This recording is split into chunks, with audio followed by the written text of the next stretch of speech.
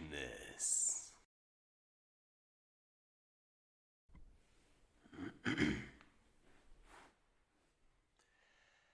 I love darkness.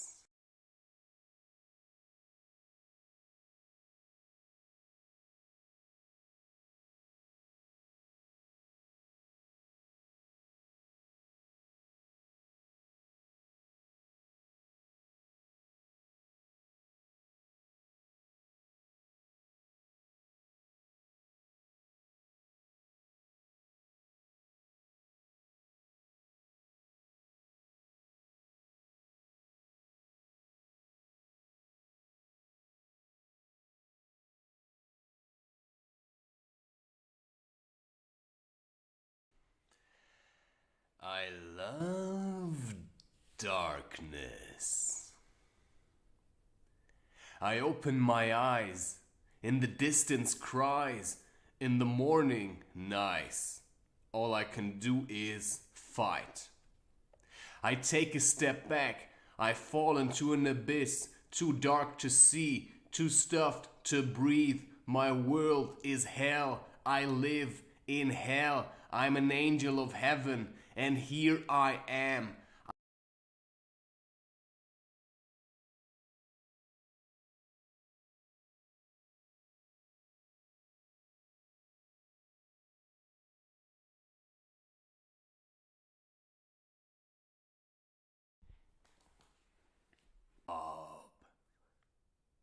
Hello there. Yes? Sports, instead of wanking, you play at sports. Then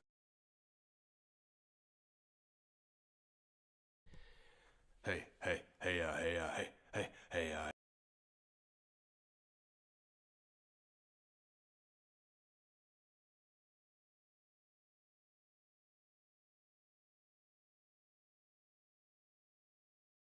hey, hey, hey.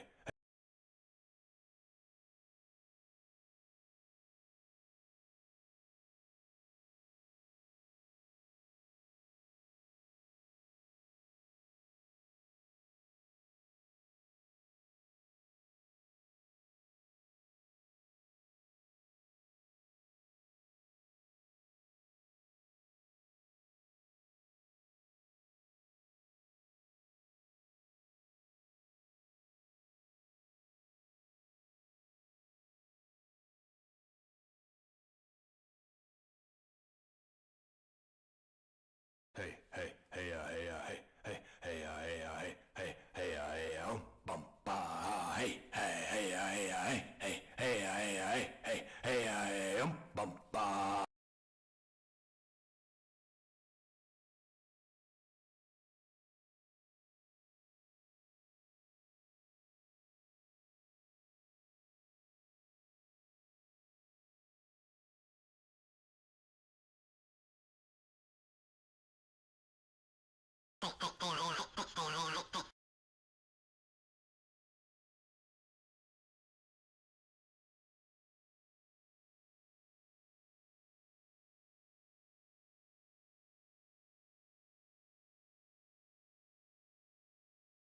Hey, hey, hey, hey, hey, hey.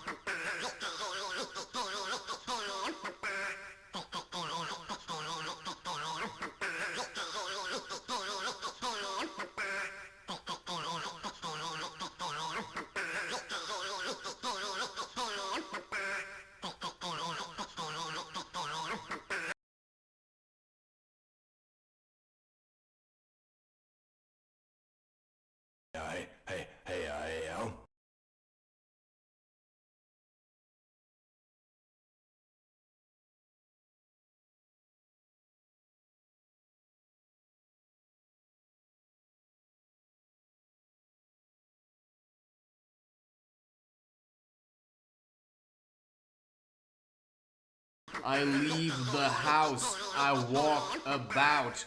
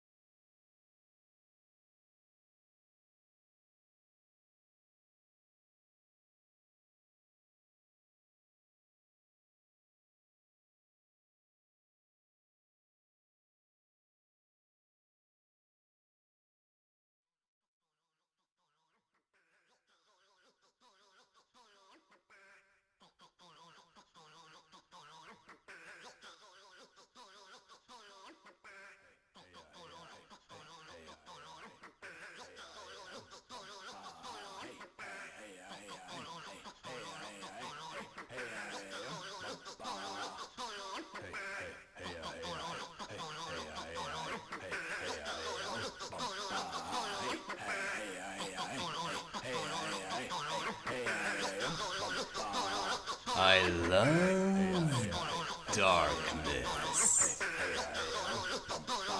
I open my eyes, in the distance cries, in the morning nice. All I can do is fight. I take a step back, I fall into an abyss, too dark to see, too stuffed to breathe. My world is hell, I live in hell. I'm an angel of heaven, and here I am. I landed in hell, and here I am. I take a step, I suffocate. Everything that I loathe and hate comes crawling at me from the darkness. It tickles my little toe. It guts the people I laugh at and tortured the rest of those hoes. I fucking hate it. All there is to it. I want to stop it. Smash it right to bits, it continues nearly all the time. Come on, you love it. I can see you smile. I open my drawer, I take out my gear, I chuck my shoes, I shoulder my fear, I leave the house, I walk about, I see no one, I'm finally done. You don't get it, I'm out of control, I can suffer, I know how to roll, I love darkness. While you are all afraid, I love darkness. Weak, I speak, I'm crazy.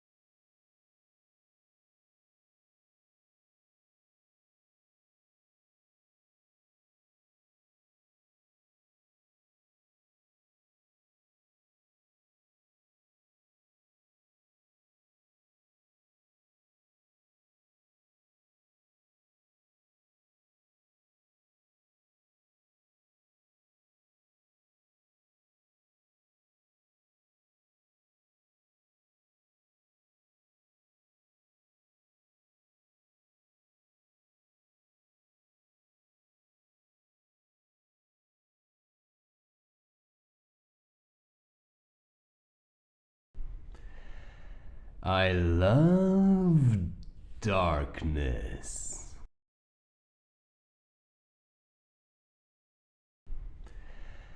I love darkness.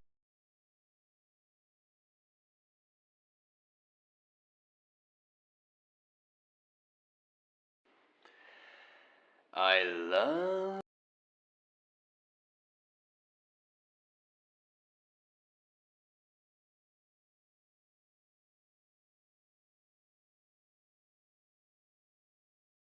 my little toe. It guts the people I laugh at and tortured the rest of those hoes. I fucking hate it. All there is to it. I want to stop it. Smash it right to bits.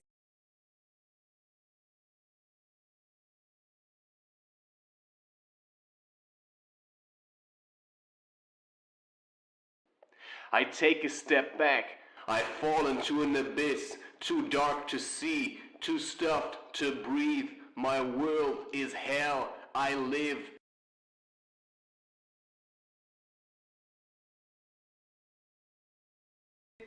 All there is to it, I want to stop it.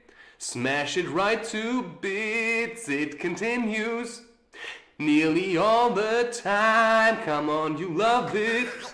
I can see you smile. I open my drawer, I take out my gear. Don't always smile, this is style, this is higher, this is rock, this is the anti-flock. The never mop, the special kid, the man with wits, the guy who left and got reborn. What's there to get? I got a mission from heaven and here I am. Responsibility in your face and here I am. Fuck all of you pretenders, there's nothing to say. Fuck people that are gay. Not in the sense that they're happy, but in the sense that was invented for people that stick their penis into another man's butt and think that it is worthwhile doing it.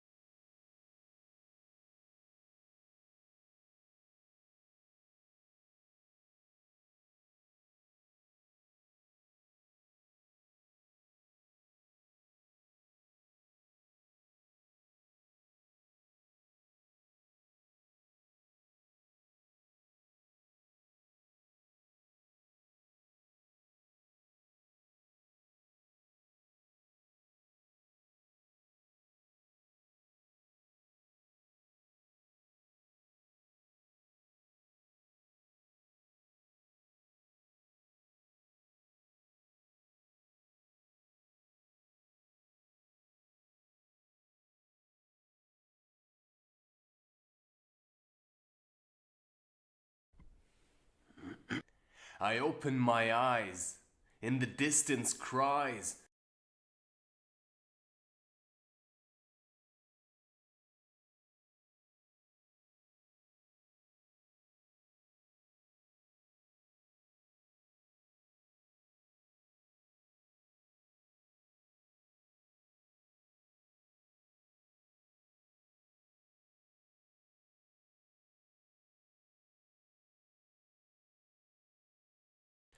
My job.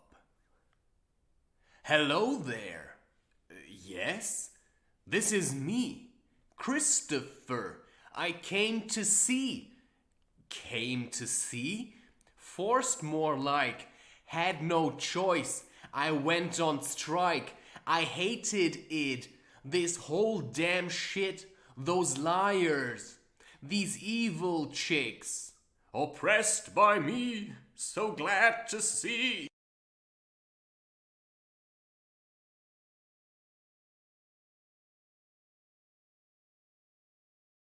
Hello there. Yes, this is me. Oppressed by me.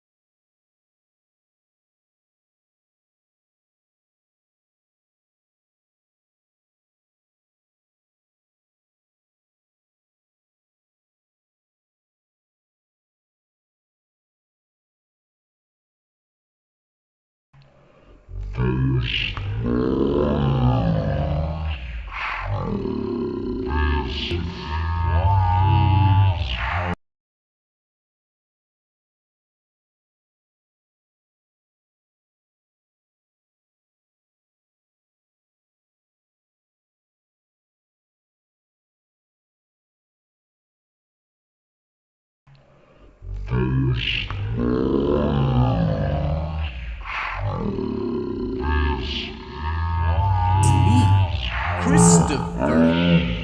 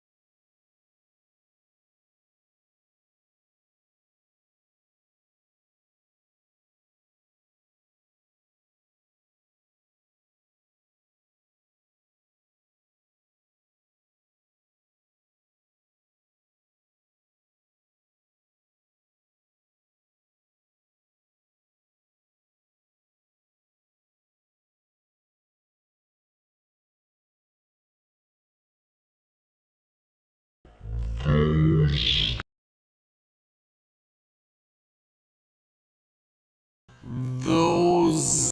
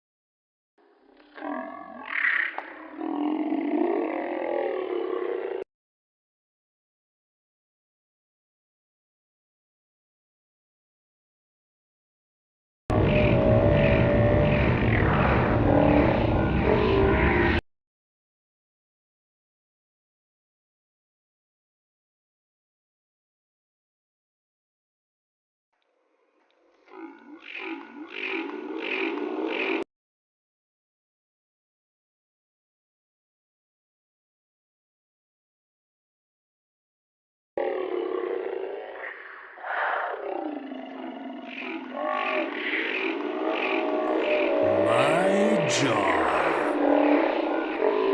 Hello there. Yes? This is me, Christopher. I came to see. Came to see? Forced more like. Had no choice. I went on strike. I hated it. This whole damn shit. Those liars. These evil chicks. Oppressed by me. So glad to see you leave me be, for I am free. I'm angry. I spit in your face, not really. I look at you with those eyes, blue like the wind, the ocean. They will freeze your heaven and make a hell. I never yell, I stay silent. All it takes is one glance. My job requires my silence. What more is there to tell? My job is truth.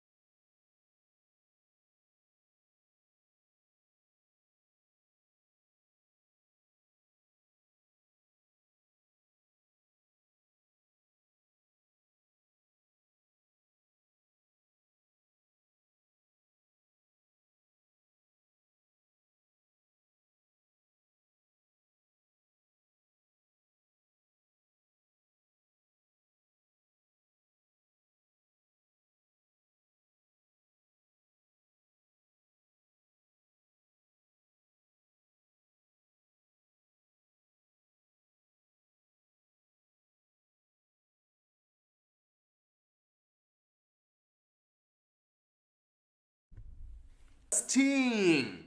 Chick flick, Pornhub, TikTok, Stormfop.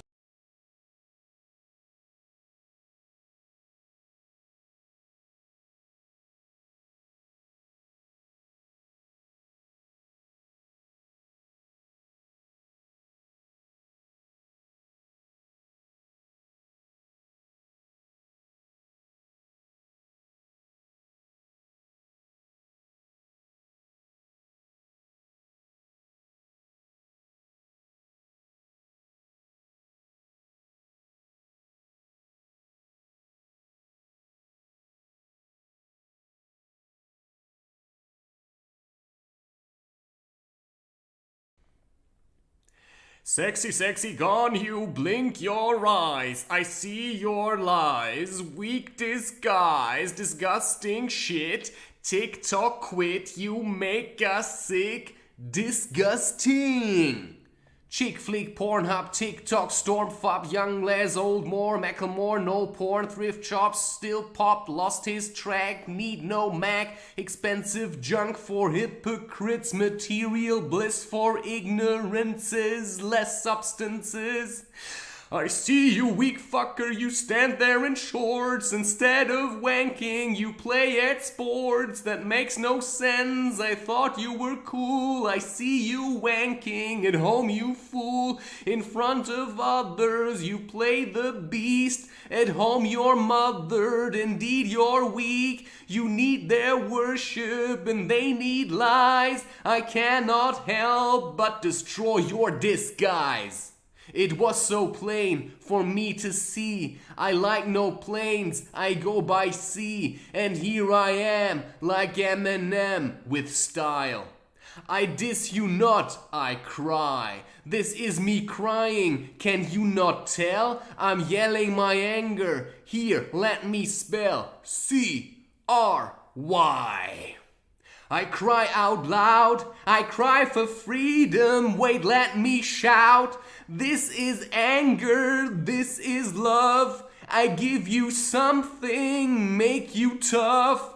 Go to nature, watch no porn. Worship trees instead of scorn. Drop your anger, use it well. Make some content that is swell. Find your strength, go be tough. Nature knows it sure is rough. I have seen her, nature's truth. It breaks you down and then it boosts you up, my child. My son, go wild. I love you so, I want you healed. Instead of weak, I want you true. Instead of false, I wear no shoes. Massaged by stones, beat my sticks, and stung by flies. Ticks find me, that is my style. I know the truth, I live my life. I tell you this, so you go wild.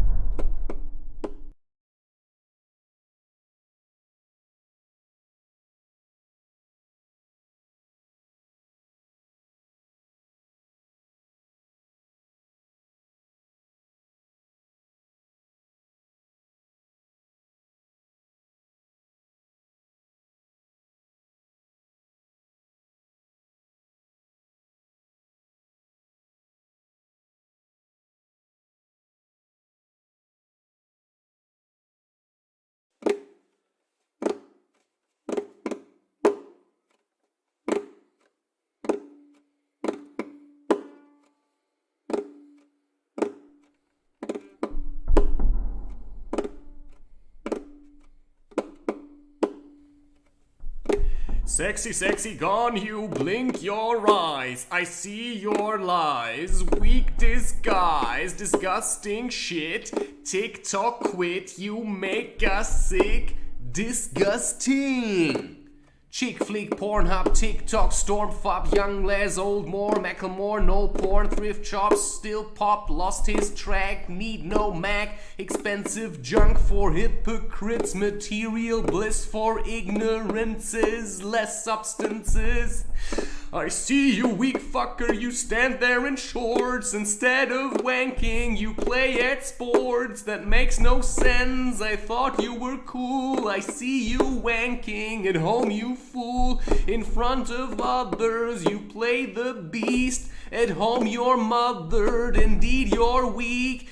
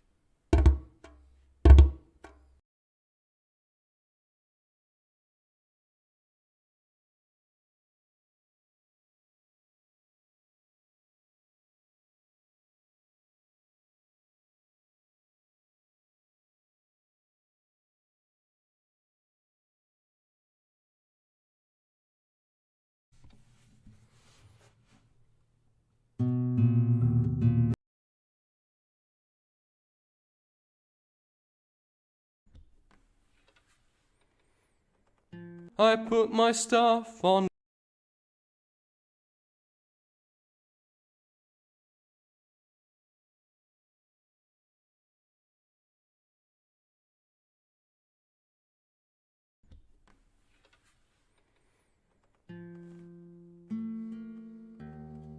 While all you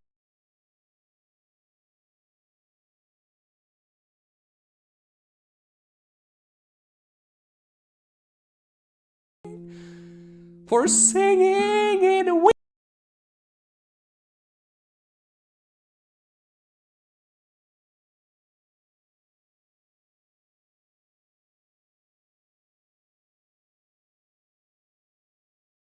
Just take it, get it off of me.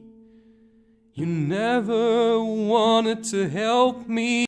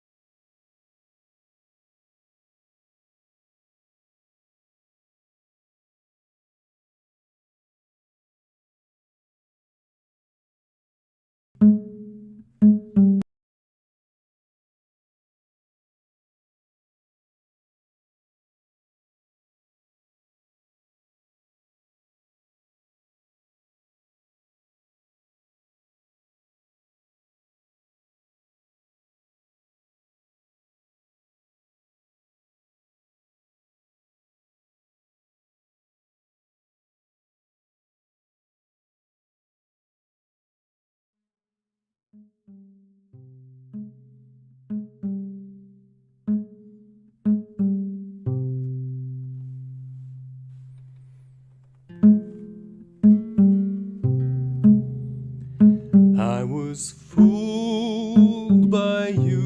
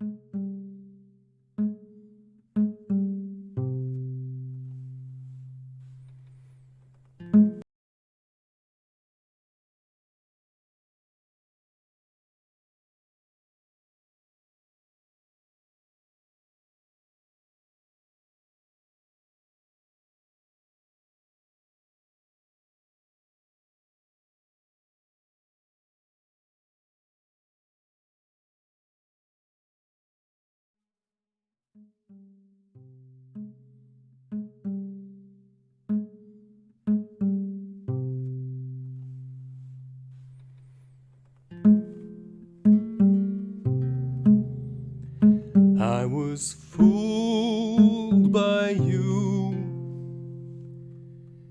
You reached out to me.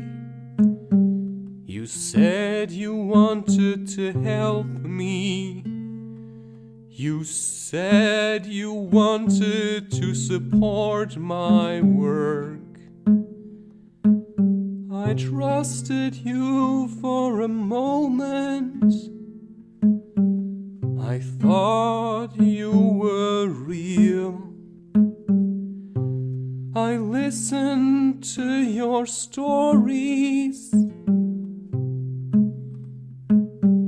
And then it dawned on me. You were a lying cheat. You just wanted my stuff.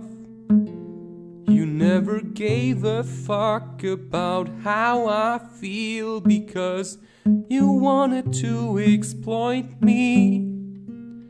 You wanted what was mine. I put my stuff online and you thought you swine. You thought you could just take it. Get it off of me. You never wanted to help me. You know, I'm glad I can now see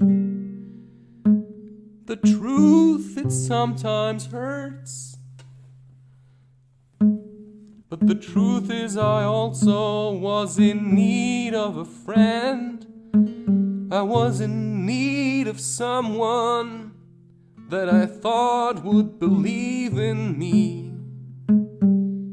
In the end I was happy, I was glad, for my bank declined your attempt. It was a folly, it was my own fault, but the bank declined the attempt. And I even struggled to ensure you that I am doing all I can, while all you saw was this money. I really don't understand. People are so greedy these days.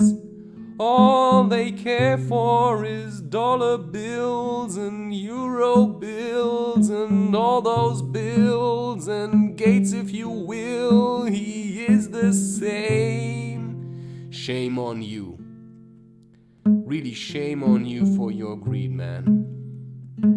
All of you out there who just think of money, who look at a tree and see nothing but money, all I can say to that is shame on you. You sold life to a piece of paper, to a number on your account, and that's really disgusting. So in the end, I got saved by chance, but I also took a step back. I said, is it really this money I need? Right? This is like, I wanted a quick way out of this, but now I can sing a song about it. My experience, I was almost the victim of a phishing attack, and in a way I still was, emotionally. And so I make music, although I cannot play the guitar.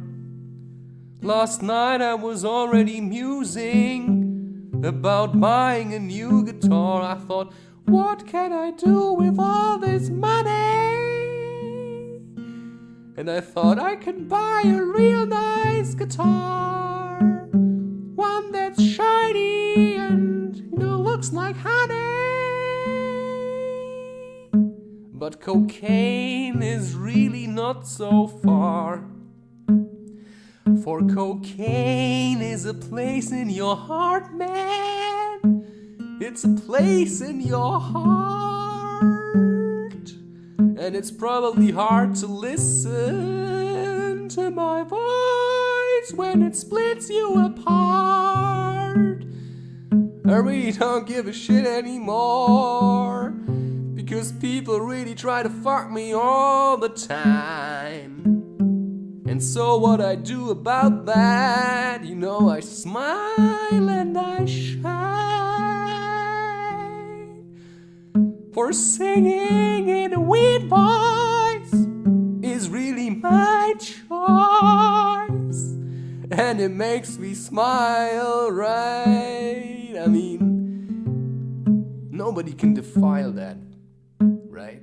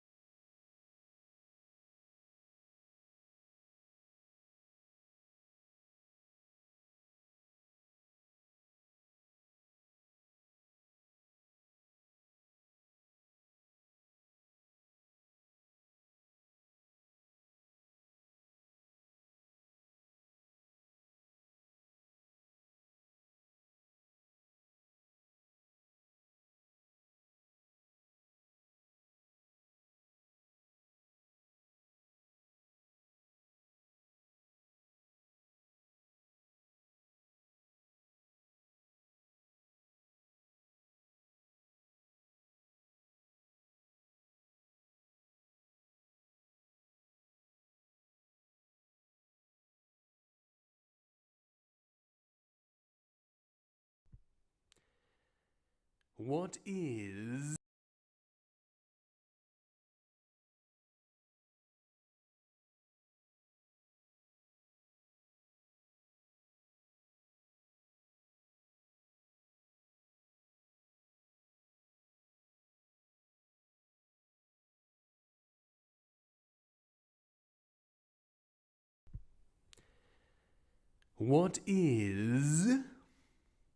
science?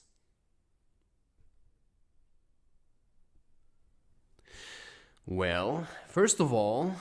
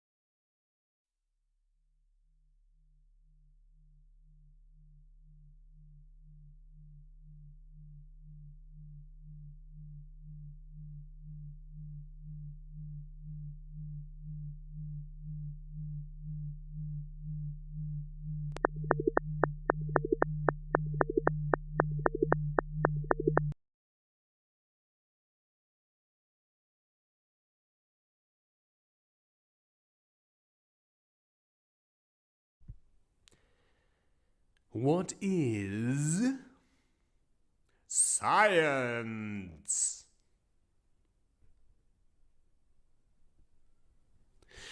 Well, first of all, let me enlighten you to a discovery I have made. For what is science, right? It's like science, right? It's like the word is psi, and that's basically all I have on that, right? It's like, when I think of science, I cannot help but sigh. And, right, it's like, we live in this age where everybody worships science. And sure, it's certainly science that, enables me to sit here and record an episode in the warmth of my room, right? Where there's like a radiator. But the thing is, right, it's like science that really likes to clap itself on the shoulder for bringing us all these goodies and all these achievements. And certainly at the moment, I like this kind of comfort. But I also realize, I don't think I would really need that. I mean, I would be fine wearing a woolen coat and living in a clay hut, right? Because if I would live like that, I would live like that. I mean, there's no use living in a clay hut and wearing a woolen coat and then to dream of, living in some kind of weird house with streets and, that block out everything. Every natural movement of air is blocked out by these like weirdly insulated walls. And then you have this radiator that makes the air really dry and makes you more prone to sickness. And then you have cars driving around, which makes it really easy for people to drive a couple of 100 kilometers in a number of hours, while they also make the air toxic. So the way I see it, science is nothing but alchemy. And right, it was already said about alchemy that there's all kinds of toxic fumes that come into existence. And also people really like to praise the internet, right? It's like also something that science can take credit for. Well, then it must also take credit for all the people that are hiding in the internet and that are trying to scam you, right? It's also science that brought us the telephone, so that people can call you and pretend that they want, I don't know, to help you or something, but they just want to get to your bank account number. And so, science is probably also what brought us banks and money probably in general, because they're partly responsible, of course, for the industry. And another way of seeing science actually is as magic. But there's different kinds of magic. There's the kind of magic that breeds life, right? Because life itself is magic. And there's the kind of magic that actually destroys and defies life. And that is science. Science does not make more life. It only preserves the life that is already there, right? Because the life that wants to be preserved by science is afraid to die, which is a bad way to live. And at the same time, it makes the world and life so toxic because science creates unnatural environments that are stagnant, right? So if I'm alone in my room, nothing happens here.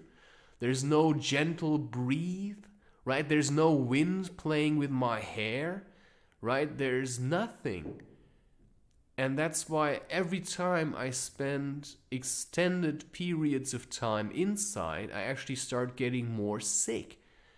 And I start getting so sick that I don't want to leave the house anymore, because then I'm in all that comfort, and all that comfort makes me sick and weak. And as soon as I go out, I might see symptoms of my sickness because my body starts to cleanse again.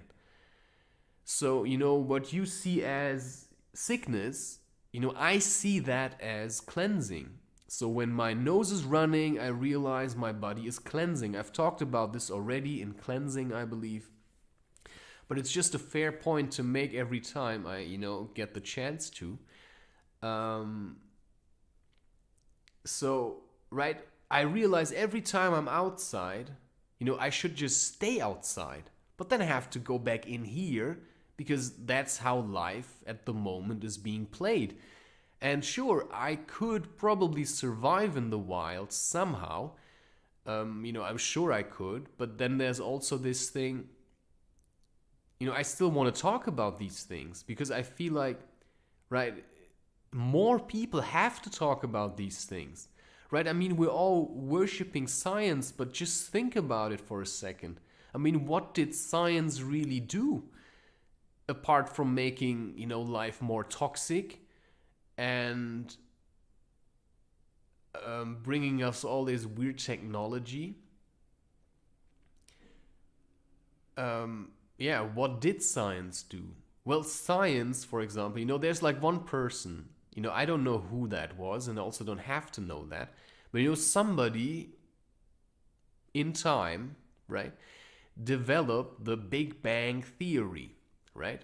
And then science goes around and, they clap each other on the shoulder because one man, or maybe it was a bunch of men, but certainly not all of these scientists, but just, maybe like 0.005% of all scientists came up with a theory that they called the Big Bang Theory, which is nothing more than a fantasy or a story. And then science comes and they clap each other on the shoulder because of another man's achievement. And they say, oh, we figured it out. Science is really great. Ha ha, yeah. And then they, stand around shaking hands. It's a bit like in that TV series Rick and Morty where Night Shame Aliens, where Jerry is trapped inside of that simulation that runs on, I think, 5% or something of computer capacity.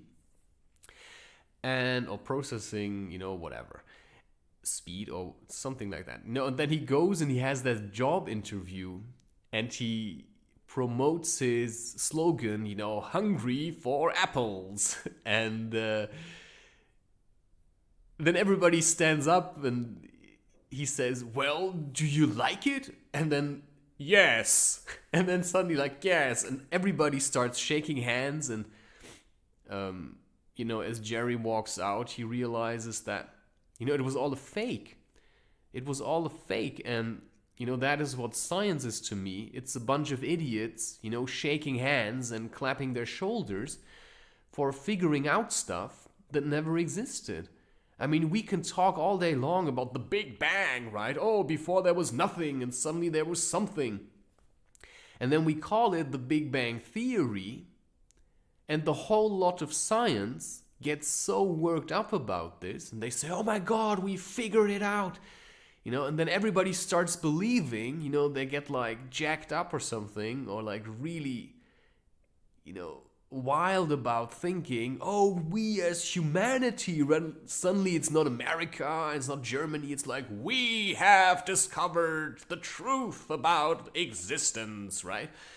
And it was the Big Bang.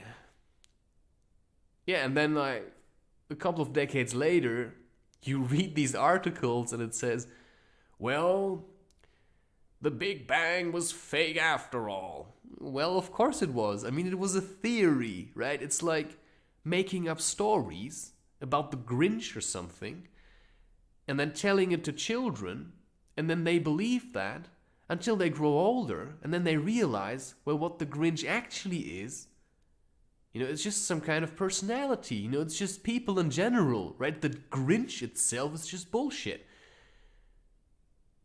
So science is a way for people that don't know how to live, literally, to come up with an idea that sets them apart from everybody else. So if you look at Einstein, or Einstein, right? Or Einstein, which is generally translated as one stone. Maybe he was like one stoned motherfucker or something, right? And he then comes up with this really simplified version of what is going on. He says, well, everything is relative. And then he uses the language of mathematics or coding or whatever. And he says, E equals mc square. And then everybody's like, oh, wow, he's figured it out. But what does that mean, right? We can then, it's like taken for granted. I mean, you've been sent to school and you've been taught the relativity theory, which is a theory, right? Based on like whatever. And there's probably like a whole manuscript where he wrote down junk about his worldview that probably nobody understands. And probably he didn't even understand that. And if you look at interviews of, Einstein, then you will realize that he was just a figurehead. He was just somebody, that wanted glory and that tried to find something that set him apart from other people. And so he says E equals mc square means nothing. You know why it means nothing? Because now people walk around and they say, well, everything's relative. Yeah, but what does that mean? Explain in your own words, right? Based on your own experience. How would you explain that to me? Can you explain what Einstein, I don't know if he was genuine or not.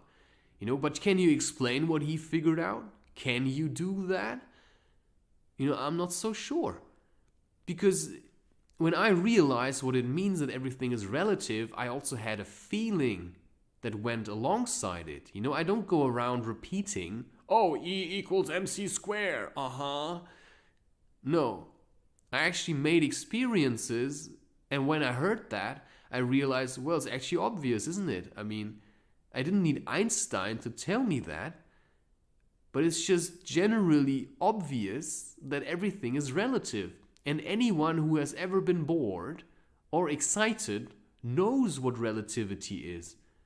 But then you also have a feeling with it. Every time you're bored, you realize time stretches out. And every time you're really excited, right, time pulls itself together. Which means time in general is relative. Which means you cannot measure time or represent time with a clock. Because time is a feeling. It's an emotion. Right? If you say that to someone, they say, well, that's nonsense. Why do we have seconds then? Well, because we are all control freaks, mate. I mean, we're all control freaks. That's why we like to control the temperature of our rooms to exactly 22 degrees Celsius. Right? Because if it would be colder than that, I would freeze. And that takes you all the possibility for ever being as great as you could be if you would live out in nature and face the elements every day. You could really live up to your true potential. But now your true potential lies at 22 degrees Celsius at a constant and sitting on a couch watching movies and eating chips. Yeah, or watching porn, right? That's the glory science has brought us, because now everybody is so bored, they don't know what to do with themselves, because now science makes your hats. You don't make them yourself anymore. No, it's science, Science is so great. Make more hats, right? So I started making my own hats. And in some of my videos, I'm wearing them. Also, my profile picture on Instagram sports me wearing one of those hats, and I crocheted them with my bare hands, right? Like a real barbarian. But I did that because it was a fucking challenge. I mean, drop the fucking, it was a real challenge. That's the challenge I have to face today. Just imagine that it's a challenge to make a hat with crochet, but it actually is. I mean, try that once. Try it. Try making a hat. I dare you to make a hat from crochet, and you will realize that it's very, very, very strenuous. Like, also emotionally. Like, this stuff like really fucks with your mind, right? And watching porn is like the easiest thing in the world compared to making a hat from crochet. But it's a challenge. It's a real challenge, and it takes a lot of time. And believe me when I say that time really stretches out when you're making the hat. Like, it feels like it's gonna take forever, but if you keep going, you're suddenly done. And that tells you, time is relative, because in one moment it feels like this moment will never end, and suddenly it's over, and it feels like, it just passed in a jiffy. It's like gone, right? And so, that's how I feel sometimes about life in general. Right now, it feels like everything's really slowly. But it's the way cycling works, right? I mean, you cycle up a hill, like you really pedal, and the hill stretches out, and it's like, oh my God, it's still a kilometer to get to the top, and you're breathing so hard, it's like, and then suddenly you're over, and the next moment, you're racing downhill. How is that possible? Well, that's how fast time can stretch. Right? It takes you ages to get up, and it takes you a second to go down. But if you enjoy the moment, then suddenly going down is a very worthwhile and fairly long experience that is also great fun. But for that, you have to put in the work. And these days, I don't have a hut made of clay, and I don't have an acre to till, at least not at the moment.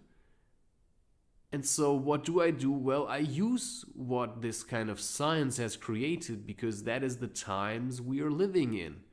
And it seems like the internet, it is here to stay, at least for a while, in its current form. I'm sure we will find new ways in the future, but that's the kind of scenario that I can see at the moment. Like, we will not simply stop with all of this, like never, look at science again and say, oh, we were wrong after all, we have to go back to the old ways and live amongst the trees and the animals and be really humble. No, because at least 50% of humanity is a bunch of greedy assholes. And maybe make it 75% of humanity is a bunch of greedy assholes. And you could probably top that up by another 10%, and then you'd have, 85% of humanity is a bunch of greedy assholes. But then you understand, okay, but if you look at humanity, in itself, it also produces humans, like myself. So it can't be that bad after all, because, right? After all, because all of these things happened, and we now do have science, I can sit here and raise awareness for stuff like, nature is about to die. I mean, it will never die, right? You cannot kill nature, because nature is in everything, right? Even in science, right? So even if science is the child that has gone rogue and runs around, right, stamping around on anthills and digging up the earth to get to all these weird metals, because they don't realize that, everything that we need is already above ground. But that's just the time, right? That's what is required at the moment, is to learn to live with technology without hating it, and use it to reach out to the people that don't know what you know, or that don't feel what you feel. Not yet. So if you start making content with that kind of science technology, you can actually do something good with it. So it's all relative, right? I can say I hate science, I would rather live in a clay hut.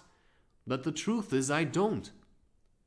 And if I sit around moping about wanting to live in a clay hut, I'm missing the point, because the challenge nowadays is to stand up to the oppression by large corporations and the industry and the state and stuff. And to say, I face all of that and I still speak truth. I remind the people that they are being exploited and that nature is being exploited and that we have to do something about that. And so I use science to defy science in a way. Because I cannot speak to people that are online if I'm not available online. I can stand in the streets and talk to 10 people that look at me and think I'm a fucking weirdo. Or I can speak on the internet and say, listen to me, I've got something to say. And if I'm persistent, people will eventually hear it. Or so, one believes or likes to believe. Or hopes, But as Andrew Jackson Jihad said it, hope is for presidents and dreams are for people who are sleeping. So to simply cling to hope, one day it will be better, right? Or to dream about, it would be so nice if it would be better one day. You can actually contribute to it being better one day by going out there and making choices, right? So just using no car or having no phone isn't gonna help really anyone. It might make you feel more happy, and maybe that's helping the people around you. But how is that contributing to society to figure out, which direction we want to take in the future? Now I feel awfully smart of having said that, but that's generally how I see things. If you don't say what you think is a better solution of what is going on, nobody's going to hear it. And if nobody hears it, nobody can listen to it. And if nobody listens to it, well, they're going to listen to other people. And maybe that's better, and maybe it's good that you keep quiet. But in my case, I feel like I really have something to say. And so I talk about general matters of consciousness so that people become more aware. Because I have found ways to be quite aware of a lot of stuff that is going on by decluttering my mind and by letting go, in that sense, of all the toxic emotions and habits. And so I can see much more clearly than a person that is infested by sugar-eating fungi, right? That's like overpopulating their body and spreading throughout, all the way till their brain. Or a person that's working, a dead-end job and having 4 kids or something, right? So I have the time to do what I do, and so I take the time and do it, and that is a struggle in itself. So yeah, to me, science is also a drag, but apparently at the moment it's a necessary drag, and at least I can do something to contribute somehow in the way that I can, because I know that what I say speaks the hearts, or speaks for the hearts of a lot of people that feel the same way but have not the words, nor the time, nor the energy to say these things. And so I simply say, I can do this. I can listen to what people want, actually, and I can start communicating this to the general public. And I can try making it appeal to them by creating content, that is absolutely me, but also kind of drawing you in so that you actually have to listen, because, you have to wonder, what is this guy talking about? He's creating all this content. It's like, all right, keep them busy. Give them something to play with. that's how I see it. Anyway, yeah, that's all I had to say about science.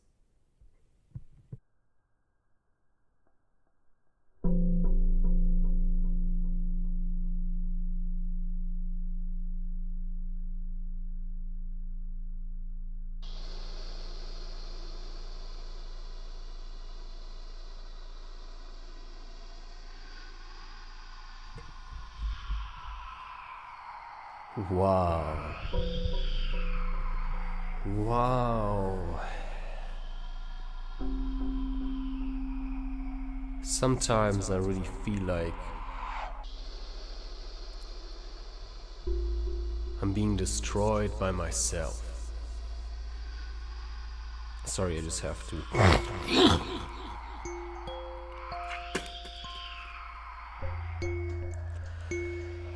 Wow. Alright. I feel like I don't want to make this too long.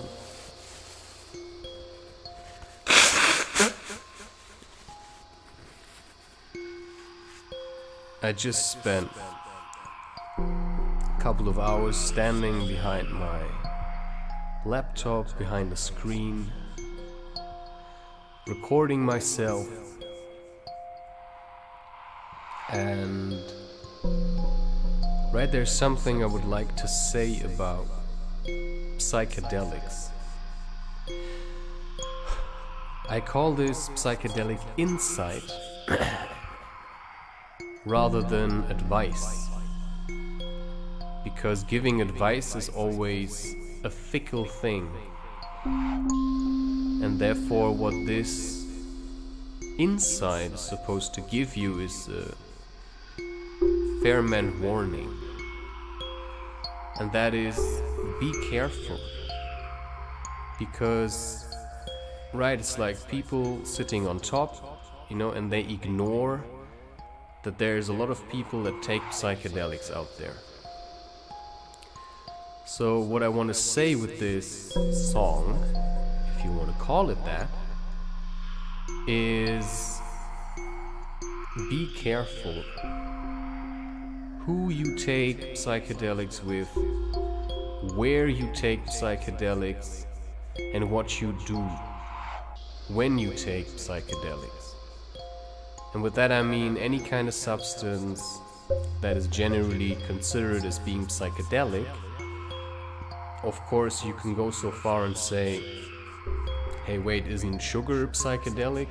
Because it, you know, it changes the way I perceive the world. Right? It riles me up more. It makes my life more fast-paced. It creates a landscapes of ups and downs. And I might be ignorant to that. And the same, of course, goes for coffee. And so when I talk about psychedelics, I generally mean the ones that can actually help you heal, progress, and perceive the world in a more loving kind of way. And so, right, whether that is, yeah. No, I don't really want to say which ones, but there are certainly ones that I will never take, such as cocaine or amphetamines and whatever speed is, ecstasy. These things I generally stay away from. But if you feel like you really want to try something, nobody can really stop you from that. The only thing that people can do is, you know, talk about what they've learned. And what I have learned is be careful and plan it a bit. Like, make sure your room is safe and clean, and generally refrain from taking these things on parties, because other people can really drag you into their own stuff. And what I found psychedelics are generally supposed to be for is to connect with yourself and to learn how to be whole and and to heal is probably the best way of putting it, to heal emotionally and to hear what you have to say, but what you try to look away from. You know, all that childhood stuff, all those expectations that are being thrust upon you by other people or by yourself. It's mostly expectations you have yourself and that you're trying to fulfill because you think, right, other people have that for you, and if you fulfill their expectations, they will like you more. So the way to engage with psychedelics is with an intention. The intention to become more balanced. I don't really want to say happy, because what is happiness? It's like a state of being content with what you have. And so you also have to first start on working with what do you have at the moment, because a lot of people, they look at what they have not. And so it's like looking at your life and then seeing, okay, this is what is. Then you start accepting that, and when you accept the way things are, you can actually start changing them. But then you have to also make a plan, and that's the really tough part, because you're walking a road maybe nobody you know ever has walked before. And so you're also kind of an entrepreneur. You're like, you know, one of a kind. I mean, everybody is one of a kind. We are all individuals, but we are always trying to be the same thing, right? And that's what I would generally call the mob, or, you know, unconscious way of living. And so psychedelics can make you more conscious of what is going on, but they can also be a trap by feeding into all these ideas of, you know, this is bad and that is bad, right? That's all in the mind. So you have to start looking at what kind of thoughts you are nourishing, and then pick the ones that are maybe more hopeful, or at least more positive, such as weather, right? I mean, to a tree, what's bad weather?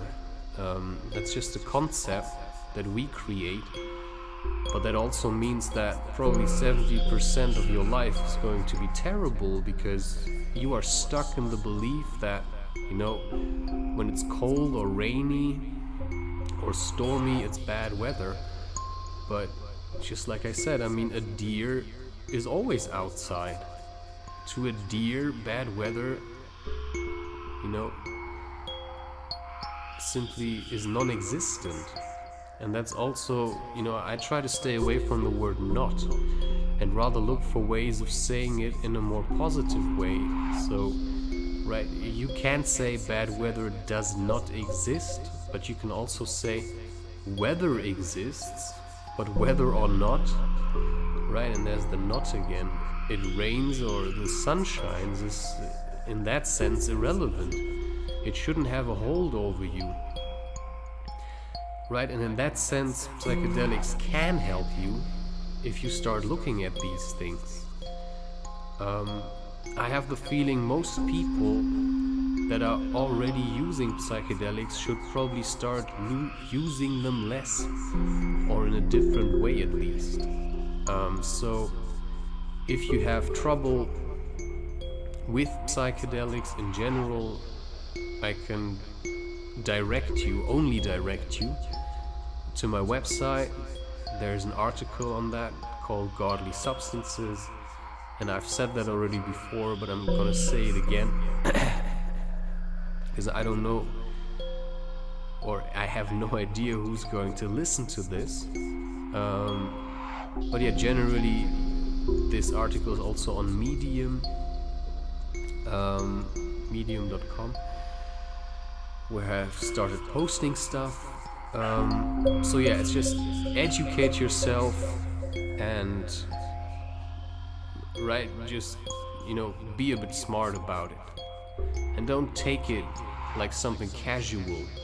You know, taking psychedelics is a bit like having sex with yourself. And maybe some people think it's wise to have sex on toilets, but having sex is something sacred, and having sex with yourself should be something clean and something ritual, which brings us, of course, to the word spiritual. Spirituality. So there's a ritual thing about this. So you form an intention, and then you maybe crave or create an experience that helps you to heal and to understand what you are clinging to, or your mind, or yourself, or whatever, and then to learn to let that go. And so letting go is an essential part to grow as a spiritual being, to make sure your spirit starts to develop into something that is closer to its nature. And that, of course, also brings you back to nature. Maybe you have a deep craving for nature. Just be aware that taking psychedelics in nature is a very unpredictable thing, because you don't know what the weather is going to turn into. You don't know what kind of people or entities or beings you are going to meet. And so to have a safe space where you won't be disturbed, or where you can make sure that you will be undisturbed, is a very profound thing to any kind of experience. And that then, of course, leads to the topic of set and setting.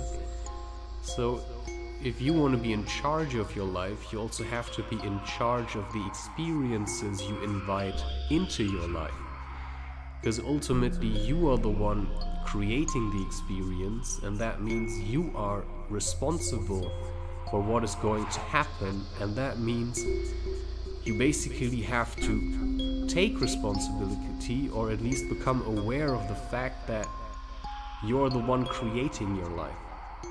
So if you have a lot of negative thoughts, taking psychedelics might be like a fist in the face, because it is a challenge. And if you want to meet that challenge, you have to face the negativity and then learn to transform it into something positive, which then brings me to being creative.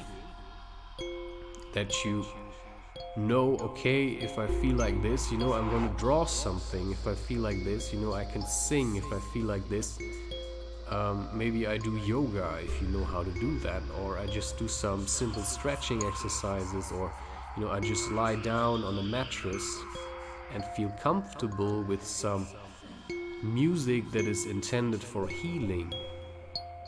And so, sure, why not? My music can probably be used for something like this, but I'm the one creating it. To me, that's what I do.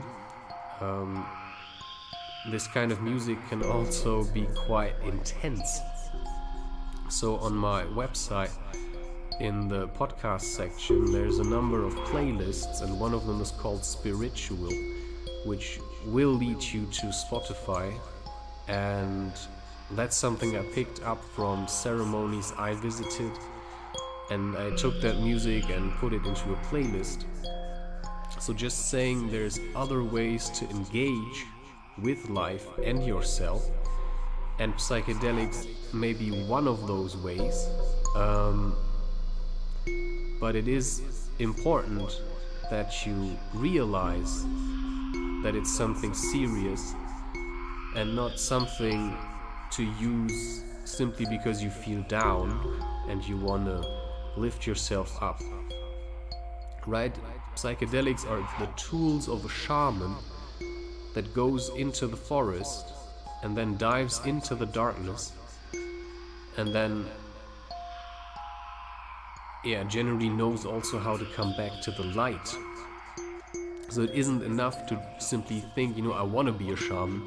because shamans have a lot of responsibility for the village or the tribe or the people, and therefore they have to learn how to stay balanced, how to look at the darkness but find their way back into the light.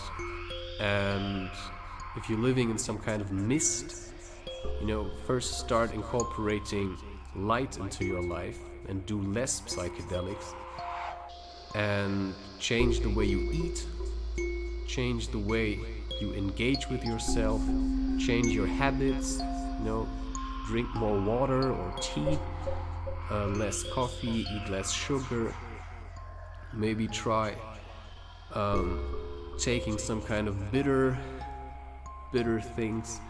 That's generally good to cleanse the body. So cleansing the body is also very important when you want to work with psychedelics, and that will all introduce some kind of suffering into you, and sometimes you will have days where you feel so low. So on these days, just start trying to go out more, right? Go for a simple walk, seek out nature, and breathe fresh air.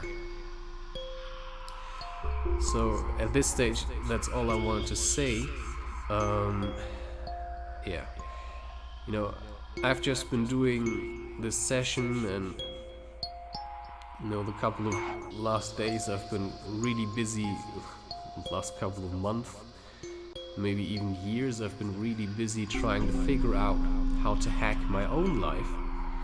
And I also want to say I've written a number of books, also on psychedelics. The most extensive one is called Not Madness, Hacking Your Life with Psychedelics, the extended version. And it's supposed to simply deal with these kind of things. Also, Transcendence of Life as We Know It deals with that kind of thing, and Letters to the Governments, which is my first novel, also deals with that in certain aspects. There's a lot to learn. My content can be used for learning, but there's also a lot of depth to it. So there's certainly a time where you would need to start getting used to my way of thinking, but which generally might allow you to change the way you think about certain things. So you see, this kind of stuff is still new to me. Also, live streaming is quite new to me.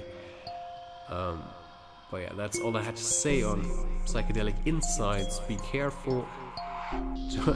There's that word again. Don't be an idiot. Be smart about it. And see it as solving riddles. And for that, psychedelics can be a tool. But so is meditation, so is breathing exercises, so is affirmations and mantras. And people who really try to tell you you should take psychedelics probably should start taking them themselves, because if you glorify psychedelics as something awesome, you clearly haven't gotten the message, and you're clinging to them, and you want other people, right, to do the same thing so that they can feel better about doing it themselves, which brings us, of course, back to expectations. Do your own thing. Be careful and listen to the people where you feel like they know what they're talking about, because nobody who's really looked at the shit and the darkness will tell you that psychedelics are simply great. It's a challenge for yourself, and it's like, standing in the middle of a storm and then finding the center where it's all calm. And that's then sadhana, the spiritual work, and in general, to try and make your life a bit more ritual, that you have something to cling to when shit hits the fan.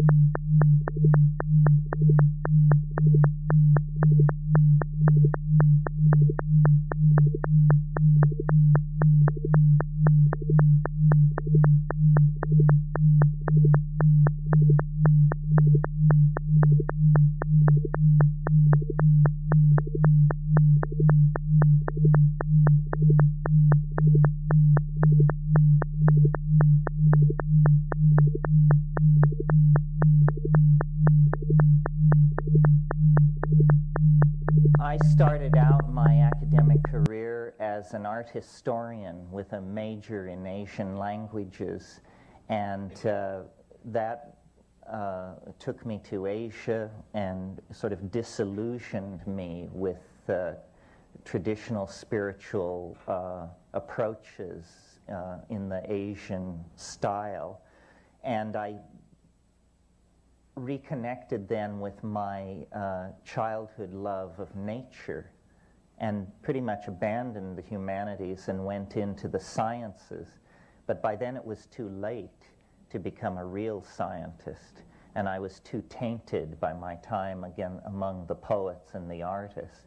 So I had to become a very soft, hard scientist. So I got a degree in conservation of natural resources, about as soft a science as you'll ever hope to touch. And I did a lot of traveling around looking for a viable, vibrant, numinous approach to spiritual reality.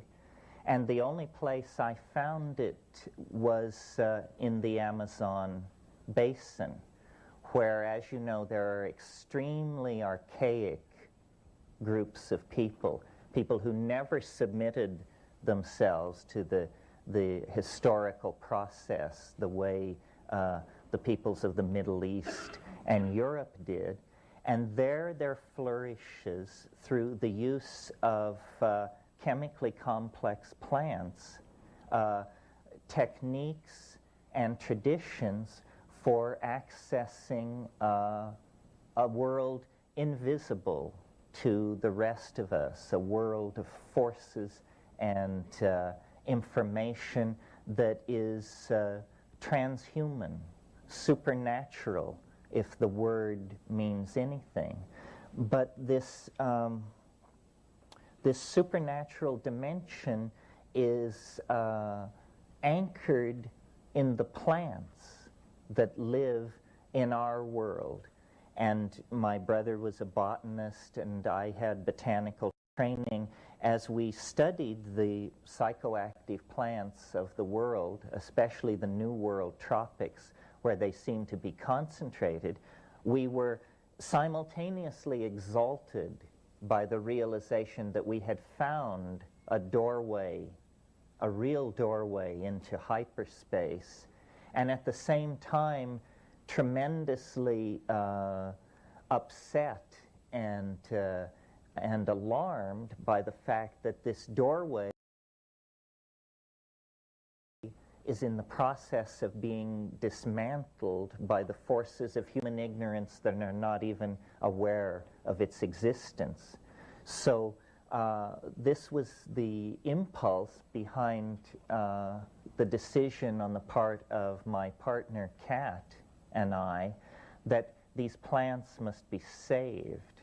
They must be preserved in germplasm repositories or botanical gardens or something like that, toward a day when they can be studied and the power, the dimensions within them, can be given their real weight. So to this end, we founded a botanical garden in Hawaii that is specifically dedicated to preserving plants with a history of shamanic importance. And I mention this because this is the real world political work that we do, and everything else I will say today will be barely anchored in any world familiar to most of us.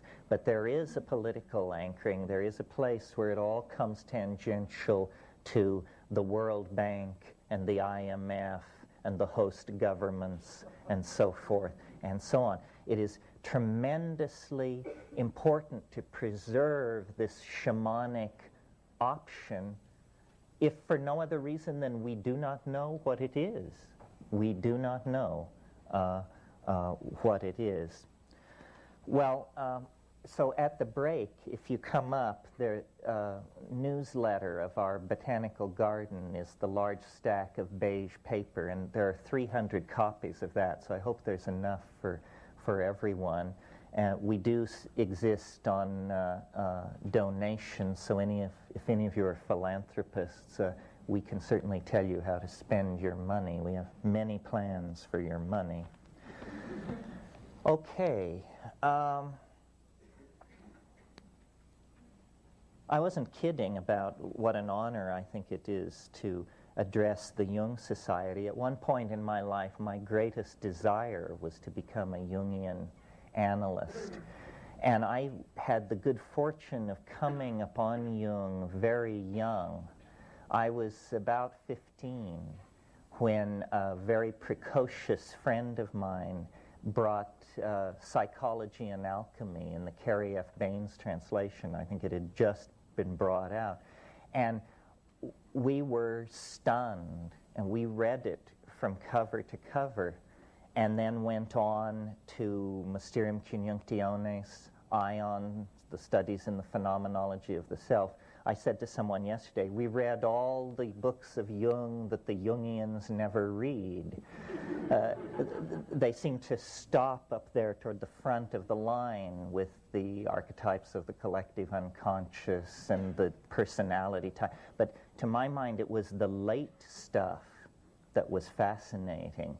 And I am slightly puzzled, and we were talking about it last night, at the distance between the Jungian community and the psychedelic community, because they seem to me, the unschooled observer, to be definitely sharing the same concerns, and strangely enough, they share much of the same history and geography. Basel was, of course, Jung's hometown. It was Albert Hoffman's hometown. Did one half of town know what the other half was doing? I'm not sure. The relationship of Jung to the unconscious, to the collective unconscious as its discoverer, has been always somewhat puzzling to me, because, of course, if you know the history of 20th century art, you know that Dada, which was the great prefigurative movement for surrealism, rose in Zurich. So, you know, we've got LSD, the schools of modern art that laid great stress on the irrational, and the great schools of psychology that extended the boundaries of the unconscious, all rattling around in these little Swiss towns. And it's interesting to imagine conversations or meetings that might have taken place when people slightly left their ordinary habits and wandered into bars they didn't know and drank with people they'd never met before. Because Jung provided maps of the unconscious, and at 16, when we were beginning to experiment with this, and let me stress, this was before the great social waves of LSD taking of the 1960s. Just preceding that, from about 1963 to 65, we were frantic for maps of the unconscious. And Freud was useless. I mean, the notion that the contents of the psychedelic experience could be reduced to what Freud called day residues and repressed sexual desire and stuff like that didn't wash. Within 10 minutes, you could tell that was not a serviceable metaphor. Jung, on the other hand, offered a vast pantheon of gods and archetypes and psychic complexes forgotten or abandoned. I mean, I thought of Jung basically as what I call a noetic archaeologist, someone who goes with toothbrush and nut pick to dig away the detritus from the bones of vanished idea systems. And if any of you have ever read the works of Jung in the Bollingen set, you know that the richness of it is all in the footnotes. I mean, here was a man who raised the footnote to a high art and who was aware of a literature that nobody else, to my mind, seemed to know about. That Jung's references reach 1,000 years deep into the past with great density of reference. I mean, this is where I learned about Macrobius and Dositheus and Dionysius, the pseudo-Areopagus, and all those folks that you just never hear about. It was my introduction to the underbelly of Western civilization was through Jung. Well, to my mind, and now I'll theme this in to today's theme, I think Maria mentioned that Jung did not have a lot to say about shamanism. He came to it late in his life, and he had already worked through the exegesis of the symbol systems of the European mind. And so he was sort of content to indicate shamanism as an area where more work was to be done. And then the great follow-on scholar was Merciliade, who then actually studied shamanism, showed what its archetypal underpinnings were in all times and places, and the combination of Jung and Iliade, I think, pretty much delivered us as firm a map of the psyche, as dependable a map of the psychic geography as we can expect to have until we make the trip ourselves and readjust the landscape with our own notes and observations. For Jung, the great path into the unconscious was alchemy. And alchemy is an interesting pivotal domain, because I think we could, in a way, say it lies halfway between the concerns of an archaic shamanism and halfway between the concerns of a quasi-scientific psychedelic attempt to explore consciousness. Merciliade wrote a brilliant book on alchemy called The Forge and the Crucible, which is the bridge to show you how you go from Jungian psychology into an understanding of alchemy that approximates Iliade. The notion for the alchemists that Jung brought forth very strongly was the idea of projection of psychic contents, projection of the active imagination onto processes and objects in the exterior world. In the case of the alchemists, it was the swirling chemical processes in their alembics, in their alchemical vessels, that they projected the great round of the archetypes on to these chemical processes. They saw crystallization, sublimation, separation as statements about the contents of the psyche as much as statements about the exterior world, because for them the firm division between mind and matter, the firm ontological division between mind and matter that is built into Western thinking now, did not exist. That comes with René Descartes, with the invention of what's called the res extensa, the extended world, and the res verans, the interior world, which has no spatial extension. So for the alchemists, mind and matter were two terms whose mutual exclusivity could be blurred under certain circumstances, and the terms of one could migrate toward the other. Well, now we as moderns ordinarily only experience this state when we are intoxicated by hallucinogenic drugs, or when we are in a state of severe psychic weakness, when there is then overwhelmment from the unconscious that is not with the permission of the ego, as happens in the psychedelic experience. Well, all of these various ways of approaching the psyche seem fairly abstract and bloodless and removed from daily existence, unless the psychedelic experience is present. And then it vivifies these metaphors. It makes clear what these various perennial traditions are talking about. So what I thought I would try to do today, and you're welcome to try and steer it other directions in the question and answer period, is the workshop is Sacred Plants as Guides.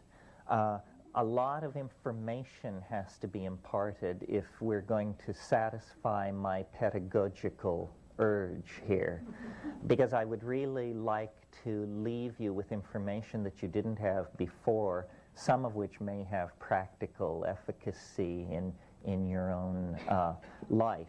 So in thinking about this very large issue, Sacred Plants as Guides, I basically break it down into 3 categories for ease of handling in a context like this. And they are a kind of survey. How many of these plants are there? What are the chemicals that drive them? And what is their geographical distribution? In other words, just what are the botanical facts of the matter? And then, secondly, I think in order to understand what these things mean for spiritual growth and psychic development, you have to place them in a context. And the context is chronological and historical. Have these things always been around? Have shamans always been taking them? How do they relate to the synthetic drugs that have been developed in the last couple of centuries? So the history of our relationship to the pharmacologically induced ecstasy. And then finally, and probably we'll get to this this afternoon, the phenomenology of the experience and the techniques for achieving and controlling it. Because this is a practical, there is a practicum here. This is not a course in Mongolian philology or something like that. The ultimate idea is to get those who feel called to the task sufficiently informed and psychically empowered that they can push off into the oceans of mind in the interior with some fair amount of confidence that they'll return to port with all hands. So let's start sort of with a survey. Let me see, I'm going to talk until 11:30. So let's start with the survey then, and just talk about what the options are. And this will be sort of unstructured and conversational with forays into other areas. First of all, the striking thing when you want to study psychoactive drugs and plants and their impact on human culture, and that's really what interests me, is how drugs affect culture. After I went through Jung and Iliad, my next port of call was McLuhan. And I absorbed very deeply the notion that media structure civilizations in ways that the civilizations are never aware of. And Jung, of course, talked about print and manuscript and electronic culture. He did not talk about drugs. But drugs are a form of media, because information travels through the drug to the mind. That's a medium of communication. And various societies wear drugs like clothing with no awareness of their existence at all, somewhat in the way that a fish relates to water. So that, for instance, if you're in Dublin, you are swimming in the ambiance of an alcohol culture. You don't have to be drunk to be in Dublin, although it helps. But the entire society is premised on the possibility, you see. The entire society is premised on the possibility. In India, the entire society is premised on the possibility of hashish intoxication. And social mores, building design, everything takes account of this. cultures don't see this. We do not think of ourselves as a meat, sugar, alcohol culture. People do not walk around saying, oh wow, I'm so high on meat, alcohol, and sugar, you know, I can hardly stand it. But they are. And certain consequences flow from that. So as I make my way through this survey, you need to bear in mind that a culture takes its tone, its clothing, from the drugs that it admits, and you can know a great deal about a culture from the drugs that it excludes, the drugs that it excoriates and fears, because various drugs accentuate and suppress different parts of the psyche. So these are statements about anxiety, about various parts of the psyche. The striking thing when you set out to do a cultural survey like this is you discover that our culture, the culture of Europe, for most of us, some of us are black, some of us are Asian, but largely the roots of American culture lie in Europe. This is the most pharmacologically impoverished cultural area on the entire planet. It has the longest history of disconnection from any kind of ecstatic intoxication. And the cultural forms of Europe, linear, abstract, narcissistic, and promoting of male dominance, are, to my mind, exactly what you would expect in a culture long deprived of the boundary-dissolving, numinous encounter with the vegetable mind. So a lot of the cultural problems we're dealing with are based on the fact that we as Europeans have no place for drugs. We don't really know quite what to do with that. As you move south from Europe into the continent of human origins, Africa, you discover that while Africa supports a tropical ecosystem, which, because that means increased speciation of plants, you would think would indicate an increased number of hallucinogens, Africa is surprisingly poor in hallucinogens. This is not well understood. As we go through this survey, I will make reference to numerous unsolved mysteries in the field. And I always try to do this because I'm hoping that there are graduate students listening who are looking for research topics. And there are numerous research areas where important work can be done. One of them is this question of the poverty of hallucinogens in Africa. Why? Does it have something to do with the extreme length of time that Africa has been subject to human impact? Probably, because Africa is species poor generally for a tropical continent. However, in the interest of thoroughness, there is one hallucinogenic drug complex that should be mentioned because it raises issues that are important for the broader context, and that is ibogaine, or Tabernantha iboga, the so-called Bawiti cults of Zaire and Gabon.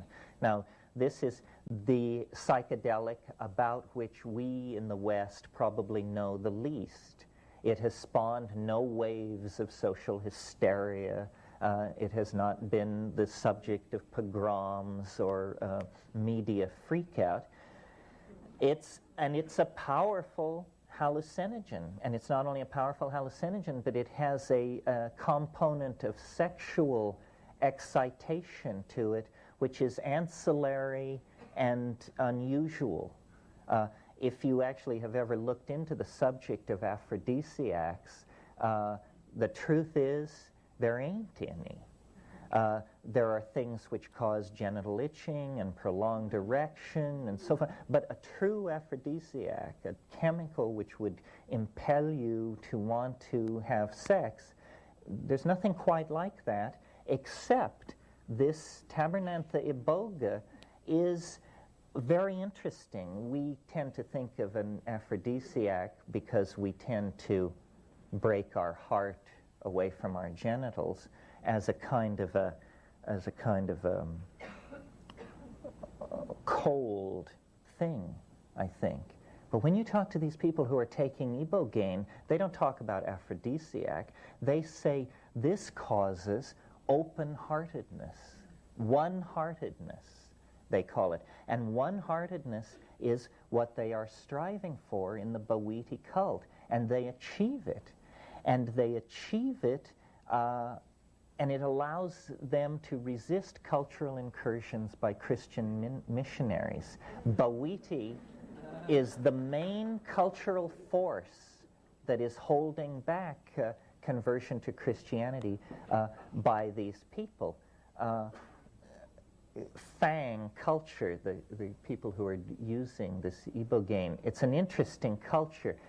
There's a great deal of anxiety in Fang culture about divorce and relationships between men and women.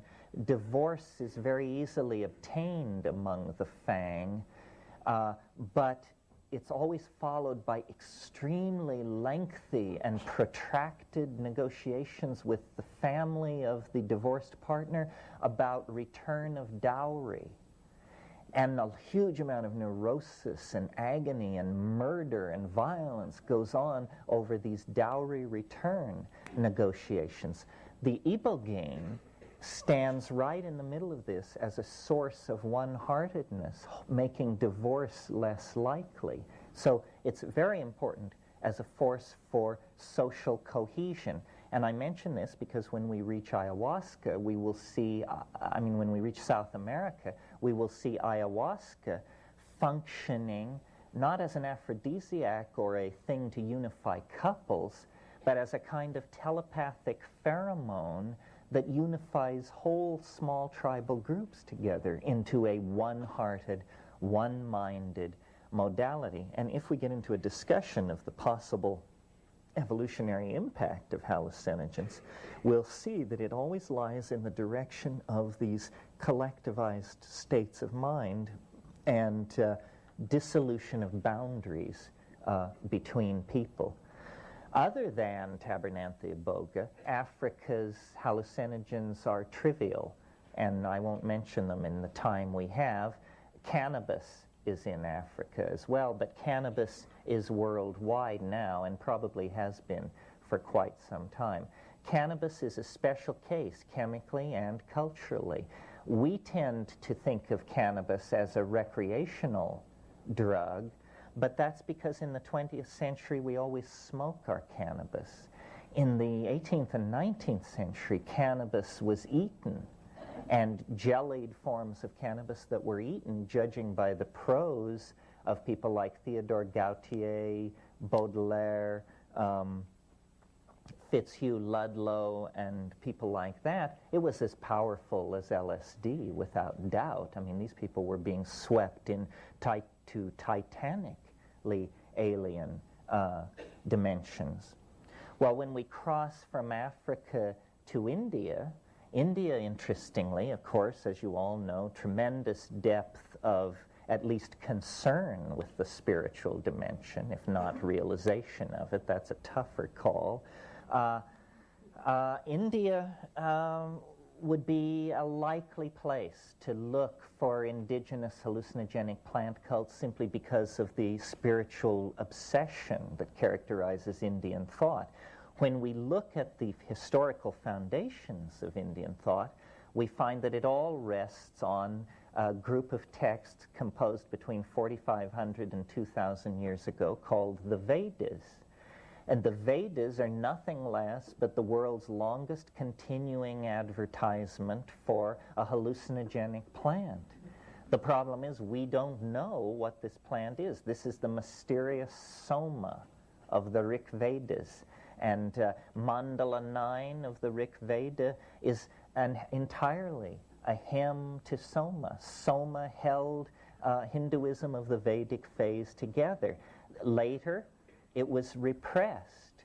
And again, graduate students, pay attention. One of the very interesting problems to be looked at by sociologists, social psychologists, and anthropologists is how, if a drug once discovered, or a plant once discovered, is so wonderful, How can these things ever be lost or forgotten? And yet, in several instances, we deal with literatures which sing the praises of some plant or drug, the identity of which we cannot figure out, or it becomes a big arm wrestle between various competing schools of scholarship. We do not, to this day, know what soma was. Gordon Wasson, who some of you may know as the discoverer, the modern discoverer of the mushroom cults of Mexico, founder of the science of ethnomycology, believed to his dying breath that soma was Amanita muscaria, the red-topped, white-speckled amanita. This is a mushroom which has a major role in Tungusic and Arctic shamanism, but to say, as Wasson did, that this is the supreme entheogen of all time is not supported by the evidence, I think. Wasson's own efforts to become intoxicated on Amanita muscaria were not successful. My efforts have not been successful. Occasionally you will hear anecdotal evidence. Someone will tell a story about eating Amanita muscaria that obviously they had a staggering breakthrough to a rupture of plane, as Merceliad in his wonderful phrase. But it's extremely undependable. And when you look at the botany of Amanita muscaria, you discover that its chemical constituency is seasonally variant, genetically variant, geographically variant, and so forth. So often, I think, as we gain understanding of a given shamanism, we will see that it depended on an extremely deep local knowledge. And if you take what a Yakut shaman says about Amanita muscaria and attempt to apply it in the national forests of New Mexico, you know, you could end up with a tag on your toe. These things this kind of information doesn't travel well. One of the, you know, there are old shamans and bold shamans, but there are no old, bold shamans.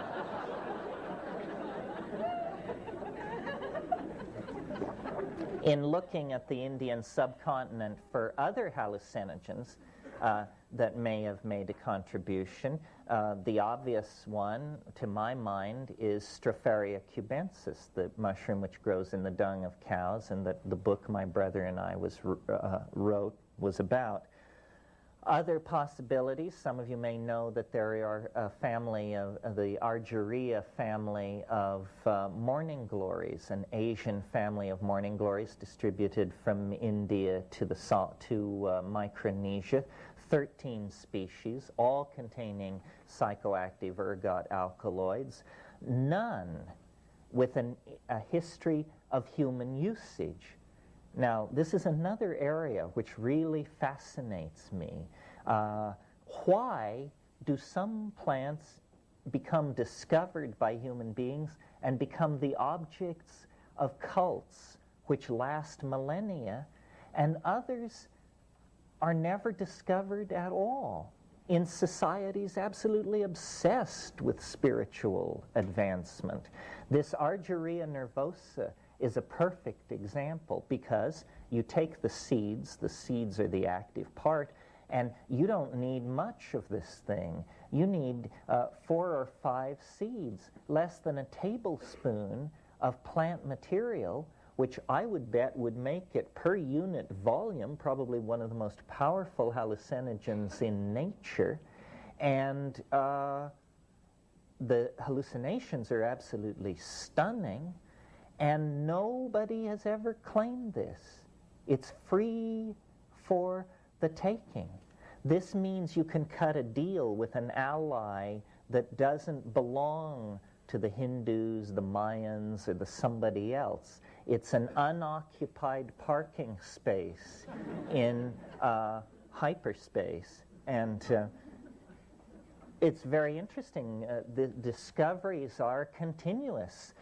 Just a year ago, some phytochemists in the Midwest discovered a plant. It's always been there. Nobody's ever taken it very seriously, treated it like a weed.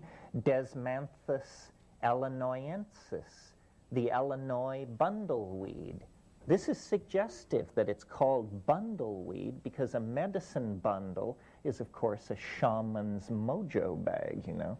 But so bundleweed, 6% by dry weight, N,N-dimethyltryptamine, the largest concentration of DMT in any plant, and unclaimed by native peoples, unknown to the folk medicine of the North American Indians as far as we can tell. Well, so this is very interesting. Continuing our survey, since we're now somewhere on the Eurasian continent, we should mention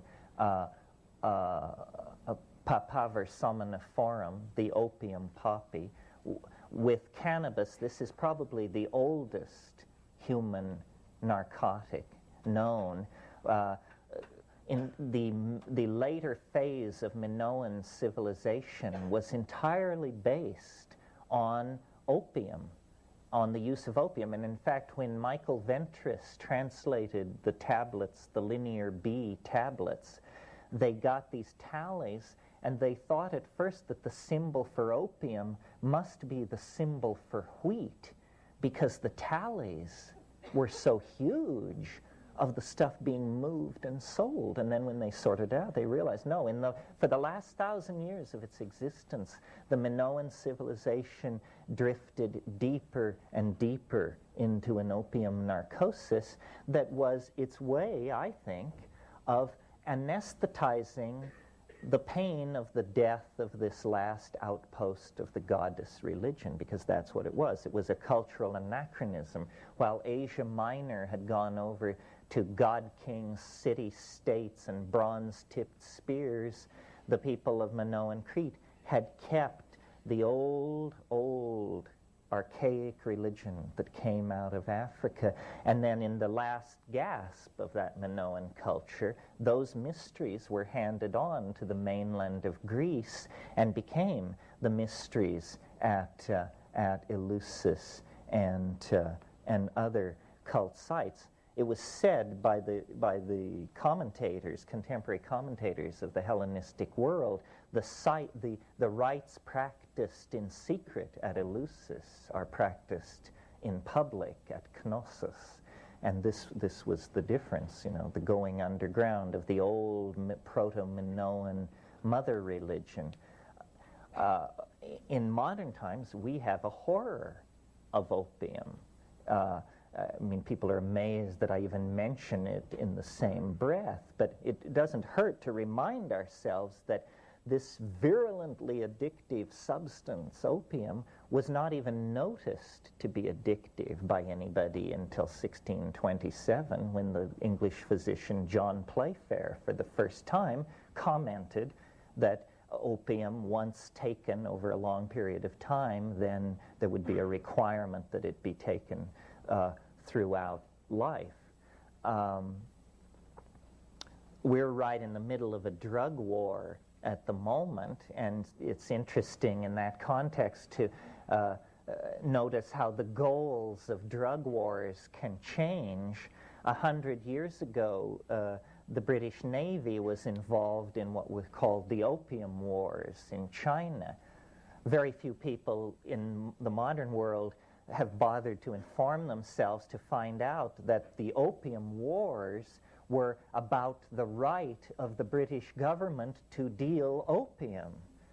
The Emperor of China did not want opium dealt in the ports of China, and the British government used cannon to enforce their desire to sell opium in the ports of China. Why were the English trying to sell opium in the ports of China? Because the tea trade had collapsed through overproduction, and they were stuck with all these tea ships. They had created a whole global infrastructure for the sale of tea. When the market fell out on tea, they just turned to opium. They grew it in Goa, and they sold it in China. This was government policy less than 120 years ago. Okay, well, moving on then from Eurasia, and I'm sure I'm missing different things, but if I missed your favorite thing, bring it up in the question period, to the North American continent.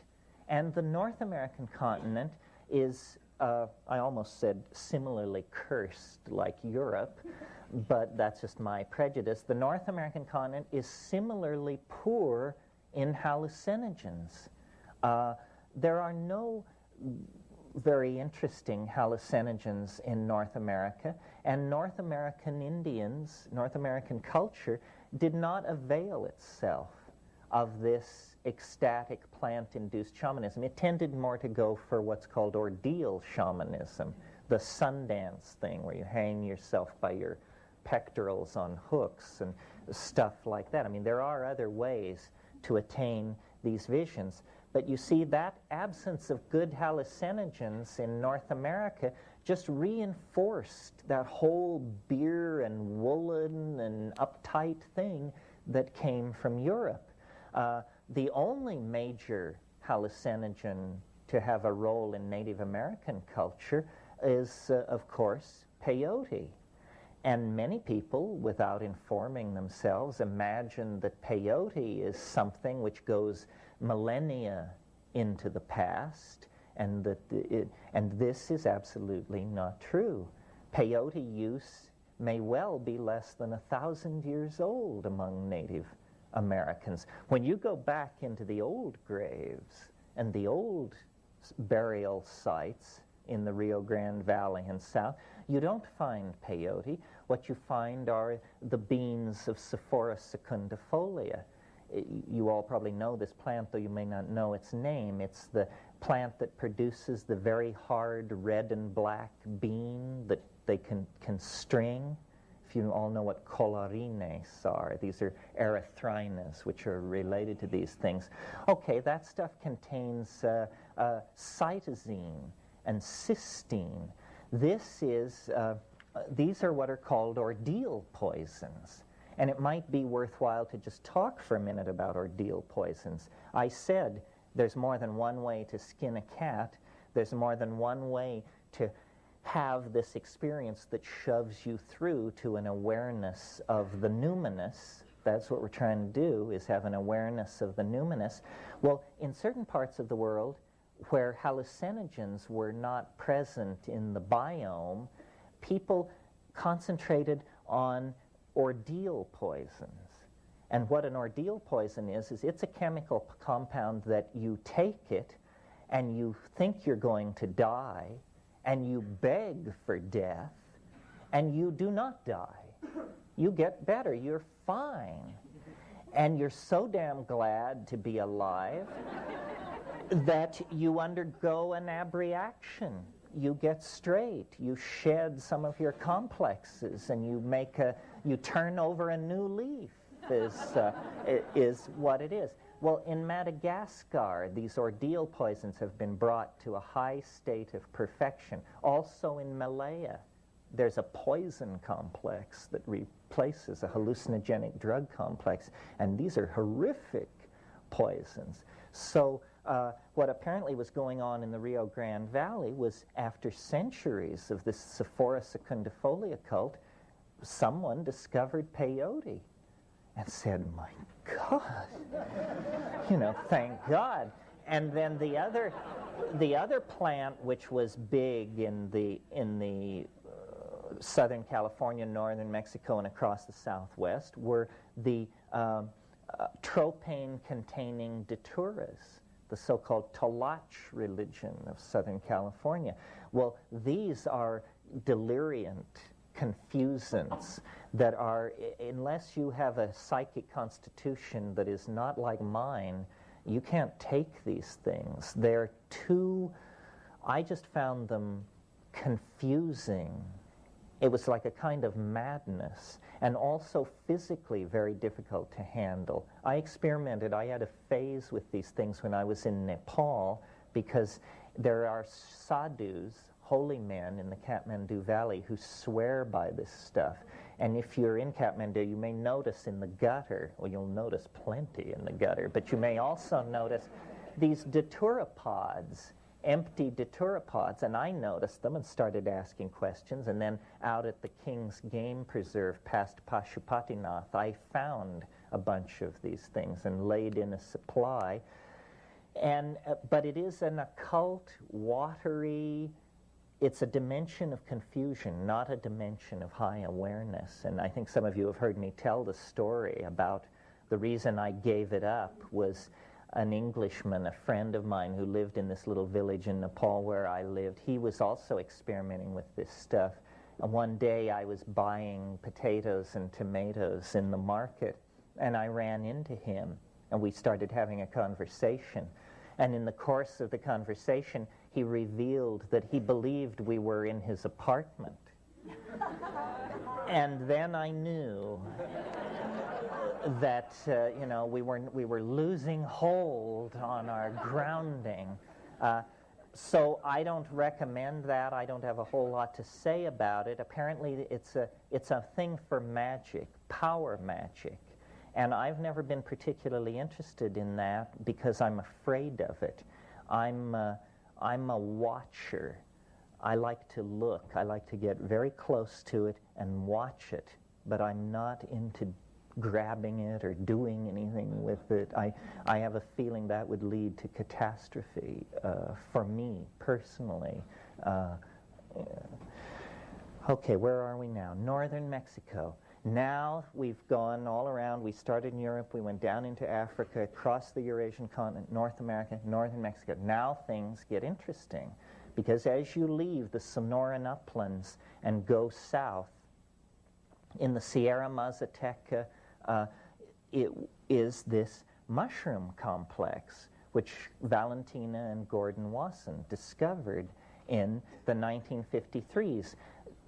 17 to 22 species, it depends on who's counting, of extremely endemic, meaning very localized species of mushrooms, all producing psilocybin, coincident with the Mayan, the cultural site of the Mayan, Mixtec, and Mazatecan civilizations.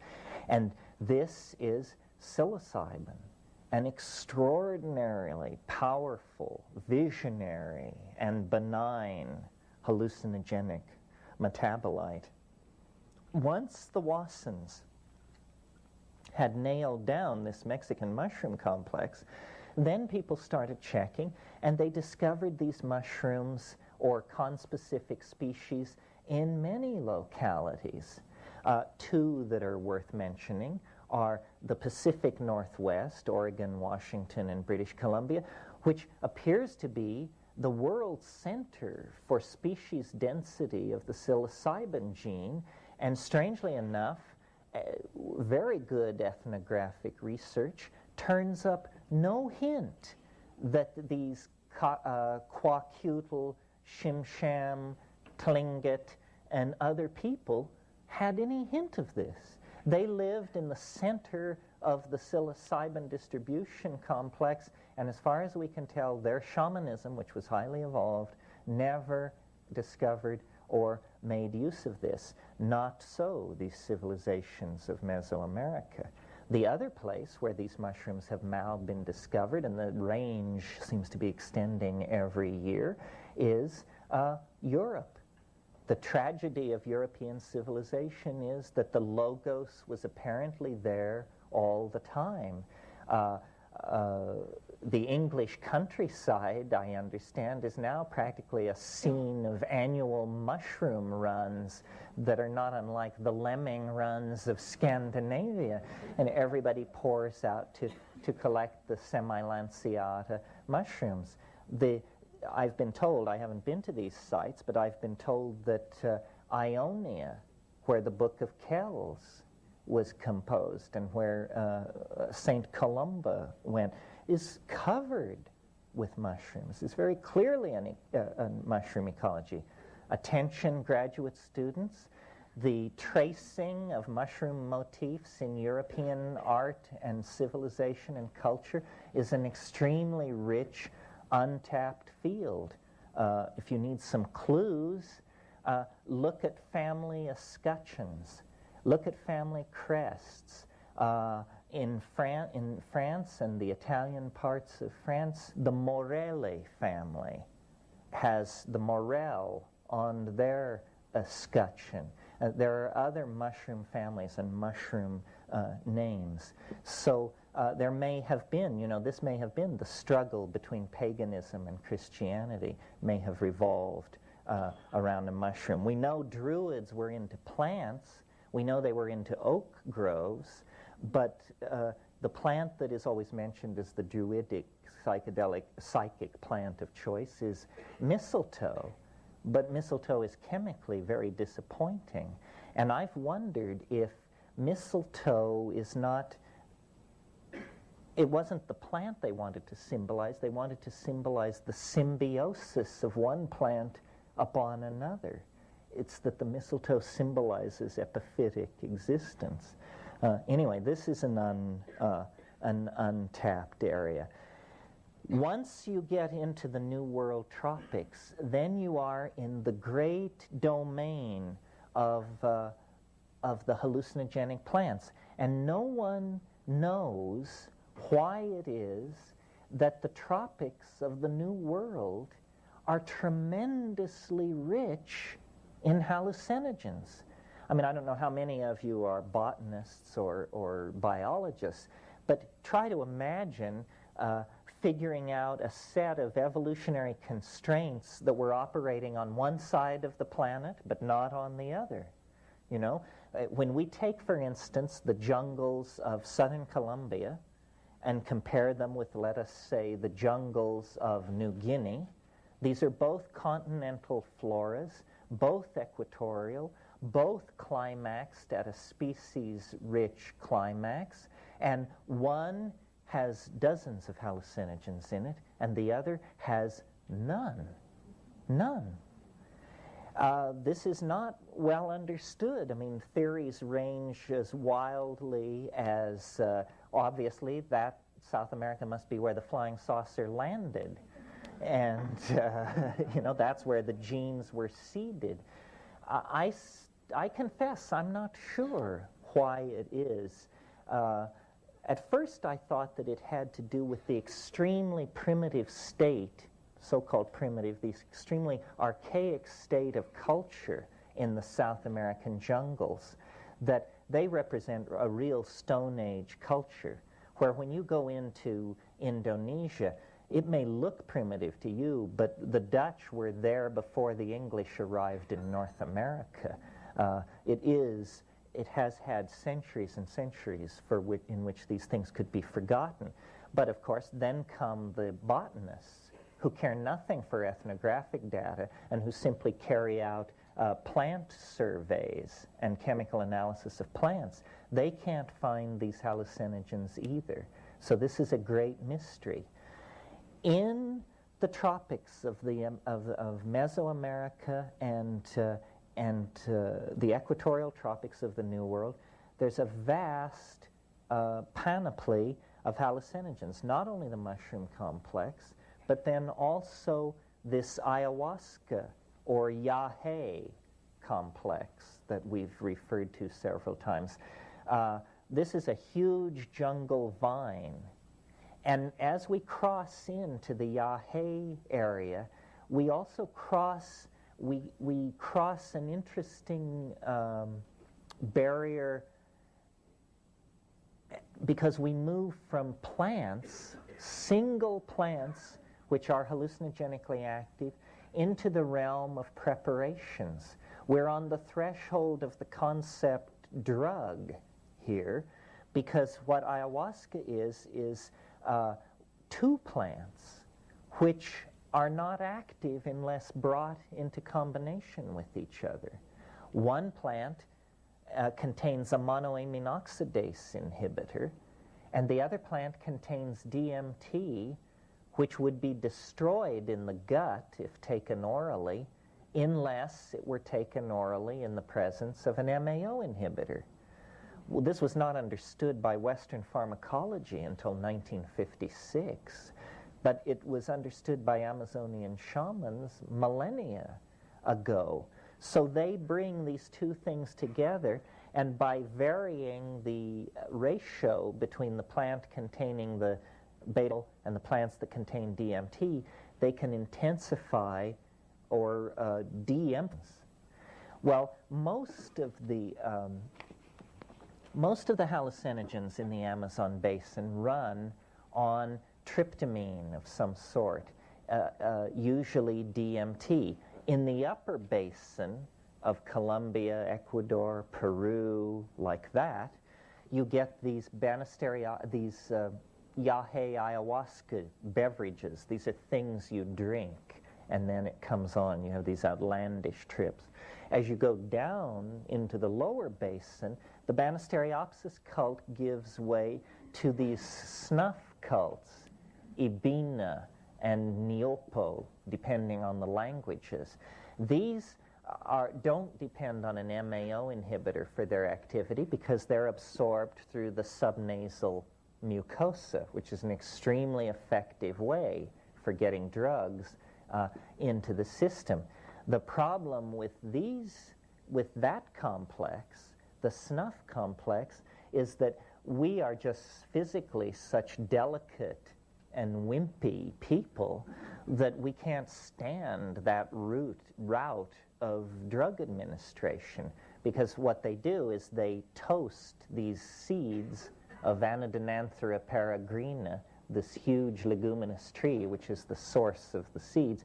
They toast these seeds and powder them, so what you get is a kind of rough cross between sawdust and charcoal, and then they have a hollow tube about this long, and they load it up with this stuff, and you squat down and put the tube into your nostril, and your friend, not you, because you would not do it, hollow tube about this long. You get these yahe ayahuasca beverages. These are things you drink, and then it comes on. You have these outlandish trips. As you go down into the lower basin, the Banisteriopsis cult gives way to these snuff cults, Ibina and Niopo, depending on the languages. These don't depend on an MAO inhibitor for their activity because they're absorbed through the subnasal mucosa, which is an extremely effective way for getting drugs into the system. The problem with that complex, the snuff complex, is that we are just physically such delicate and wimpy people that we can't stand that route of drug administration, because what they do is they toast these seeds of Anodonanthera peregrina, this huge leguminous tree, which is the source of the seeds.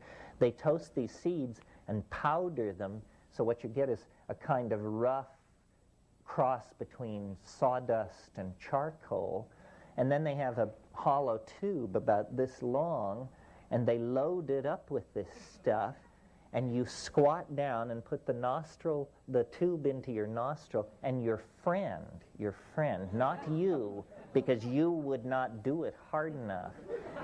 Your friend then takes a huge breath of air, and it's just like being hit in the face with a 2x4. I mean, it's like being hit in the face, and you fall over backwards, you scream, you salivate, you squirm around there in the dirt for a minute or two, and then you sit back up, and by that time, the tube has been reloaded for the other nostril.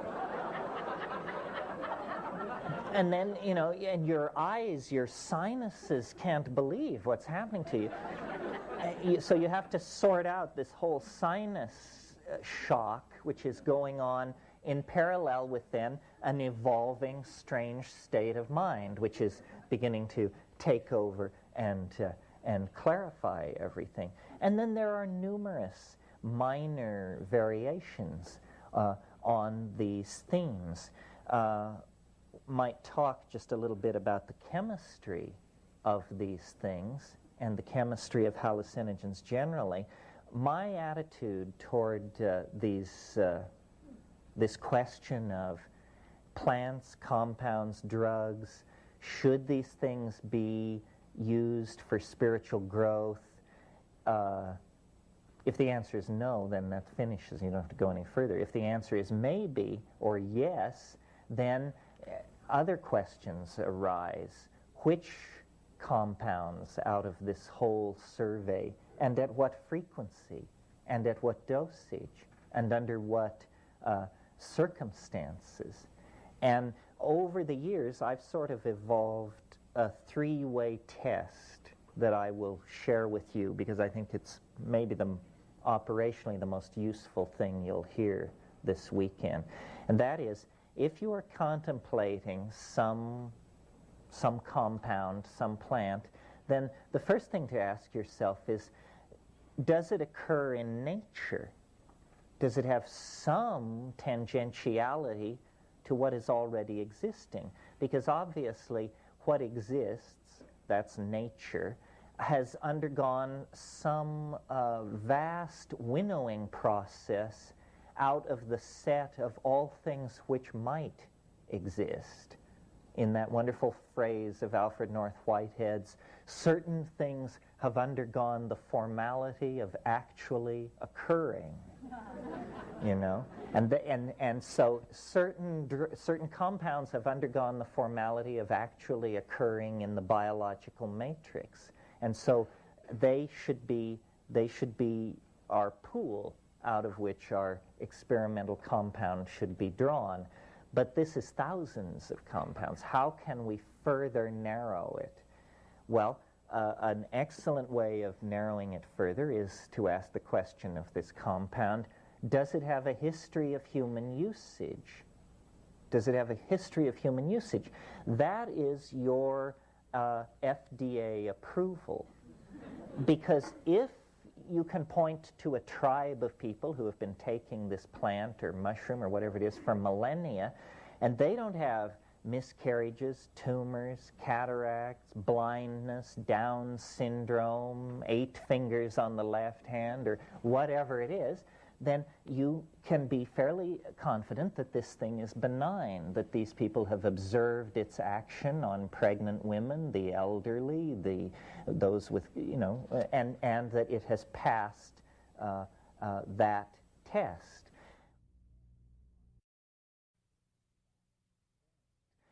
Then, finally, the narrowest gate through which a compound has to go to intersect my precious body is it has to have an affinity to ordinary brain chemistry. It has to have an affinity to ordinary brain chemistry. We don't want to launch something on your brain that it can't recognize at all, that it has no biosynthetic pathways to degrade, that it has no receptors for just some crazy thing, you know, 5-amino-3-triethylphenthioanaxidine or something. We don't want that. There's not the spirit that we're acting in here. So if the compound can get through those 3 barriers, then it's an excellent candidate for providing spiritual gain at low physiological impact. Well, now some people may say, oh, well, you've taken all the fun out of it. All the good things have been tossed aside in this mad rush to purity or something. Not at all. The very best stuff was retained in this process because in terms of relative strength and bizarreness of effect and so forth, the strangest, the most powerful, the most transformative of all hallucinogens in nature or out is dimethyltryptamine, DMT. And it's worth talking about DMT for a moment because it will raise certain issues and distinctions that you may not have been aware of. First of all, DMT is hands down the most powerful of all hallucinogens. I mean, it is so powerful that whatever's in second place is lost over the horizon. Yet, it is the most benign of all hallucinogens because it occurs as an endogenous neurotransmitter in the normal human brain. We, every single one of us at this moment, have N,N-dimethyltryptamine being synthesized, activated, and degraded in our synaptic membrane. So this is almost a paradox. The most benign of all hallucinogens, the most fast-acting, I should also add, is also the most harmless, the easiest to take. It sort of puts a certain obligation on the experient because there is no reason to hold back except that there is this question, does it drive you mad? And then the more serious version of that question, what about the possibility of death by astonishment? This is no joke. Death by astonishment is, I think, probably the major risk we run with this stuff because the impact of the breakthrough is so total, so complete, so unexpected. And in a way, this sort of brings me back around to my theme because I encountered DMT, LSD, all of these things in that very period when I was getting set to take flight as a Jungian analyst. And what completely blew my mind about DMT, and I mention it again, here's an opportunity for research, is how here's a heretical construction, how trans-archetypal the content of the flash seemed. I was appalled because not only had I a certain amount of interest in Jung and proclivity along those lines, but my original major had been art history. Art historians, what we're trained to do is to be able to look at a motif and say, oh yes, I'm familiar with this from ceramic from second millennia Peru and also Mandaean embroidery work. We know motifs. We're trained to recognize and connect disparate aesthetic domains. Well, when I smoked DMT and came down, I said, this is not on the map. I can't believe it. This doesn't connect up to anything. How can there be domains of the human mind that do not announce themselves in folklore, fairy tales, dreams, or mandala painting, that are so removed from the ven of what is human that they are apparently not accessible in structuring our maps of ourself and our psyche? And that for me was the contact with what I call, and I didn't call it this, Rudolf Otto called it this, and this term influenced Jung, Otto preceded Jung, it is the wholly other. And if there is an archetype of the wholly other, then this is it. But perhaps the wholly other transcends the archetypes. This may explain to some degree Jung's interest in Gnosticism, especially the Valentinian school of Gnosticism, which holds, that there is a higher and hidden Father, all God, who is outside the machinery of cosmic fate. And it seemed to me that in those extremely profound DMT flashes, I was actually witnessing a domain outside the machinery of the archetypes, which is, for us as moderns, that's what the machinery of fate is. It's not zodiacal machinery, it's hardwiring in our psychology and our genes that gives us our fate. Well, so having said that, I've not only made the survey, but also brought us to, by ending with DMT, the subject matter of this quest. And I want to make it clear, I speak about the power of the psychedelic experience because I think people should be informed of their birthright.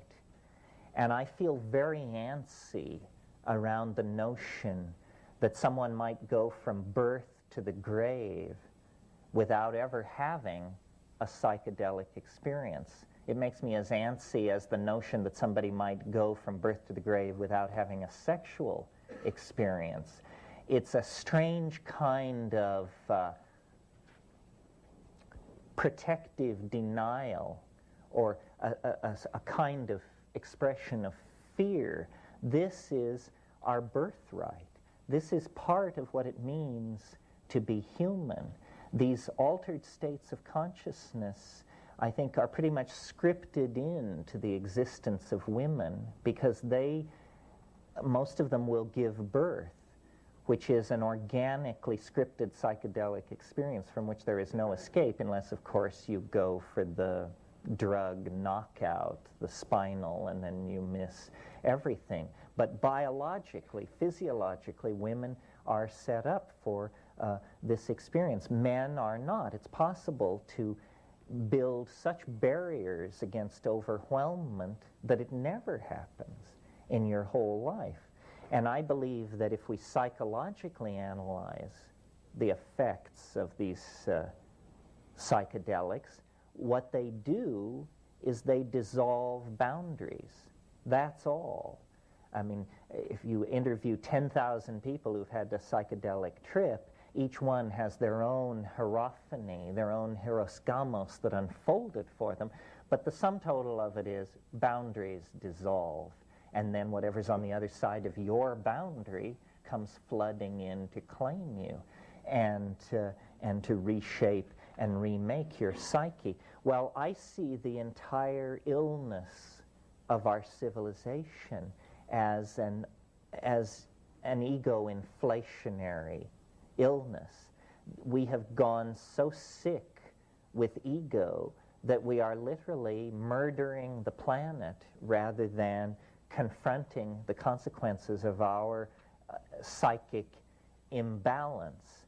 And the psychedelics act to redress this. They are almost an inoculation against the ego. And I see the ego as a phenomenon arising in historical time, or rather, actually, history is caused by the ego. But the ego is a component of the psyche that arose in the post-archaic phase, in the post-psychedelic phase. It's entirely a modern invention. It's less than 15,000 years old, and the assumptions of the ego are the source of our neurosis, our disequilibrium. Why did the ego arise? It arose because of the climatologically enforced abandonment of these psychedelic religions of the archaic period. In other words, here is the scenario as I see it. Primates, even primitive, even non-advanced primates like squirrel monkeys, howler monkeys, these kinds of primates, all have male dominance hierarchies. The whole thing with primates is about male dominance. But a lot of things about human beings mark us as the most unique member of the primate group. Obviously, we look different from any other monkeys. Even the stranger monkeys look more like the normal monkeys than we look like them, or they look like us. Our upright posture. The other thing about us is our suppressed estrus cycle. We cannot tell at a glance whether a woman is in heat or not. And yet, obviously, that had a tremendous shaping force on the social psychology of the primates. I believe that everything about us that is noble and worth saving occurs against the grain, that if we had followed the grain, we would still be competing with jackals for the carcasses left by lions of large game kills on the plains of Africa. But when the African continent began to dry up and we were forced out of the trees where we had an arboreal vegetarian lifestyle, we came under great pressure to expand our diet. And I believe that the great unstudied factor in human evolution and human emergence is the effect of a complex diet on our emerging species. And it's not only the presence of hallucinogens such as psilocybin in the diet, but other things as well. Psilocybin is the most spectacular case, and if you came to see Darwin, you'd have to hear about evolution. So you came to see me, so you have to hear this little theory about human emergence. Most of you can probably recite it by heart now. But it's a three-step feedback loop from a fairly bright monkey to a fairly stupid human being.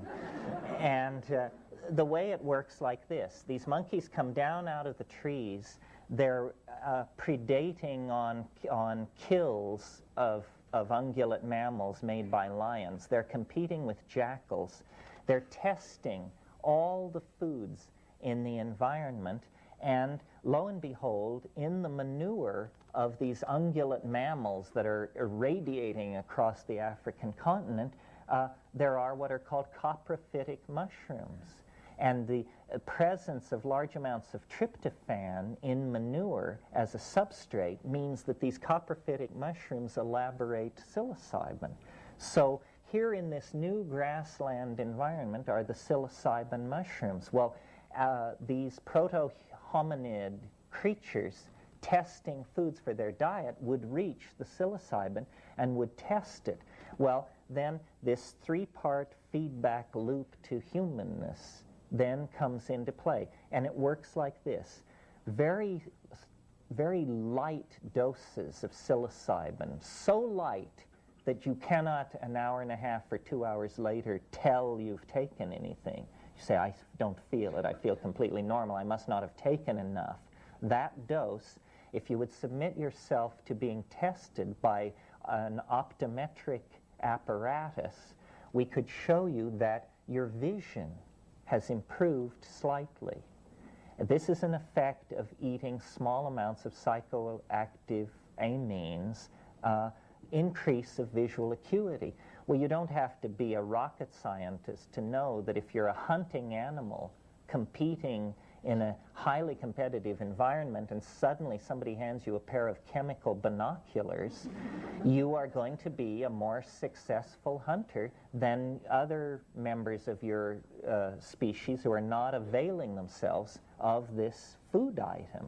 So there was reinforcement there. Aha, if we eat these mushrooms in small amounts, we will be more successful hunters. Or maybe it was never raised to consciousness as an if-then relationship. It was just, we eat mushrooms, we hunt well, kind of thing.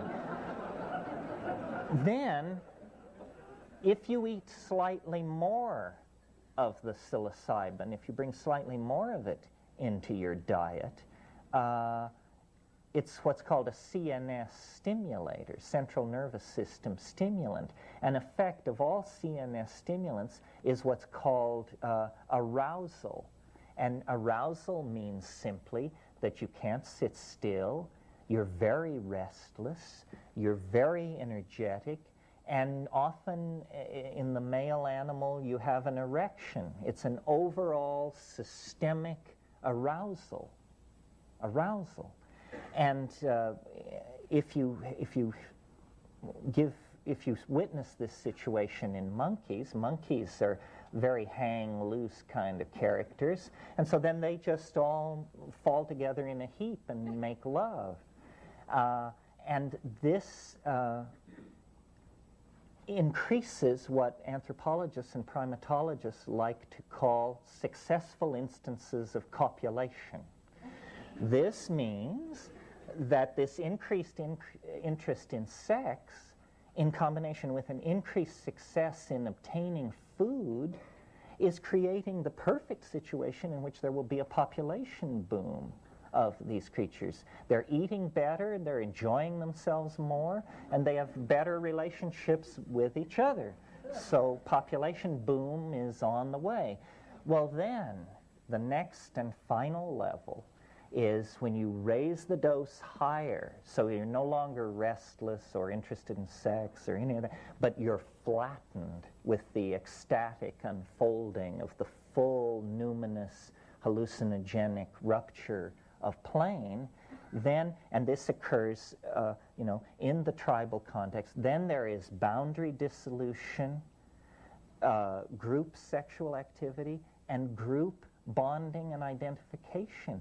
And this is where this telepathic coherence, this inner dynamic of cohesion and caring that we see in primitive people to some small degree, and that we imagine must once have been our birthright, this is where it came to be. And at those higher levels of psilocybin, most of you probably know, language is formed by an organ on one side of the brain called Broca's area.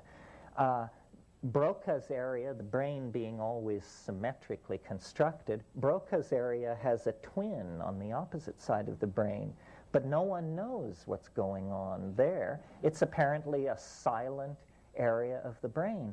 Well, when you take psilocybin, there is spontaneous linguistic activity, glossolalia. Henry Munn has written about this in his essay, The Mushrooms of Language. It's almost as though psilocybin is a pheromone that promotes linguistic activity, an effort to take verbal intentionality and connect it up to the ontos of being in some way. And then it's almost as though words are born out of you. You give birth to words. And these concrescences of meaning then create a kind of unitary ambiance which we call understanding. Language is a miracle. I mean, make no mistake about it. I don't think any amount of dissection of monkeys or human cadavers will give you any insight into language. Language is a behavior of some sort, so bizarre, so many orders of magnitude more complex than anything else we do, that for all practical purposes, this is the thumbprint of God upon creation. Human language. And it's a self-transforming thing. It keeps bootstrapping itself to higher and higher levels, and it creates for us the entire ambiance of reality. Once we had words, we quickly replaced reality with them. And so I believe that what psilocybin promotes is cognitive activity, the coordination of visual input with plans and strategies for hunting or acquisition or whatever. It promotes this increased arousal, which really, in a way, this arousal is nothing more than a reclaiming of your animal body. You feel restless, you feel your muscles, you feel your genitals, you feel your place in space and time. You are reclaiming your body, and then finally it inducts you into this domain of the logos, a religious hierophany, something that we as moderns are absolutely as in awe of as our mushroom-munching ancestors 25,000 years ago. We can't reduce it. We don't know what it is. Jung was always so concerned that people say it's only psychological, it's only the psyche. I've got news for you. It may only be the psyche, but the psyche is all there is. And as we came into a relationship with the mushroom, humanness emerged on the African veldt and was able to stabilize itself for a few millennia, And then we fell into history because of climatological change, for many reasons, but we literally fell into history. And now we operate in this lower domain, a domain of limitation, of misunderstanding, of low-grade languages, and we are neurotic, we are unhappy, we are dysfunctional, and I believe this is because our connection to the logos, to the informing voice that gives meaning to being, has been broken. Over 10,000 years, it's fallen away. And all we're left with is our spiritual yearnings, our nostalgia for paradise, and our pathologies. And miraculously, we are left with the time capsule of preservation represented by the rainforest shamanic cultures that use hallucinogens. There lies our answer, but it's like the Ouroboros serpent taking its tail in its mouth. The salvation of the super future of the planet lies in a recovery of the values, modalities, and religious practices of 25 to 50,000 years ago. Break, break, break.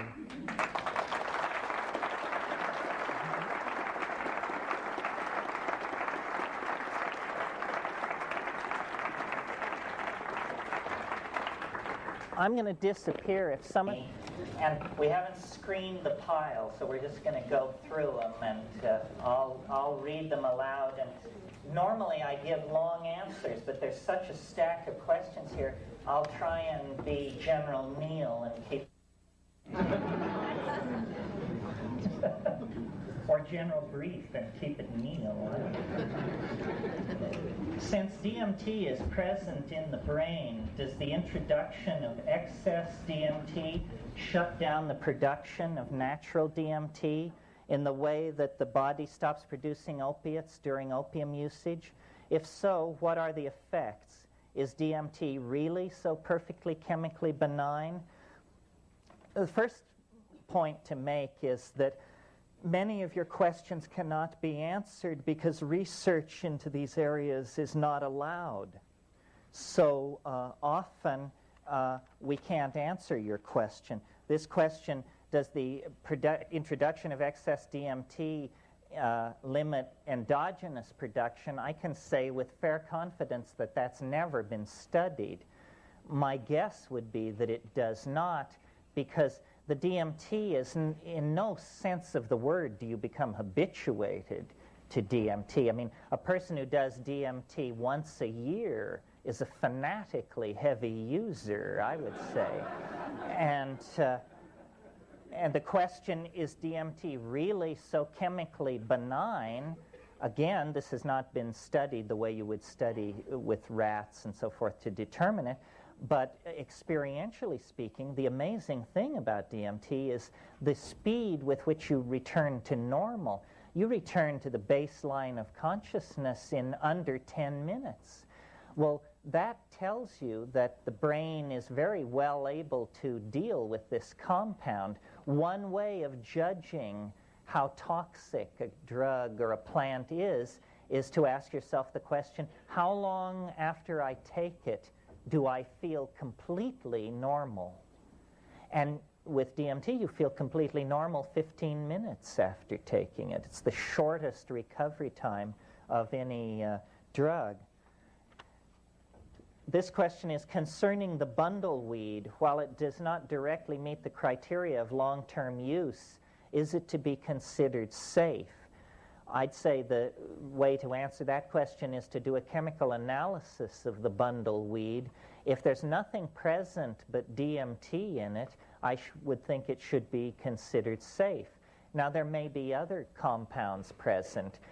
In South America, it's possible to contrast two plants, Psychotria viridis, which has almost entirely nothing in it except DMT as the portion of its alkaloid fraction, or Varola carthaginensis, which is used in the making of snuff, and chemically it's a mess. It looks like they swept the floor. You've got NN-DMT, 5-MeO-DMT, alpha-methyltryptamine, monomethyltryptamine, 6-hydroxy-O-methyltryptamine. All of this you don't want. You want a narrow, a surgical strike on the synapse is what you're going for, not splattering all kinds of junk all over the place. What is the best medium for psilocybin spore germination? Potato agar or what? The best medium is rye malt agar, no question about it. Go with rye. Organic rye malt extract. In today's climate, talk about access to shamanic pharmaceuticals for the average person. This is the where do I get it question. Dressed up in respectable terms.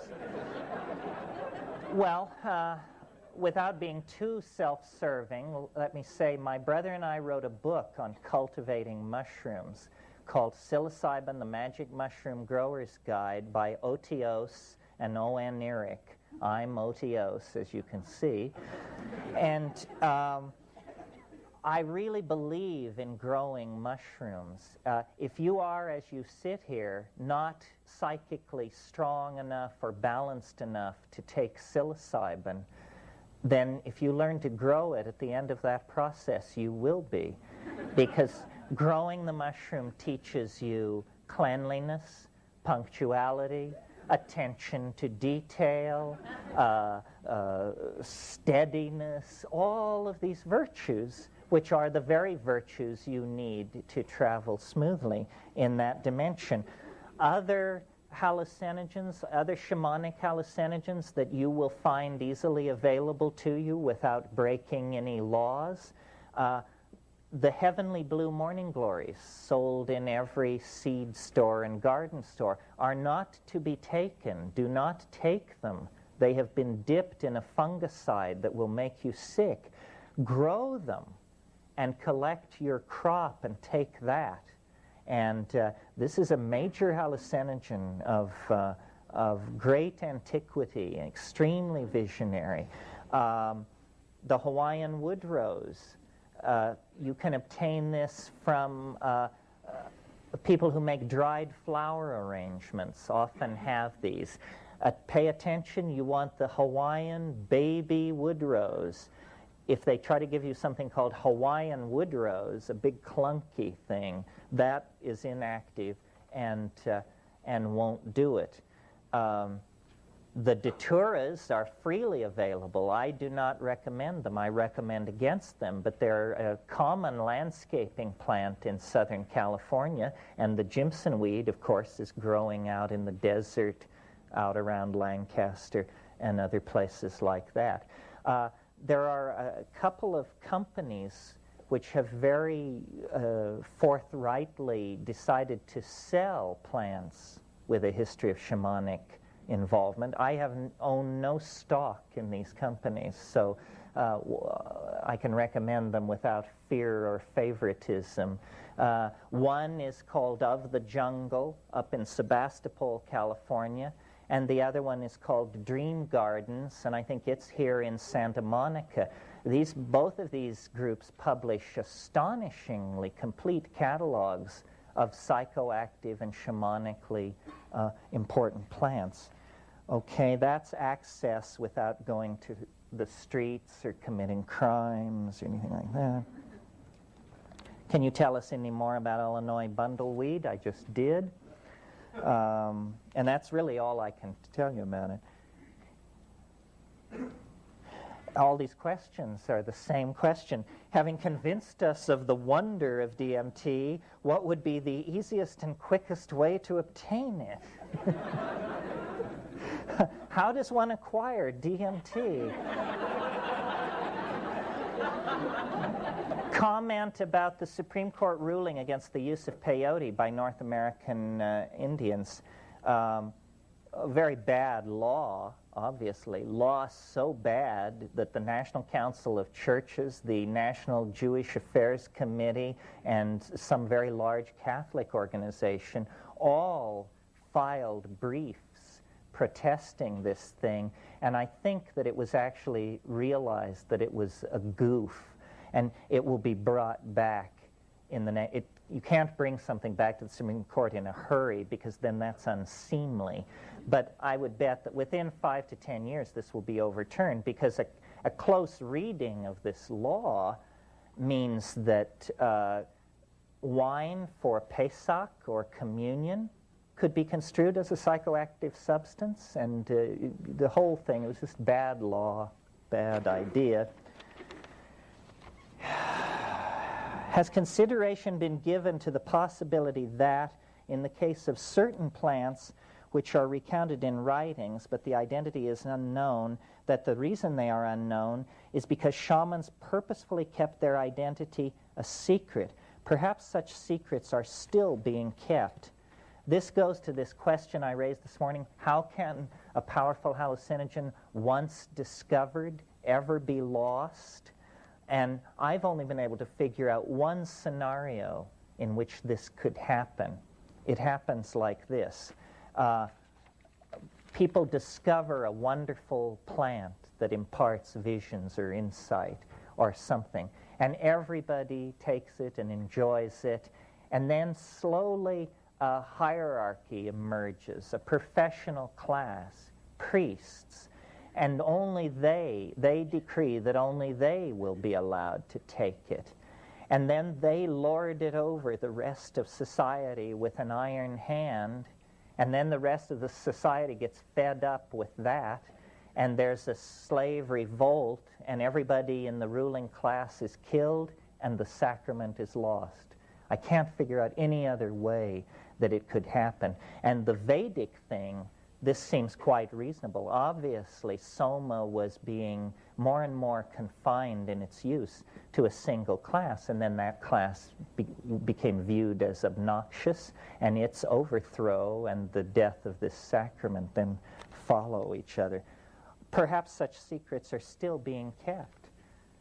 Perhaps they are. The fact that this bundleweed could turn up at so late a date probably means that there are shamanic lineages with secrets that we don't know. As a field ethnobotanist and an explorer, I'm always interested in the unconfirmable rumor, and there are some doozies. The mysterious beetle from eastern Brazil, which causes intense hallucinogens if eaten. Here's a career for somebody. No hallucinogenic insect has ever been found, and yet there are persistent rumors in different parts of the world of either a butterfly or a beetle that is hallucinogenic. Most shamans in the Amazon, if you spend 5 or 6 weeks with them and take ayahuasca with them and tromp around with them, when you finally get to know them, they will allow as how there is another magic, which they call the magic of the big trees. And I've spent half my life trying to find out the names of the big trees, and I'm still working on it. We have collectors in Peru, and nothing is more exciting than a clump of rootstock or a seed packet that comes across our desk labeled suspect hallucinogen. That gets me to the edge of my chair. What do you think of Robert Monroe, The Journey Out of the Body Man? Well, this is a good time to discuss what do I think of all these other things on the spiritual market. I don't know what to think about them. I'm not a spiritual consumer. I've never been to a workshop that wasn't my own unless it was free. And there's a lot of stuff out there, you know, astral traveling, channeling, all of this stuff. And I tend to either believe it's bogus, or it's for people with a psychic constitution considerably different from my own. Sometimes people say to me, well, these states that you're talking about, can't they be achieved without drugs? Well, the answer to that is, my God, who would want to? What would be proved by achieving these things without drugs? if the things I'm talking about began to happen to me without drugs, I would be very, very concerned and alarmed. Because, you know, I just don't... and also, I think there's something to be said for admitting that we cannot do it alone. That if you want this spiritual insight, if you want the Gaian matrix to welcome you, then humble yourself to the point of making a deal with a plant. That's the key. You can't enter the bank without the key to the bank. The key to the bank is a plant. Jumping up and down outside the bank and exhorting the banker to recognize your inner worth and open the door is just not going to do it. I can understand that psychoactive alkaloids are a survival mechanism for the plants. Why is that effect psychoactive in man or perhaps animal? Well, first of all, maybe we have to argue with your premise. You're right that a lot of these so-called secondary and tertiary compounds are elaborated supposedly to make things taste bad, so that birds will spit out things and stuff like that. But on the other hand, they've studied this question fairly closely, and a lot of these alkaloids are produced specifically to attract animals, to bring them in to nectaries and as pollinators and that sort of thing.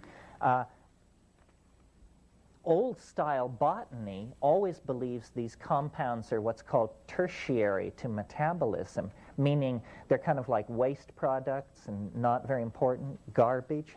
But when you look carefully at a psychoactive plant, invariably what you see is that the psychoactive chemistry is going on where metabolism is most active.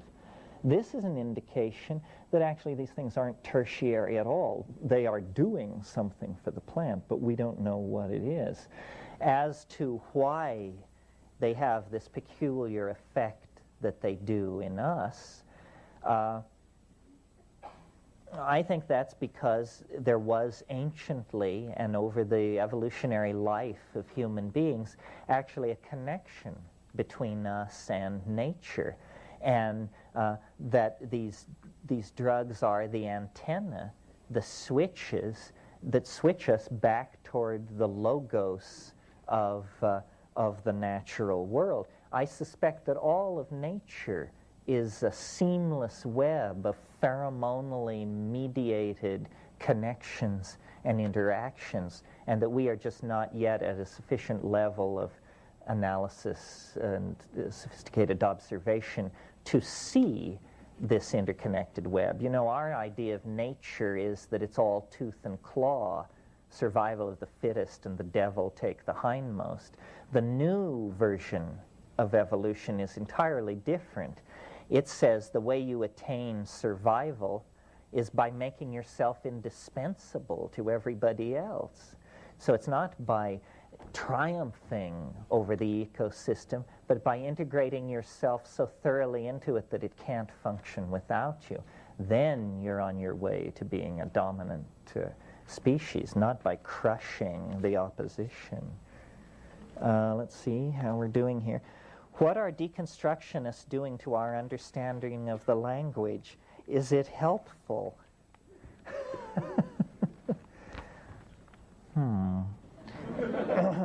By deconstructionists, I suppose you mean Jacques Derrida and that crowd. Well, I think deconstruction serves a very useful function. I think we're unaware of how thoroughly language is the medium in which we swim, how thoroughly our world is built of language. In a way, the boundary-dissolving character of the plant hallucinogens is a dissolving of language barriers. They show you that the surface of reality was not the surface of reality, it was the surface of your local language. And now it's gone, and here is what lies beneath it. At what point in the evolution of organic matter on Earth do psychoactive plants appear, and why? Interesting question. If we're talking about psychoactive fungi, we're severely limited by the fossil record because no fossil mushroom has ever been found older than 40 million years. This is because fossil mushrooms are very soft-bodied, ephemeral kind of things. As primary decomposers, which is what fungi are doing on this earth, it's reasonable to assume that they must have been here from the very beginning of the conquest of the land. But proof in the fossil record has not been forthcoming. Now, if we're talking about higher plants, flowering plants, which is mostly what we're talking about here, then no flowering plants existed before 65 million years ago. Flowering plants emerged out of the same catastrophe that destroyed the dinosaurs and set the stage for the emergence of the mammals. This is something people don't realize. Flowering plants are as recent as mammals. You know, if you look at if the period of life on Earth is visualized as a yardstick, the period of the flowering plants is the last inch and a half. And it's also the rise of the mammals occurs in that last inch and a half. So before that, the plant life on the Earth was of a very different sort, and we know nothing about its chemistry. Here's someone who asked a Zen question.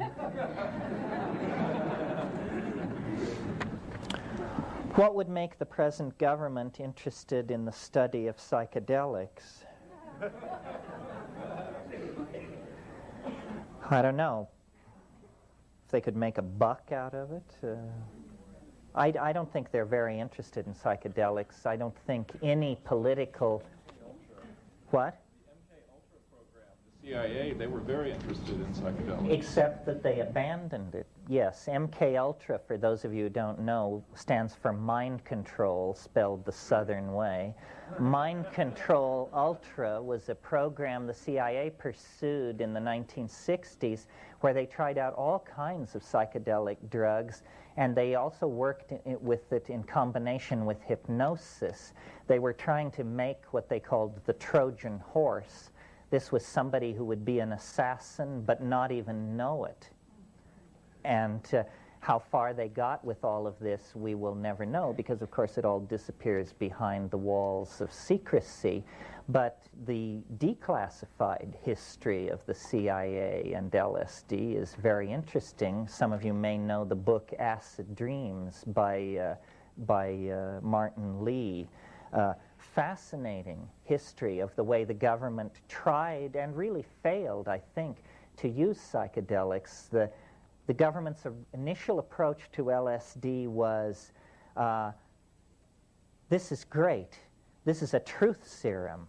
We can give this to enemy agents and they'll tell us all we know. Well, a few months of following that path, they decided, no, this is an obscurity drug. We can give this to our agents and they can take it if they're captured and no one can learn anything from it. And, you know, clearly this was not a fruitful path either. And I don't fault the government. I don't really fault the government for this. After all, the government is in the business of being the government.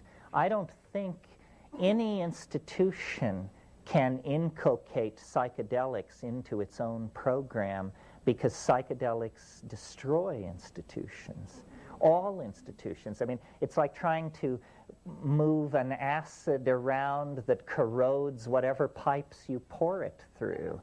And because the boundary dissolving quality of psychedelics is precisely the quality that government is involved in resisting. Government builds up labels, hands out role models, explains how everything is, and this stuff just then melts that back into a primal chaos. So it's pretty corrosive of any social values that don't arise spontaneously out of biological organization. It's anarchist. It's the acid of anarchy in a way. All right, we're never going to get through this list, but it's gratifying to know it's here if we need it. Here's a question about the time wave, which I'm going to skip because we're not talking about the time wave today, and pity the poor soul who's never heard of it. Know of any herbal sources to raise serotonin as a treatment for depression? No, I'm not, I don't know a lot about herbal medicine and that sort of thing, but raising serotonin level as a treatment for depression seems like a pretty good strategy. I don't know of herbs. Usually inhibition of serotonin is what's going on. And with these psychedelics, they do compete with serotonin for the bond site. That's what it's all about at the atomic level, is in your synaptic cleft. In the synaptic clefts of your neurons, there are what are called receptors. And if you were to fly down and look at these things, they look like complex locks. They're hooks, protuberances, little drawers, and fit in places. Well, then the drug molecule is carried into the synaptic cleft by the bloodstream, and it seeks to what's called occupy the bond site, or simply bond, and it's trying to fit in. Well, the normal thing which fits in those bonding sites is serotonin, but some of these hallucinogens are much better fits than natural serotonin. They are what pharmacologists say competitive at the bond site. And so they literally elbow the serotonin out of the way, and then they fit themselves into the receptor. Well, once the receptor and its agonist are in place, then the biodynamic, the bioelectric field of the synapse can be activated. Well, if you swap out serotonin for an exotic molecule like harmine or mescaline or something like that, well, then this shifts the mode of this molecular level electrical environment. And I believe that that is what then registers as a higher cortical experience that we call the trip. It's the experience of hundreds of millions of these introduced molecules displacing the normal serotonin and then broadcasting this signal in a slightly different way than it is normally perceived. So there's a molecular connection. There's a connection down into the molecular level. This will be our last one this morning. Language transcendence. Huxley, Jung, and others often mention liberating and enlightening epiphanies as beyond language and iconic imagery. You yourself mention this. Can you explain further the use of transcendental language? Yeah, and we might talk about that a little this afternoon. I sort of alluded to it this morning. My idea is that language is a process that is half completed in us as we sit here, and that language is really something which wants to be seen, not heard, but that we are on our way to evolving toward this visible language. And we currently are operating with these somewhat substandard acoustical codes. And I think in a way history is the process of getting out, revealing, defining, refining this natural language. The place where the psychedelics impact upon us is the language domain. I mean, you may have tremendous species. It's just your language is where the collective impact is coming.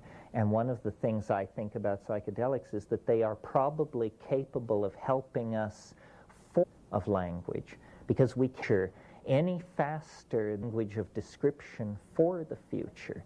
So if we're interested in streamlining culture from this sort of random walk style of cultural evolution, then we have to look at rationally interfacing with the evolution of language. And maybe we can talk about that when we come back. Thanks very much. We discussed basically the distribution of these psychoactive plants with a history of shamanic use, and then discussed a little bit about the history of them. And I didn't really finish with that because I want to stress that this, I think what we talked about this morning is we got them all to a good place. We got them all to paradise in Africa with clear vision, much food, and plenty of horsing around.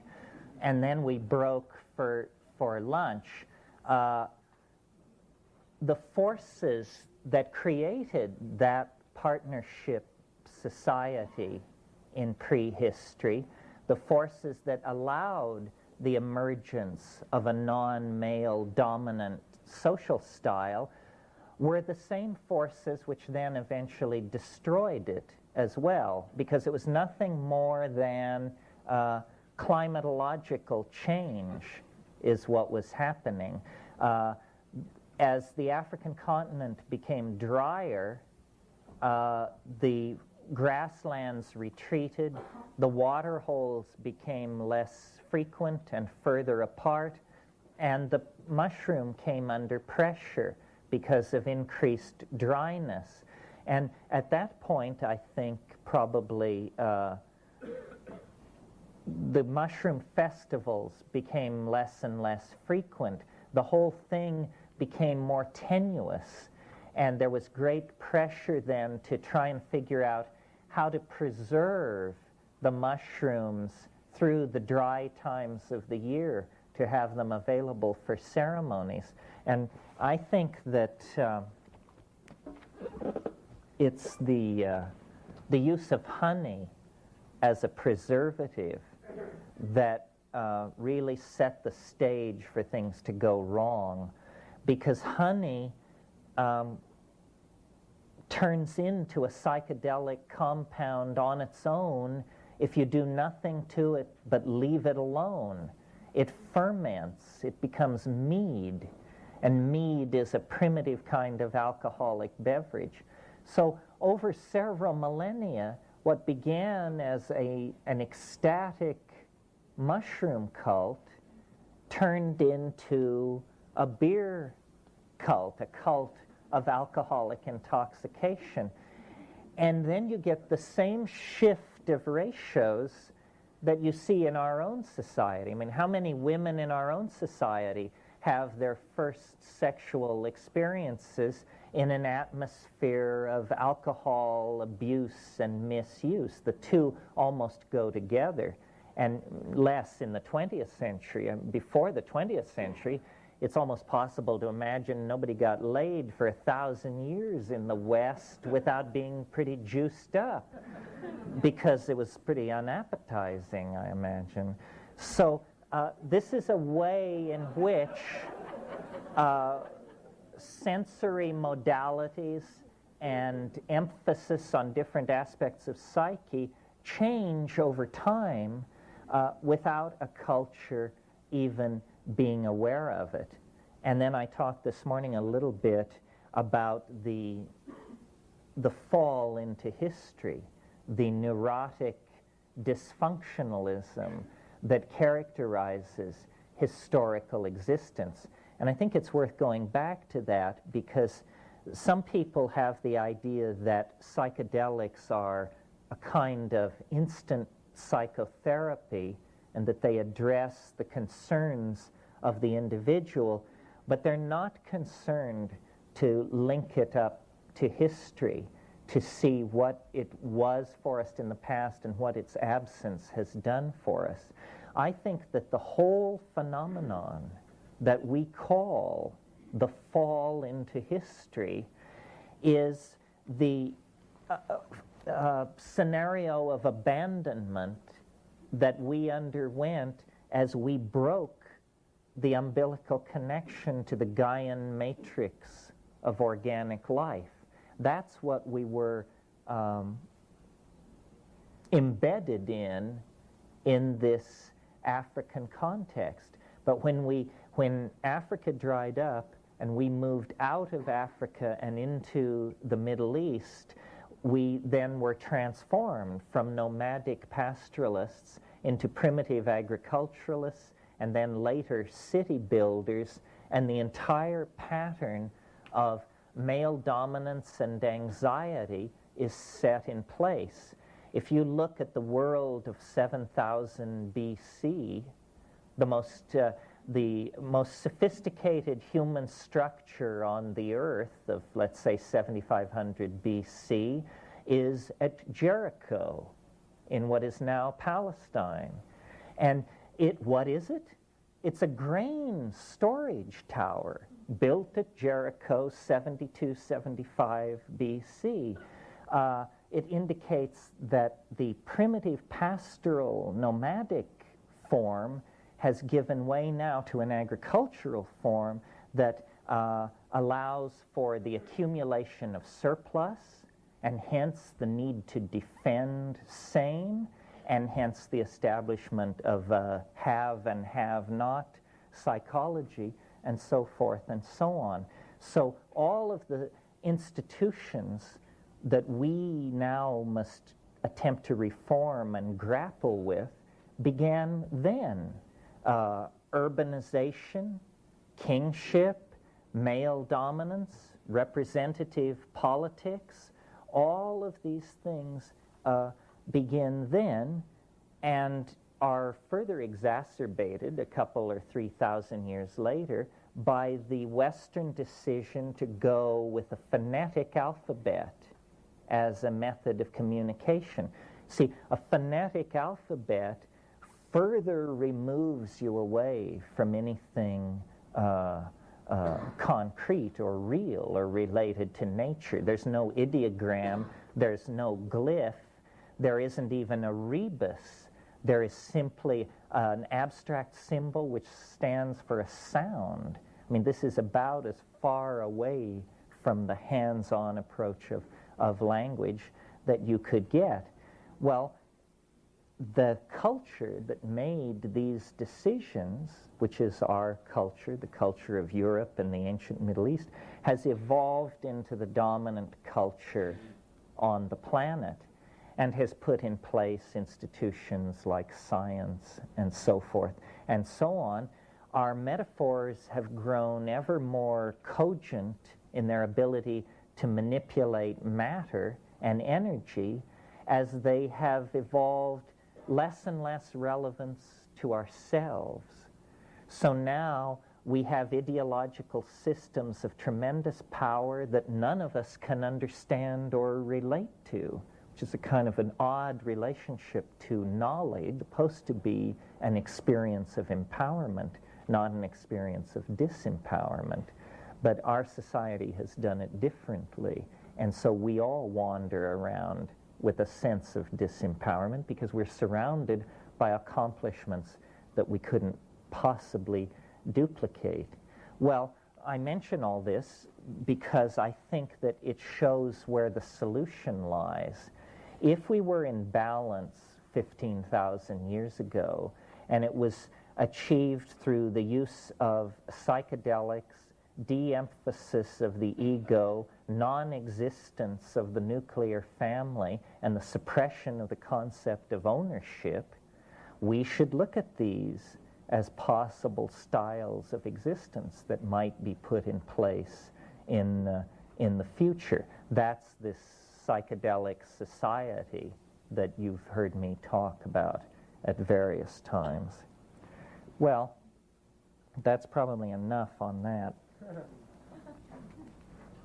Oh, you thought so too. When I said we'd look at the geographical distribution, the history, and then the phenomenology, I thought that we would put most of the phenomenology of the thing in here, in this section, because it's important to establish just what we're talking about, and also to empower people to describe their own experiences, which are often so peculiar that unless there is a group such as this a person tends to just define themselves as starkers. I mean, what else can you say about some of this? But, you know, if you're starkers and you get 10 people to agree with you, you're not starkers anymore, you're a movement. So I mentioned this morning about DMT, and I made of it the kind of paradigmatic compound because it's so brief, so natural, so powerful, so quick to recover from. And it's also a very good paradigmatic case when talking about what the psychedelic experience is like to have, because I think if you have the DMT experience on the way to the center of that flash, you'll probably have all the other ones. It seems to lie at the center of the mandala. The most startling thing about the DMT flash, and I mentioned this morning when we were talking about Jung, is how astonishing it is. That death by astonishment seems the major danger. And this is even if you're an art historian, a Jungian, an aficionado of symbols, and so forth and so on. It seems to come from some dimension orthogonal to the human world. And it is not a unitary experience, the way the famous white light and all these other wordless, indescribable, elusive, mercurial things are. It isn't like that at all. It's extremely multiplistic, and it's extremely specific in its presentation. I mean, when you smoke DMT, you have the feeling that you have burst into a place, that you have not had a psychological experience, you are not having a mental experience, you have burst into some kind of a space. And within that space, the first shock is that it's inhabited. And this is the shock I've never recovered from, because it was just the last thing I expected to find inside a chemical compound was the equivalent of a Bugs Bunny cartoon. It is inhabited by entities, is the only word to describe them. And they are, as I've said many times, they are like jeweled, self-dribbling basketballs. And there are many of them. And they come out of the background and they present themselves to you. They're literally vibrating up and down with excitement. They're faceted and rotating, and they see you as clearly as you see them. They even greet you. Some of you may recall the old Pink Floyd song, "The Gnomes Have Learned a New Way to Say Hooray." I think it's on Piper at the Gates of Dawn. It's the first album. Those Floyd fans were looking puzzled. It's because it was 40 years ago or something. Anyway, as you burst into this space, the gnomes say hooray, and they present themselves, and they are truly the gnomes of Central European fairy tales, archetypal gnomes. They are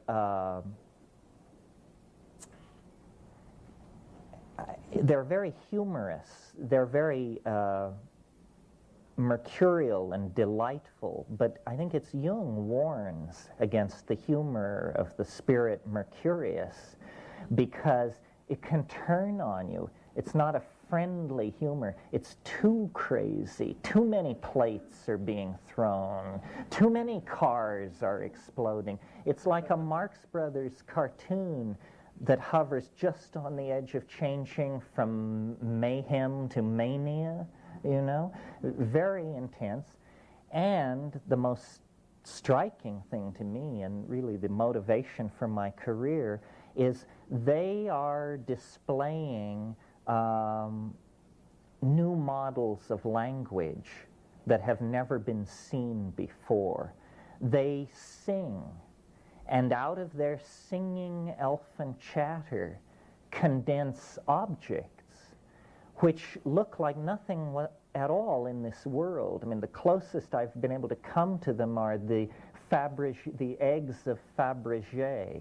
You know, these constructs in sapphire and ivory and crystal and vitreous glass that the French designer Fabergé created. Well, these things are like that, but they're like that raised to some excruciating pinnacle of completion, because as they show you these objects, you know beyond any possibility of contravention that if a single one of these objects were to exist in this world, it would change this world forever. If a single one of these objects were to exist in this world, we would spend 1,000 years studying this object. The last time this happened was a guy gave a speech up on a hill about moral obligation. We studied it for 1,000 years. This is the same kind of thing. And these Fabergé hyperdimensional objects are themselves undergoing a dynamic transformation. They're not static objects like the Fabergé eggs. They are undergoing changes, singing, condensing other objects. These objects are crawling all over the ground in front of you, clamoring for your attention. Now remember, 12 seconds before, you were sitting in a suburban living room somewhere grappling with some drug somebody wanted you to take. Now all that's gone, and here are these things. I call them tykes because I wanted to capture the sense of their childlikeness. I don't know why I called them tykes, actually. It just seemed like the appropriate thing. If some of you are classicists or students of the literature of the pre-Socratic philosophers, you might recall the 52nd fragment of Heraclitus, which says, the aeon is a child at play with colored balls. The aeon is a child at play with colored balls. And when you break your way into the presence of the aeon, it's extremely I don't know, it's upsetting. You can't believe it's happening. There's a lot of cognitive dissonance. You could believe this if it just weren't happening to you. And there is this tremendous affection and interest in humanity, and then there is urgency, a lot of urgency. The tykes want to initiate you. They have a message. And the message is, you can do what we are doing. And what they're doing is using their voices to make physical objects condense out of the air. And they're saying, you can do this. Do it. Do it. Do it. And they're on you. And they jump in and out of your chest, which is something that is described in the Amazon, too, the hikuli, in the tryptamine snuff cults of the Yanomamo. They jump in and out of your chest, and they are saying, do this thing, do it, suspend your belief, and eventually you do it. You discover that you can drop the filter of meaning, that your voice can move back several registers, and out comes elf chatter. And this elf chatter is able to wring the air in front of you like a washcloth and get alchemical gold to drip out of the air and to begin to condense in front of you. Well, by this time, most people would like to call time out so they can make phone calls to various philosophers. But there's no time out. It just keeps going.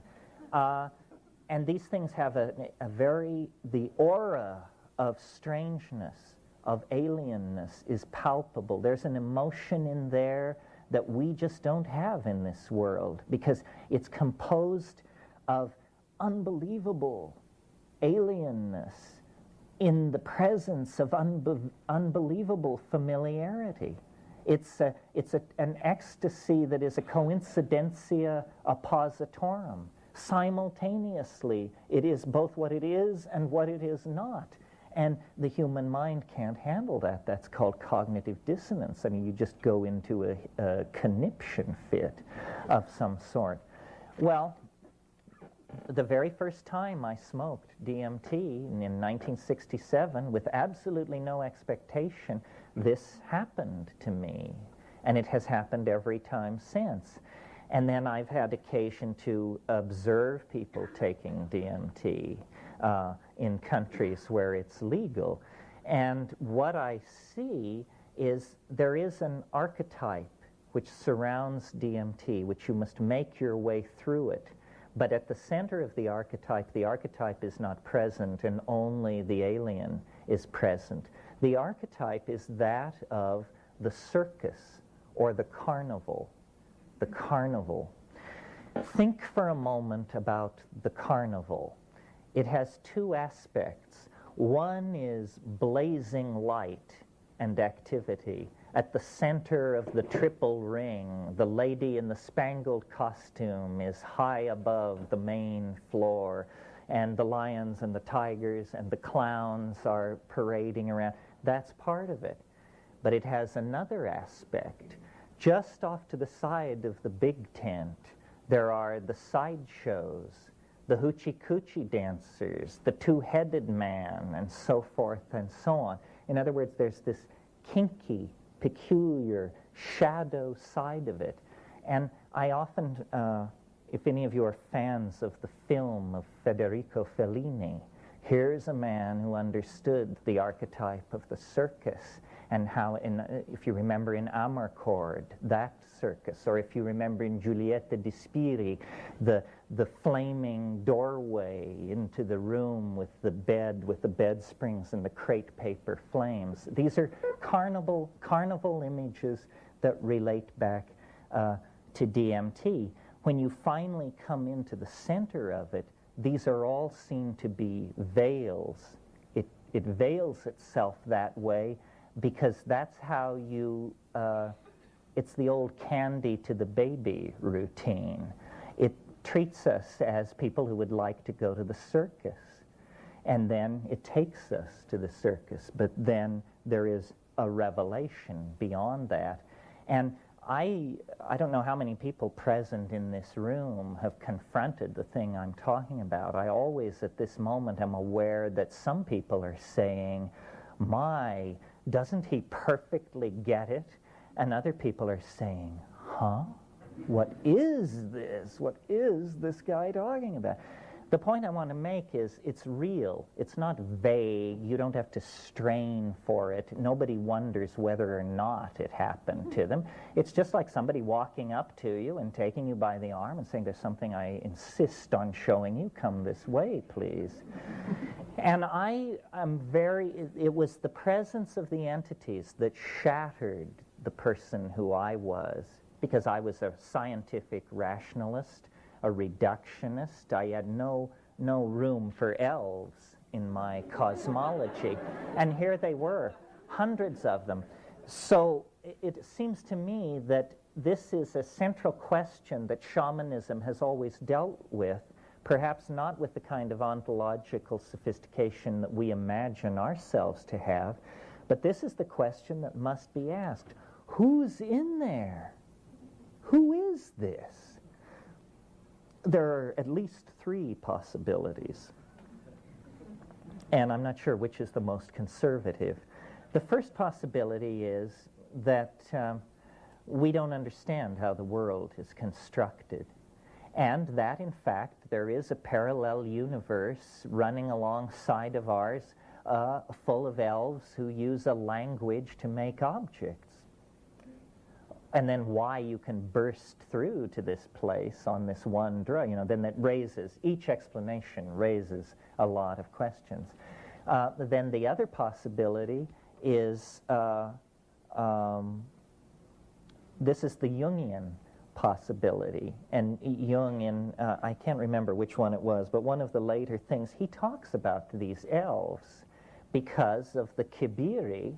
The Kibiri are the alchemical children that appear in Act 3 of Faust, that Jung spent a lot of time on these alchemical Kibiri and the question of the homunculus. And he says at one place, I think he says, he describes them as autonomous psychic elements that have escaped from the control of the ego. This is a weird way to go about it. I mean, it's probably an accurate description, but how much does it tell us, you know? It means that the psyche is to be visualized as a half-gallon of mercury, and when we throw it on the floor, the mercury balls up and spreads everywhere, and each ball of mercury you look at, by gad, it has a little face looking back at you. That's because mercury is a mirrored surface. You're looking at your own psyche shattered into thousands of pieces around you. Another possibility, and one I leaned toward for years, and I still lean toward, because I've noticed the radical nature of your explanation diminishes with the distance since the last time you smoked DMT. The longer it's been, the more likely you are to have some humdrum notion that you can pour it into. So the humdrum notion that I settled on was, well, clearly these are just extraterrestrials. They don't come in silver ships demanding to be taken to the National Defense Agency. This is how they come. Why they come this way, who knows? They're coming through mind. Mind is the medium in which they travel. Where do they come from? Who knows? Can it even be located in the Newtonian space-time matrix? I mean, what do you want here? A star catalog number? Would that satisfy you? And then finally, and I think I've exceeded my number of possible explanations, and then finally the explanation, which is my current favorite, it's a little disturbing, and I haven't quite figured out what to do with it, but I have a sense we're on the right track here.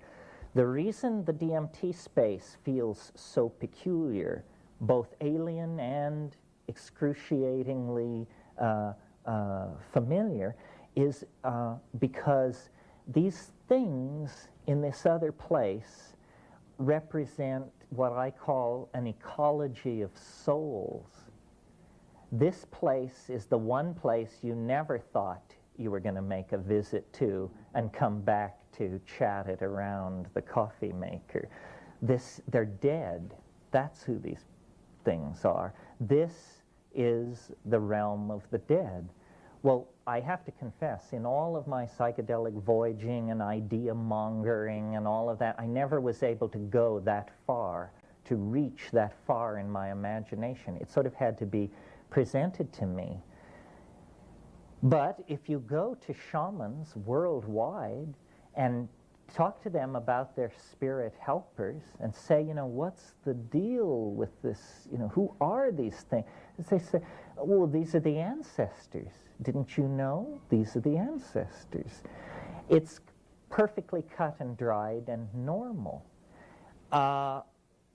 I had occasion, I won't use his name to embarrass him, but I had occasion to expose a very well-known Tibetan high mucky muck to DMT. And he said after, he took it like a man, said afterwards, that is the lesser lights. That is the lesser lights. And if any of you are students of Mahayana Buddhism, you know that the lesser lights are the lights you see at the edge of the bardo. As you start into the 42-day process of dying, you encounter the lesser lights. This guy was saying to me, you cannot go further in the body and have any expectation of returning. In other words, once you see the lesser lights, you have stretched the umbilicus to matter to the breaking point. If you go one step further, it's eternity for you. Well, I don't know how I feel about this. The head tyke, I've had to then ask myself, the head tyke, is that me? Do you actually encounter your dead soul? Is there a dimension where you are both simultaneously dead and alive, both simultaneously witness and observer? I don't know, but I certainly think that if we're going to use a conservative explanation for these things, the only theory more conservative than that they are dead people is the theory that says that they are nothing whatsoever. And that just simply will not serve. I think it would come as a tremendous surprise to 20th century civilization if, orthogonal to all our expectations of space flight and virtual reality and all this techno-schmechno stuff that we're lining up in front of us, there would be a broadside from 90 degrees out of the unexpected, and it would be a doorway swinging open into the realms beyond organic existence. I resisted this fiercely, but I just don't know what we're going to do with these DMT creatures if we don't, try to find a rational explanation. And any rational explanation will be exotic because the facts of the matter are exotic. Those of you who have not had this experience, who are sitting there thinking it would never happen to me, you're full of it. It will happen to you. This doesn't require the willful suspension of disbelief. This doesn't require a pure heart or dietary prescription. No, this is part of the human birthright. And the fact that we deny the existence of a non-human entity, intellect-y intelligence on this planet, is just part of our heritage from rationalism. And, you don't have to take it very seriously, because rationalism, the philosophy that gives us permission to deny the invisible world, you know who founded the philosophy of rational materialism? Any takers?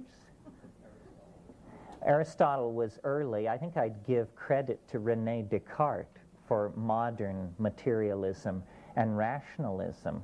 Well, you know who told René Descartes to found rationalism and materialism? An angel. Are you ready for this? This is a suppressed history episode in the history of human thought. Here are the facts, folks. 1619. René Descartes is 21 years old. He's a young Frenchman in search of adventure. He joins a Habsburg army that is going off to Prague to lay siege to Prague to put down an alchemical revolt there. They kick butt on these alchemists, win the war, and they're on their way back to France. And in September 1619, this French army camped at Ulm in southern Germany. Some of you may know Ulm as Einstein's hometown, and in fact, that figures in our story obliquely, as you will see. This French army camps at Ulm, and René Descartes hits the hay, and in the middle of the night, an angel appears to this young man in the radiance of his rooms and says, the mastery of nature is to be achieved through number and measure. Modern science is founded, folks, right there, right then, by an angel. So how far away are the informing voices? How rational is rationalism? How material is materialism? All of you must know, I'm sure, the famous story of Kekule, the German chemist Kekule, who discovered the benzene ring. He was struggling with this problem in physical chemistry, could not figure it out, fell asleep in his study, and the Ouroboros serpent appeared before him in his dream and took its tail in its mouth.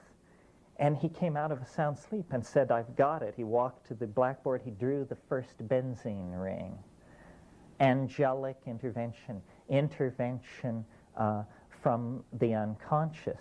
So my the point of all this is to suggest that human history is completely interpenetrated by the peculiar, the non-human, that which has intentionality and affection for mankind, for humanity.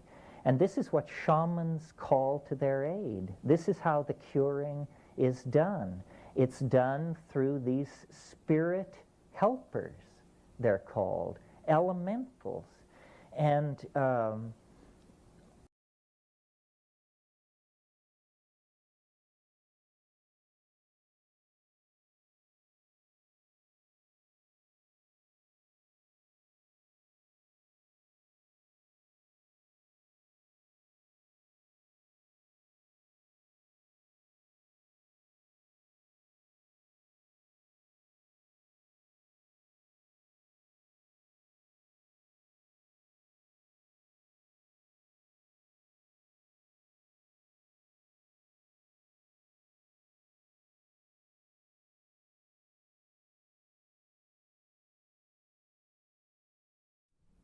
I see my husband, he's far away. I love him so, I'm full of hate. I'm struggling myself, and so does he. I am afraid it's destiny. It's still a decision, and so I fear arms of another woman, someone more near, someone less me, a bit more close, his arms out of reach to read his prose, to laugh at his jokes just like I could, if I only would be closer to him. I feel in the distance my longing wife. I too am longing, she is my wife. I close my eyes and feel her there, a silent hope, a wordless prayer. I want her near, I want her close. Life is torture, I do my prose. He cannot see me, I cannot talk. The fear is too great, or so I thought. She is with another, I know she must. I fear there's another, and then I trust. Where is he now? And where am I? My heart is with him, would the ring. The story began, so quickly it stopped. There is no end, no way to stop. It never ended, just like my love. I see him clearly when I love. I rise above fear, not knowing what is. I struggle to find him, transform the I miss. Make it a promise, make it a truth. Find the one that fills you with love. My heart is a flutter, a woman I am. When I am with him, I know that I can. He is my fear, but also my love. When fear is too great, I hate all the love. I close my eyes, I breathe in my heart, gently I stride and play my part, until one day I pick up his scent. I see in the distance a lovely romance. Romeo and Juliet were true to their love. In a movie it's cute, it looks like a dove. In life it seems cruel, it pierces your heart, it stabs your soul ever so hard. So how can I do this? Is it always like this? Can love be light and full of bliss? A kiss is a promise, it makes me blush. He makes me nervous, so fight I must. I need to be strong to face him again, and when I do, I will know how to stand. It might be a year or 2 or 3. There is no end when you're not with me. I hate all the women that see you pass. A passing moment, but a moment alas. I leave the house, today I wear shoes. I see a woman and hope it is you. She looks at me, I do look at her. I feel the fear, get back to my track. I have my pace, I have my job. It feels like a race, and inside I sob. I yearn for the feeling of when I'm with you. Until that moment, I choose to be true. I choose to be faithful, for you are my bride. Nature is helpful till you're by my side. Those women mean nothing, and neither does sex. I feel you, I'm blushing inside a T-Rex.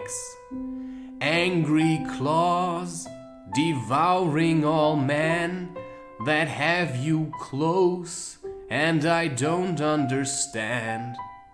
What is the meaning of feeling like this? I thought it was easy to live full of bliss.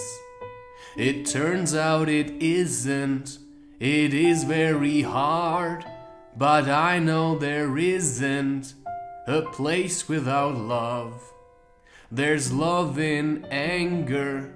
I'm angry with you, angry with me, and still I am true. The story so started until I'm with you. The story continues. I feel like a fool. I feel like a coward. I show you my strength to love you no matter of making sense. Love is a feeling, it reaches afar. Sometimes I'm hearing your voice from afar. I hear you speaking inside my heart. It pains me, I'm seeking, and I play my part. Only one now, it was ever just you. My love is longing, longing for you.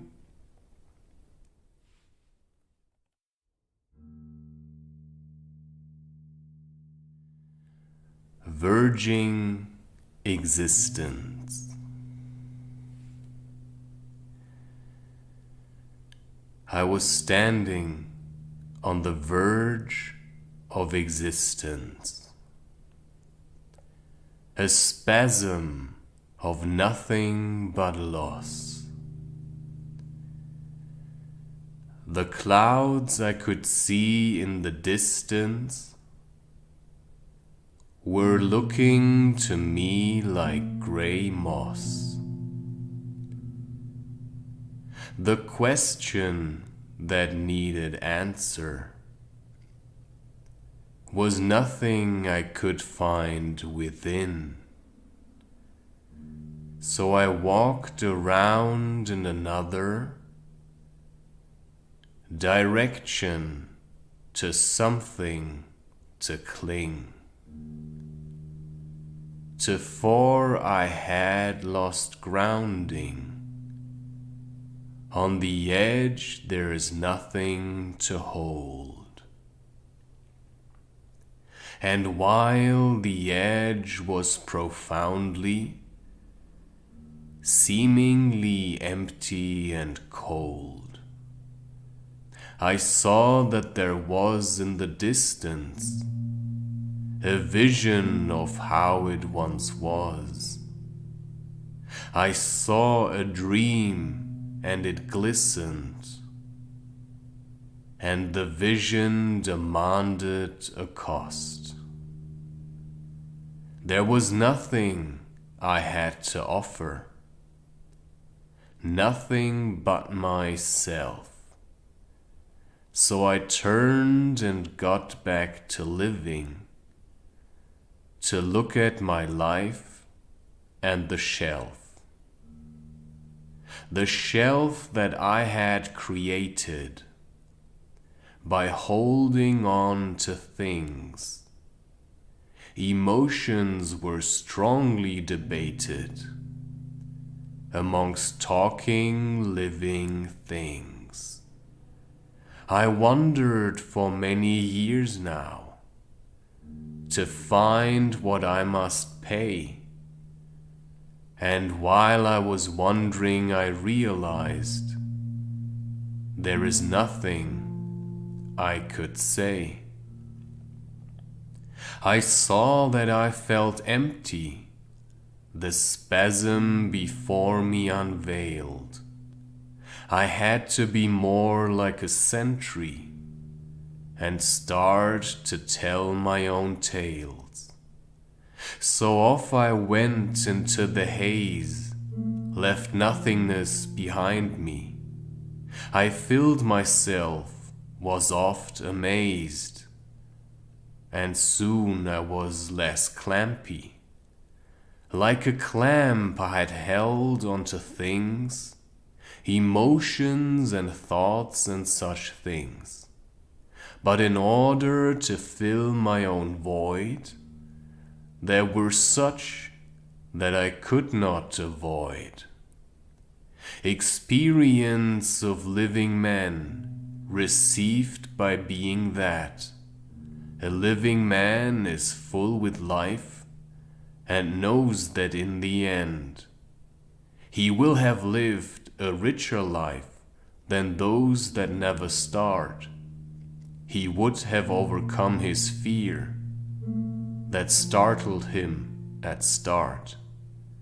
He would have faced so many woes and overcome so many foes that one day he would wake from sleep and see that depth insides are deep. If only one finds courage enough to fill his void, his inner trough, with things that need fulfill him, so one day it may be enough. Enoughness is a state of mind, a feeling of a different kind, to know that you have lived enough and struggled throughout life. It's rough. To see one day that all the fight had made you different and more kind, but also strong and wild and free. For you are now alive, you see. You lived a life with all your might. And now that if your soul decides to leave this form and world and all, that life was after all a brawl. Instead of waiting, wondering what that abyss, that death may bring, you went about and let it go, so one day you could simply flow down the rivers of Anduin to lands that you have never seen, to worlds that form can never reach, and no one here could ever preach. For life is death, is bliss, is woe, is friend, is family and foe, is struggle, future, and the past, until one day you go at last. No longer are you holding on, your soul rejoices, is now strong, your love embraces, does not crush, and you're no longer in a rush. And so your life has lived itself, and you no longer had a shelf. You went through life and let it go, to one day go where all things go. So death is a reminder, a promise to live well, a promise to yourself, you see. So start to tell your tale. Live well.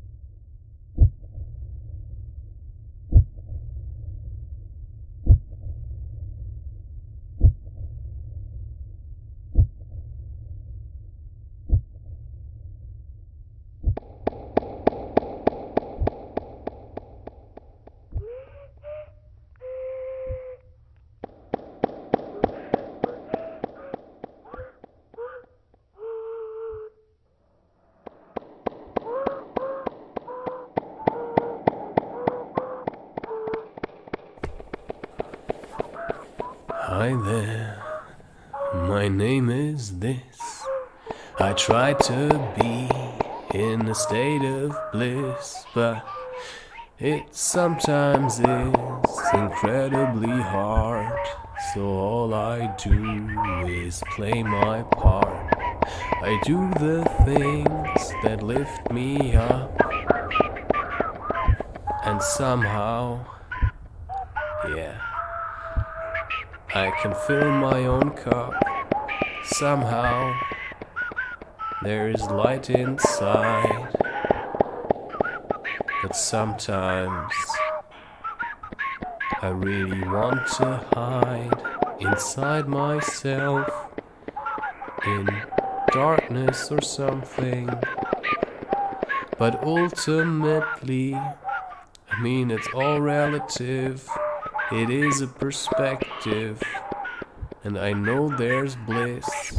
There are ways to get there, to find some truth of who you are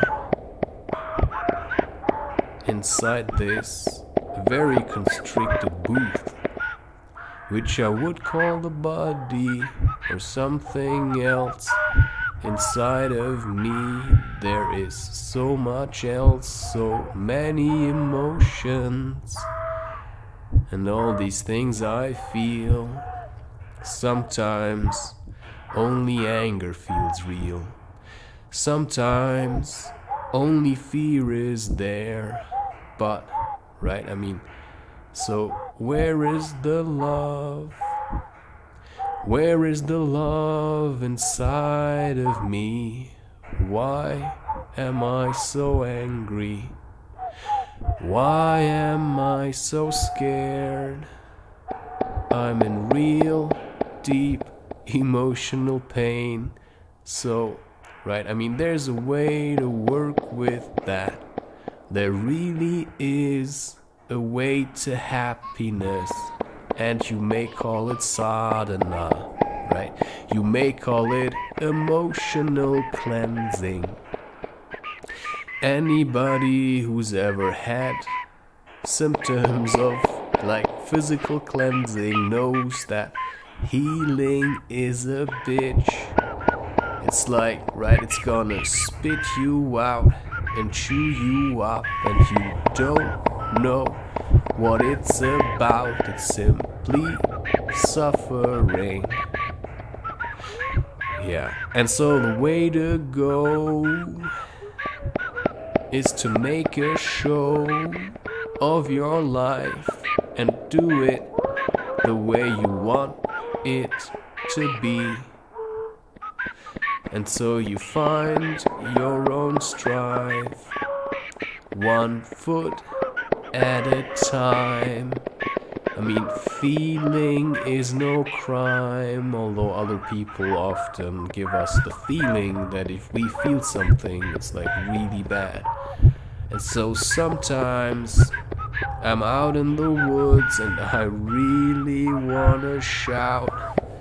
I want to shout my lungs out, but, right, so I'm trying to understand what that's about then, right? I'm trying to understand why I feel so angry. And so I look at all the things that make me really angry. Right now, making this song it feels a bit like, do I really want to do that? But what else is there to do? So I simply keep going, I simply keep working, I simply keep doing the things that I want to do right now, without thinking about all these expectations, all this stuff that people want me to do. And so I'm making a brew I call my life until it's tasty. Right, I still have stuff to do, and you know, some people, they really try to hurt me because they're in pain, so they want to create the pain that they feel for myself, and that really is difficult. So you gotta understand, if you are suffering, right? It's like, okay, there's a way out of this. There's a way out of this, and pretending that you're fine is far from the truth. So instead of living the lie, you simply figure out what makes you roll, what makes you smile, what gets you high from within yourself.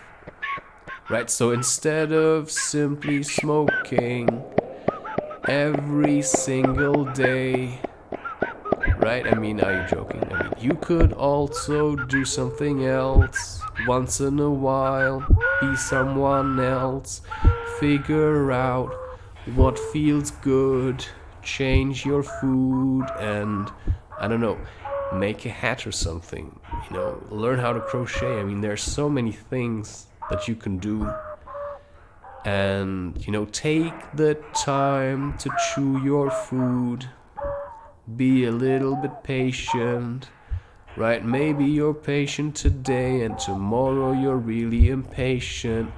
Maybe you're balanced today and tomorrow you're really imbalanced. You close your eyes and you felt fine.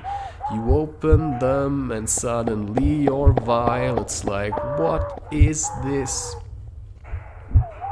How can I feel like this? How can there be so much anger? How can there be so much stuff, so much emotional things? And then sometimes I really ask myself how it's possible that I feel like that. Sometimes I really wonder, how can I feel so terrible? I mean, that's really, I mean, I don't want to say bad, but right, I mean, it's like, what, how can anybody ever feel like that? I mean, literally, how can anybody feel the way that I sometimes feel? And so I ask myself, what is holding me back? What is making me heavy? What is going on? Something must be wrong. You know, I really want to be strong, but there is so much weakness, so much pain, so much to gain also. So if you look at other people that seem like they figured it out, you try to understand, right? Like what they're about, like what makes them roll, and then you think, okay, would that make me roll? Like, would it fulfill me to create this kind of content? Does this inspire me? Can I do this? Do I know how to work with computers like that guy, that Barbarian Lunatic, who actually is called Christopher?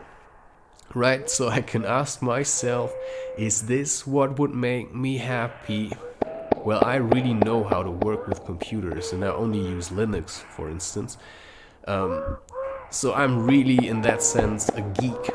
And I use that to play around with myself, because I really wanted to lead a better life, to be together with my wife and to spend time with her without hating, without shouting, just the two of us together in a hut, spending time talking and just doing what you do when you spend time with another person that you really like.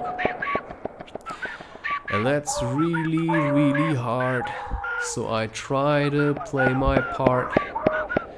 And all I can do is trust that, trust I must, that she does the same. Because if she doesn't do it, I will never see her again, and that's pain. That's real pain. And, that's what I have to deal with. Maybe you deal with other things, but that's your job, right? Love really stings. 'Cause love is a splinter that takes out other splinters. And, right, it takes them out and makes you whole. And suddenly you have a goal. You say, I can be so much more than only my flaws.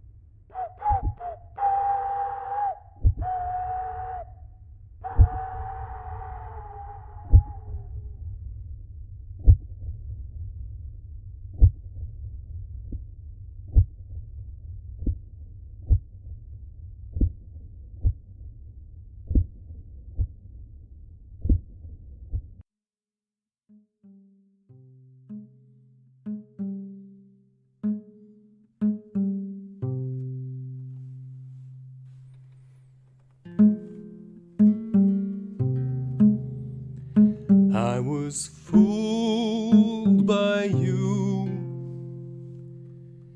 You reached out to me. You said you wanted to help me. You said you wanted to support my work. I trusted you for a moment. I thought you were real. I listened to your stories.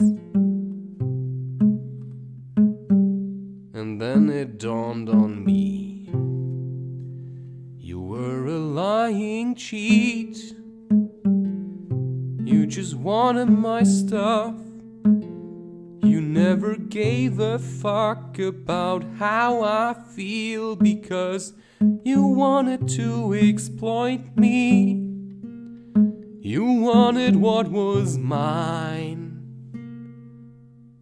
I put my stuff online and you thought you swine. You thought you could just take it, get it off of me. You never wanted to help me. You know, I'm glad I can now see the truth. It sometimes hurts, but the truth is I also was in need of a friend. I was in need of someone that I thought would believe in me. In the end I was happy, I was glad, for my bank declined your attempt. It was a folly, it was my own fault, but the bank declined the attempt. And I even struggled to ensure you that I am doing all I can, while all you saw was this money. I really don't understand. People are so greedy these days. All they care for is dollar bills and euro bills and all those bills and Gates, if you will, he is the same. Shame on you.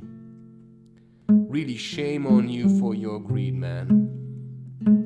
All of you out there who just think of money, who look at a tree and see nothing but money, all I can say to that is shame on you. You sold life to a piece of paper, to a number on your account, and that's really disgusting. So in the end, I got saved by chance, but I also took a step back. I said, is it really this money I need? Right? This is like, I wanted a quick way out of this, but now I can sing a song about it. My experience, I was almost the victim of a phishing attack, and in a way I still was, emotionally. And so I make music, although I cannot play the guitar. Last night I was already musing about buying a new guitar. I thought, what can I do with all this money? And I thought I can buy a real nice guitar, one that's shiny and, looks like honey. But cocaine is really not so far, for cocaine is a place in your heart, man. It's a place in your heart, and it's probably hard to listen to my voice when it splits you apart. I really don't give a shit anymore, because people really try to fuck me all the time. And so what I do about that, I smile and I shine. For singing in a weird voice is really my choice, and it makes me smile, right? I mean, nobody can defile that, right?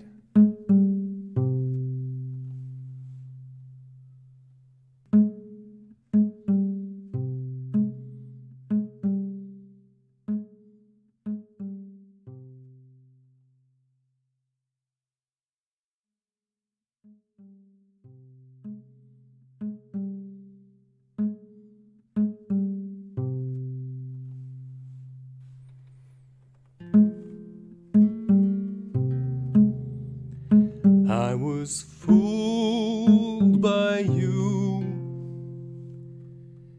You reached out to me. You said you wanted to help me. You said you wanted to support my work. I trusted you for a moment. I thought you were real. I listened to your stories. And then it dawned on me. You were a lying cheat. You just wanted my stuff. You never gave a fuck about how I feel because you wanted to exploit me. You wanted what was mine. I put my stuff online and you thought you swine. You thought you could just take it, get it off of me. You never wanted to help me. You know, I'm glad I can now see the truth. It sometimes hurts, but the truth is I also was in need of a friend. I was in need of someone that I thought would believe in me. In the end I was happy, I was glad, for my bank declined your attempt. It was a folly, it was my own fault, but the bank declined the attempt. And I even struggled to ensure you that I am doing all I can, while all you saw was this money. I really don't understand. People are so greedy these days. All they care for is dollar bills and euro bills and all those bills. And Gates, if you will, he is the same. Shame on you. Really shame on you for your greed, man. All of you out there who just think of money, who look at a tree and see nothing but money, all I can say to that is shame on you. You sold life to a piece of paper, to a number on your account, and that's really disgusting. So in the end, I got saved by chance, but I also took a step back. I said, is it really this money I need? Right? This is like, I wanted a quick way out of this, but now I can sing a song about it, my experience. I was almost the victim of a phishing attack, and in a way I still was, emotionally. And so I make music, although I cannot play the guitar. Last night I was already musing about buying a new guitar. I thought, what can I do with all this money? And I thought I can buy a real nice guitar, one that's shiny and, looks like honey. But cocaine is really not so far, for cocaine is a place in your heart, man. It's a place in your heart, and it's probably hard to listen to my voice hurts when it splits you apart. I really don't give a shit anymore, because people really try to fuck me all the time. And so what I do about that, you know, I smile and I shine. For singing in a weird voice is really my choice, and it makes me smile, right? I mean, nobody can defile that, right?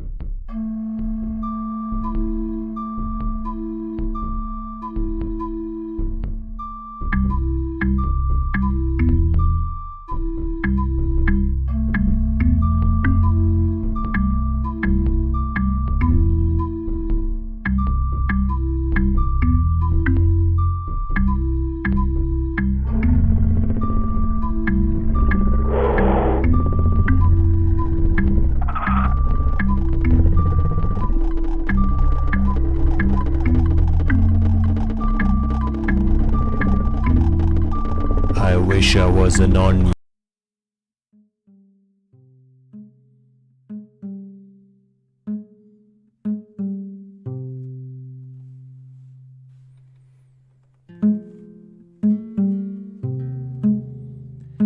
I was fooled by you. You reached out to me. You said you wanted to help me. You said you wanted to support my work. I trusted you for a moment. I thought you were real. I listened to your stories, and then it dawned on me. You were a lying cheat. You just wanted my stuff. You never gave a fuck about how I feel, because you wanted to exploit me. You wanted what was mine. I put my stuff online and you thought you swine. You thought you could just take it, get it off of me. You never wanted to help me. You know, I'm glad I can now see the truth. It sometimes hurts, but the truth is I also was in need of a friend. I was in need of someone that I thought would believe in me. In the end I was happy, I was glad, for my bank declined your attempt. It was a folly, it was my own fault, but the bank declined the attempt. And I even struggled to ensure you that I am doing all I can, while all you saw was this money. I really don't understand. People are so greedy these days. All they care for is dollar bills and euro bills and all those bills, and Gates, if you will, he is the same. Shame on you. Really shame on you for your greed, man. All of you out there who just think of money, who look at a tree and see nothing but money, all I can say to that is shame on you. You sold life to a piece of paper, to a number on your account, and that's really disgusting. So in the end, I got saved by chance, but I also took a step back. I said, is it really this money I need? Right? This is like, I wanted a quick way out of this, but now I can sing a song about it, my experience. I was almost the victim of a phishing attack, and in a way I still was, emotionally. And so I make music, although I cannot play the guitar. Last night I was already musing about buying a new guitar. I thought, what can I do with all this money? And I thought I can buy a real nice guitar, one that's shiny and, looks like honey. But cocaine is really not so far, for cocaine is a place in your heart, man. It's a place in your heart, and it's probably hard to listen to my voice when it splits you apart. I really don't give a shit anymore, because people really try to fuck me all the time. And so what I do about that, I smile and I shine. For singing in a weird voice is really my choice, and it makes me smile, right? I mean, nobody can defile that, right?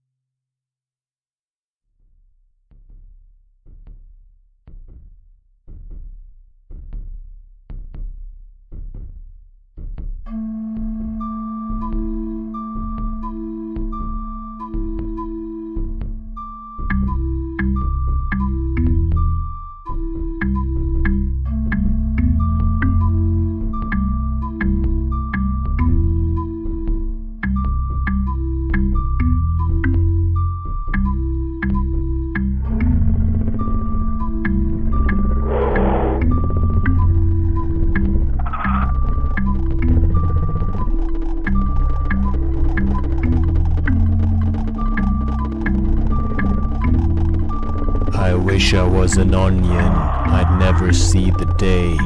I'd never have to worry about death or being gay. I find this life so boring, it is a bunch of crap. I'm lost inside my mourning, for women so I fap.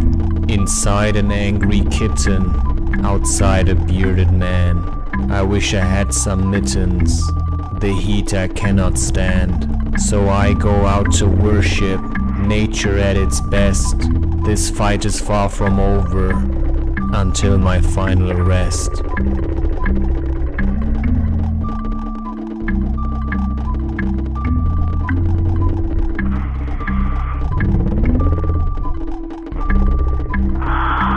Death is a reminder, it tells me how to live. Each day is a decision, I learn how much to give. To people that are angry, to folks I know are lost.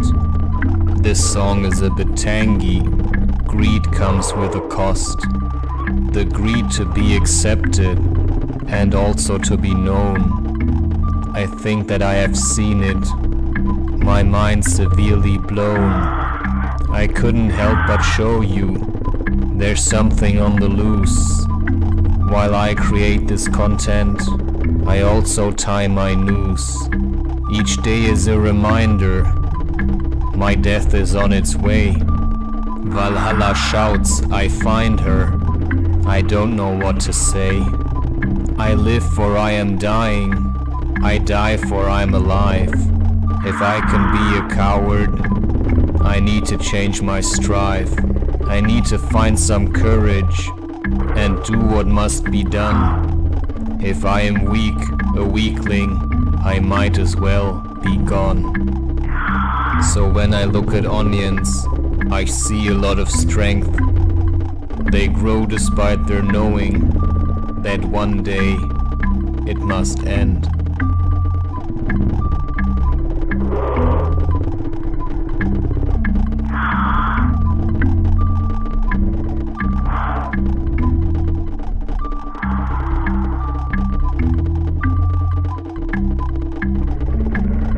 I wish I was an onion, I'd never see the day. I'd never have to worry about death or being gay. I find this life so boring, it is a bunch of crap. I'm lost inside my mourning, for women so I fap. Inside an angry kitten, outside a bearded man. I wish I had some mittens, the heat I cannot stand. So I go out to worship nature at its best. This fight is far from over until my final rest.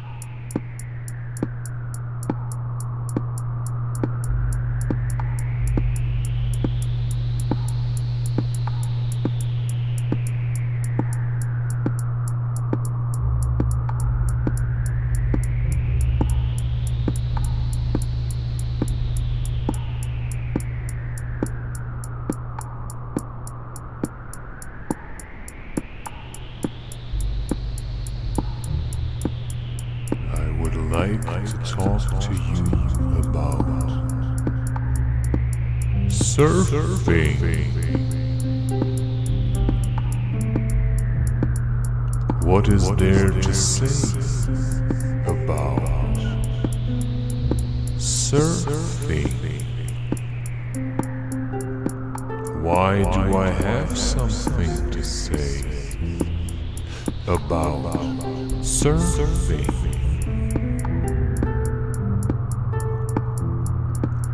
Let me introduce to you a little concept that I have discovered.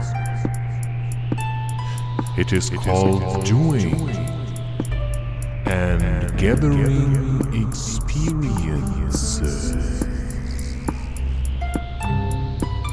By going out there and doing things, you allow yourself to feel and to make an experience that you have not had previously.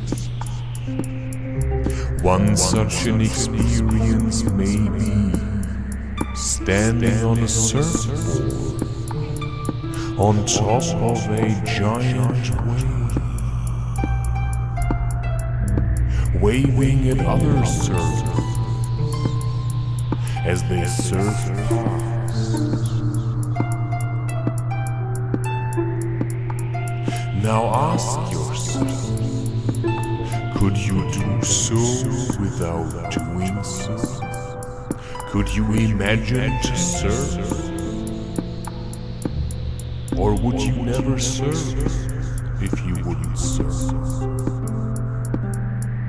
So I one day found myself at a beach in a country. And as I was in this country, it so happened that I was surfing. And what I realized was that surfing comes with a lot of trying. You may get it right once, and then no. You may be swallowed by the ocean to never surface again. If you take the ocean lightly. The trick about surfing, the secret about surfing, lies in the amount of work you dedicate to learning how to surf. First, you must learn how to paddle, so you can paddle all the way behind the line of waves. And then you have to learn to feel how it feels like when a new wave comes. A wave that should bring you closer to the shore once again. And when you surf, you will realize that it is incredibly hard, and many waves shall pass you, unsurfed by you at least. But still you see other people surfing, and you wonder, how is it so? And now it is up to you. Do you give up? Or do you continue? Do you learn how to surf by paddling and paddling and paddling until your arms are heavy and you feel half dead? Do you stand up over and over again every time you think you've got the timing right? And then, do you fall and fall and fall into the water, into the water, into the water, until you learn to properly stand and balance yourself? If this is how you would try to surf, you would eventually get better at it if you pay attention to the fine differences that make you either surf or tumble down beneath the waves. All is a part of learning. And now I see you afraid because you've been hurt. Well, you think a dog never gets hurt? He still continues.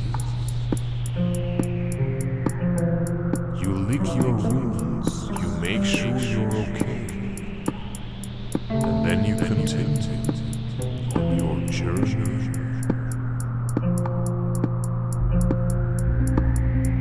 And into life. And you let it swallow you up, so that you can paddle and paddle and paddle. So that one day you will surf again. And maybe you won't surf today. Maybe not even tomorrow. But surely there will come a day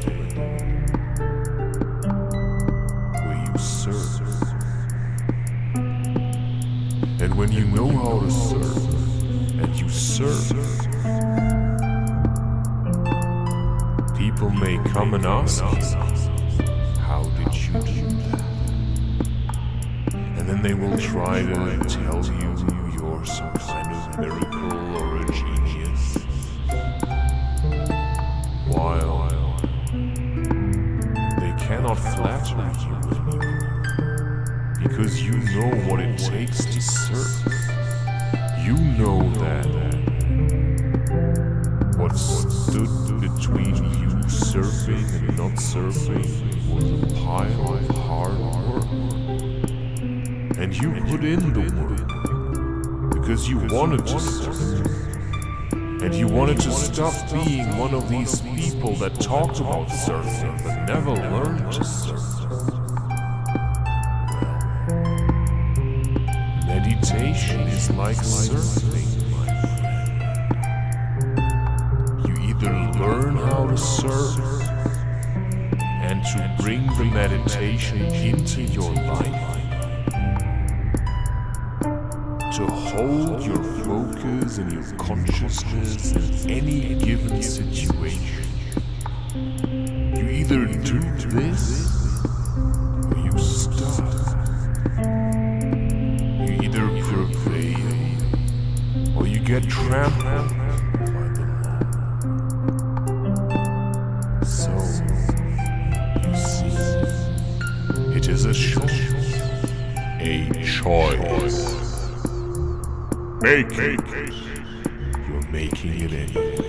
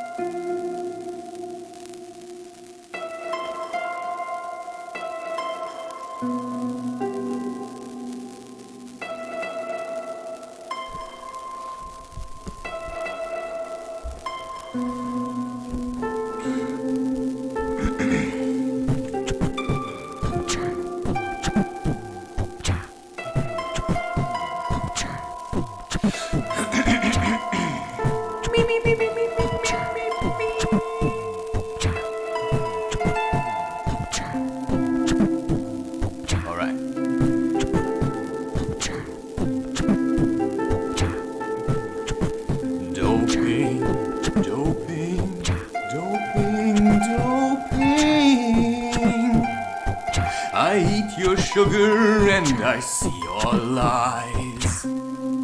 I have been harboring melodies that are too old for you to see, and sometimes I do fancy a disguise.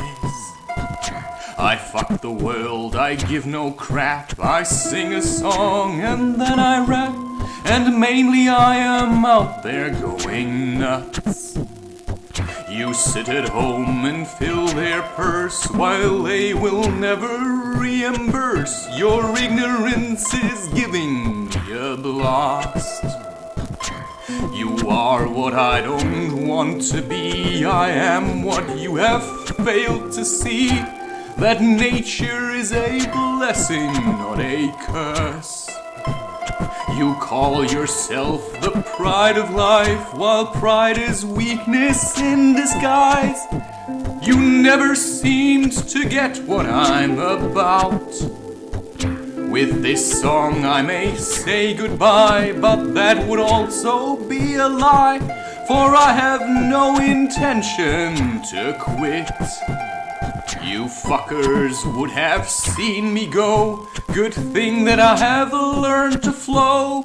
Your obstacles are nothing but a blur. I managed to outmaneuver you, even without wearing shoes. You think you're smart, but science is a fag. They give you hormones, make you sick. They make machines to fake their dicks. And here I am, that's all I had to say.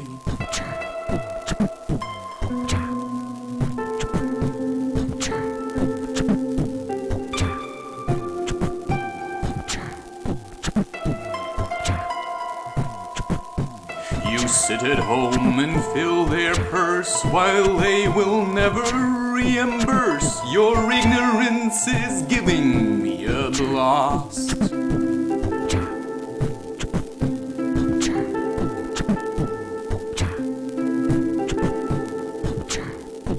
You call yourself the pride of life, while pride is weakness in disguise.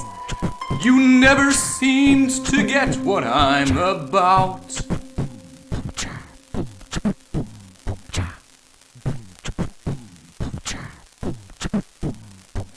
You are what I don't want to be. I am what you have failed to see. That nature is a blessing, not a curse.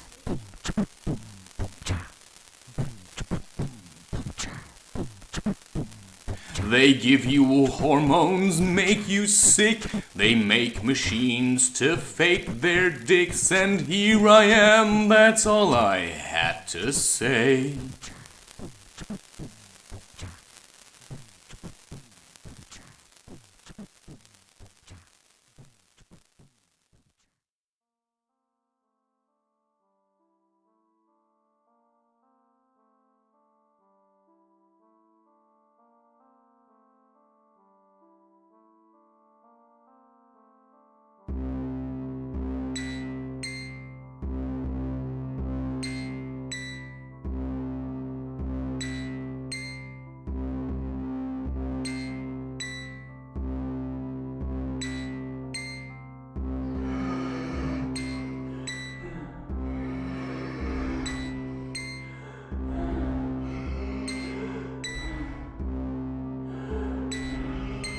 Why do I feel so terrible?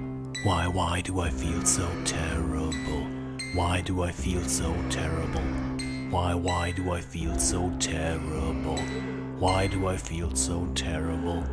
Why do I feel so terrible? Why do I feel so terrible? Why do I feel so terrible? Why do I feel so terrible? Incredibly terrible. I feel so terrible, and the question I've been asking is, why do I feel so terrible? Why do I feel so terrible? Oh, why do I feel so terrible? Incredibly terrible. Why do I feel so terrible? Why do I feel so terrible? My back is aching. Although I played sport, I went outside. But still, why do I feel so terrible? Why do I feel so terrible? Why do I feel so terrible? Incredibly terrible. My back is aching. My lungs are sore. My head is shaking. I don't know more. No more. Those feelings are killing me. I want somebody to hold me in their arms. I'm craving for some woman. that's gentle and that's warm. Why do I feel so terrible? Why do I feel so terrible? Why do I feel so terrible? So incredibly terrible. Incredibly terrible. So why do I feel so terrible? So incredibly terrible. Why do I feel so terrible? So incredibly terrible. All the people I meet are selfish and full of greed. Nobody's there. Nobody's there. Nobody's there to touch me. Nobody's there to massage me. I have to do it all on my own. So what do? Well, I'm on my own, so why do I feel so terrible? Why do I feel so terrible? Self-responsibility. Stretch your body and then see how you feel afterwards. Do some sport. So afterwards maybe you'll feel a bit less terrible. You might feel a bit less terrible. Oh yeah, why is it so? I really don't know. Life is a drag, but it might also be a bit different than that.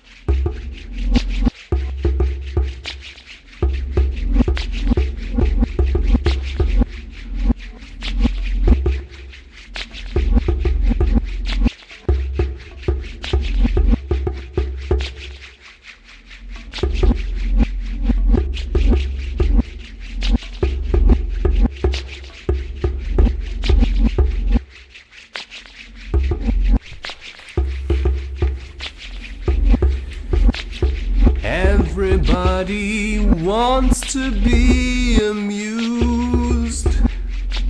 Anybody wants to be amused. They want to be amusing. They want to make us laugh. They have nothing to love though. So who should I then love? You ain't got no God, I ain't got no time to waste on your jokes. You're all a hoax, you all worship lies. Wear your suits, disguise, shave your beards, beard nicks, worship junk, Netflix. I stand alone in the open, my souls are bare as my soul. I struggle up mountains, make tokens of courage, that is my toll. I see you're all listening to liars. I see how you all make fake smiles. I cannot forget you're all liars. I cannot make smiles that are fake. Neither am I a liar. If I am honest, you run. When I enter your bedroom, I shine like the sun. I'm an angel of heaven. I fight against your shit. I fight against your corruption. Believe me, I never quit. Would you see devils in daylight? You're hiding from the sun. They hide inside your testicles. They hide inside your nuns. They punish children in schools now. They did so for quite a while. So tell me, what am I seeing? I'm seeing a silent death. I see a bunch of pretenders and cowards running out of breath. Lies have short legs, that's the saying. That's why you're all running around. Coffee is keeping you busy. Science is building a mound. Doom is the Tower of Babel. Babel is science of old. There's something to learn from the fables, while the Bible is nothing but mold. I give you something to listen. Jesus tried, but he failed. You nailed him to the cross, my friends, and you still worship those nails. You prayed to him on the cross, dear. False idols in your face. If you don't get this, you're wrong here. Go and find someone else. I'm done with playing nice now. There is no cross for me. I will no longer be silent. I enjoy you suffering. There is a message for others, for those that want to be free. Rid yourself of those devils. Open your eyes and see. The whips are your masters, and you are the slaves. Whips are fear, and words are knaves. Sticks and stones may break my bones, but words can never harm me. I have no need for suited clowns that have no beards, are beardless. Fuck.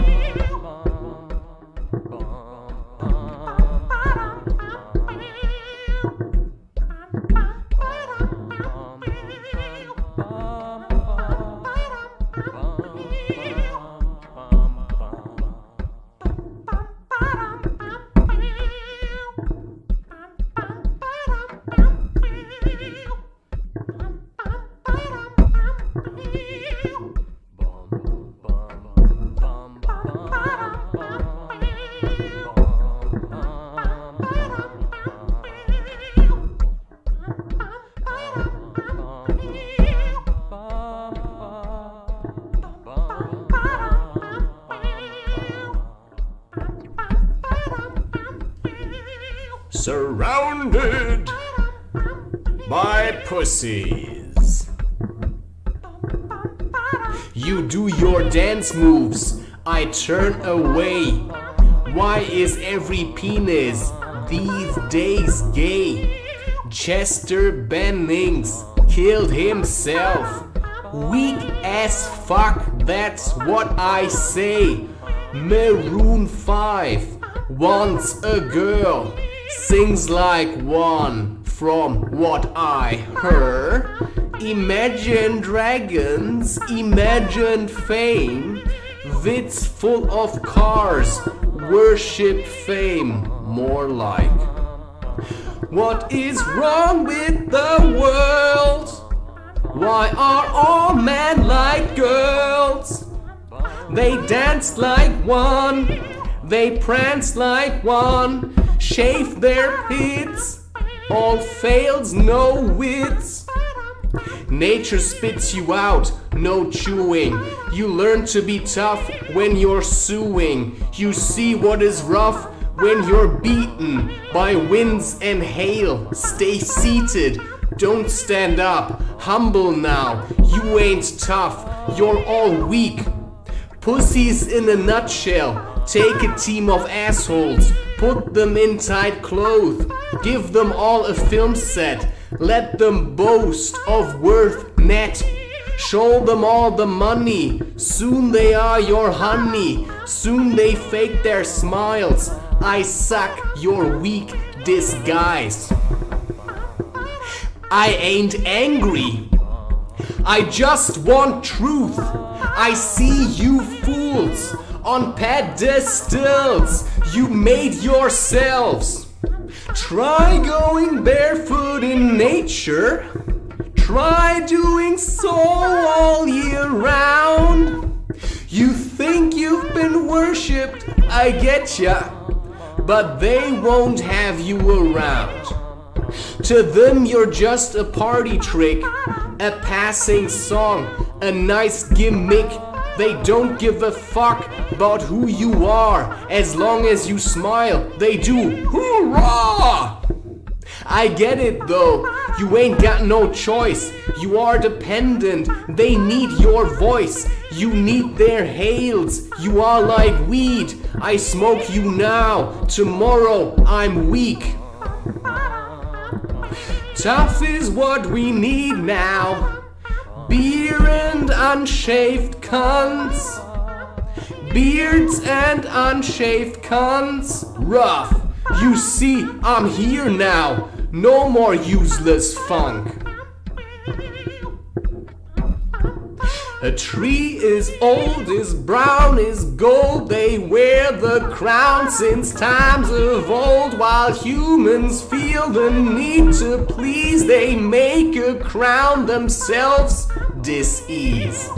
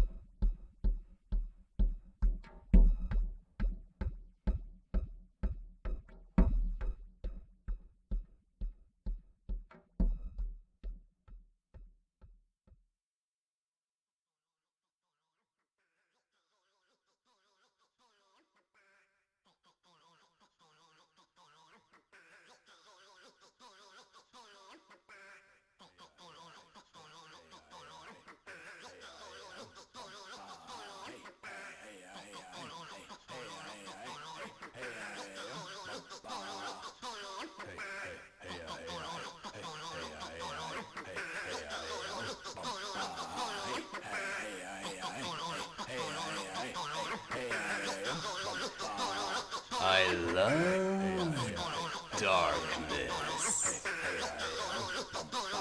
I open my eyes, in the distance cries, in the morning nice. All I can do is fight. I take a step back, I fall into an abyss, too dark to see, too stuffed to breathe. My world is hell, I live in hell. I'm an angel of heaven, and here I am. I landed in hell, and here I am. I take a step, I suffocate. Everything that I loathe and hate comes crawling at me from the darkness. It tickles my little toe. It guts the people I laugh at and tortured the rest of those hoes. I fucking hate it. All there is to it. I want to stop it. Smash it right to bits. It continues nearly all the time. Come on, you love it. I can see you smile. I open my drawer, I take out my gear, I chuck my shoes, I shoulder my fear, I leave the house, I walk about, I see no one, I'm finally done. You don't get it, I'm out of control, I can suffer, I know how to roll, I love darkness. While you are all afraid, I love darkness. 'Cause what is there to hate? I see a bunch of children that piss their pants, seek flight. I see a man in rags that learned, that took a fight. A liking, so striking, so spiky. It's Mikey, the guy with a kitchen full of fat. I fry an orange in rancid fat. I use old muffins as batter. I consider myself as the hatter. I eat the orange soaked in fat. I feel so sick, should have eaten bread instead, but no, too slow, too weak. I speak, I'm crazy. I'm real DIY if you don't get me. Hear me sigh, hear me fry, hear me fight and fly. Your story is a sad one, but mine is full of shit. I see your lies and regret none, and still you hear me speak. Figure it out, never shout, always smile. This is style, this is higher, this is rock, this is the anti-flock, the never mob, the special kid, the man with wits, the guy who left and got reborn. What's there to get? I got a mission from heaven and here I am. Responsibility in your face and here I am. Fuck all of you pretenders, there's nothing to say.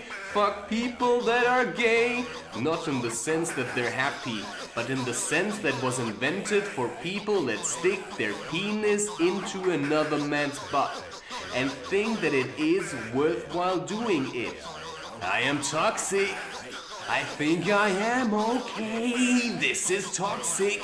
I still think that that's okay. I have lived here amongst toxic folks, just like Disney. Their lies, they're such a hoax.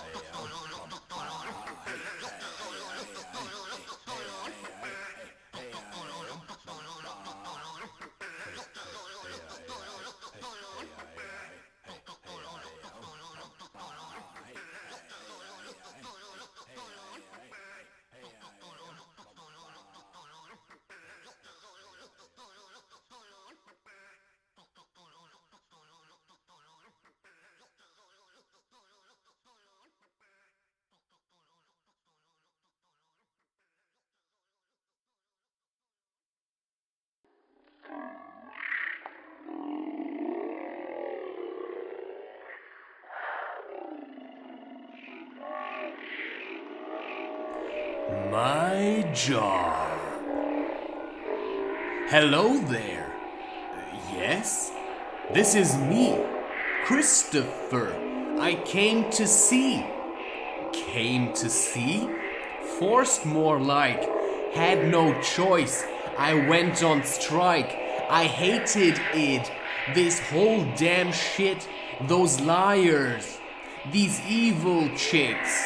Oppressed by me. So glad to see you leave me be, for I am free. I'm angry. I spit in your face, not really. I look at you with those eyes, blue like the wind, the ocean. They will freeze your heaven and make a hell. I never yell, I stay silent. All it takes is one glance. My job requires my silence. What more is there to tell? My job is truth.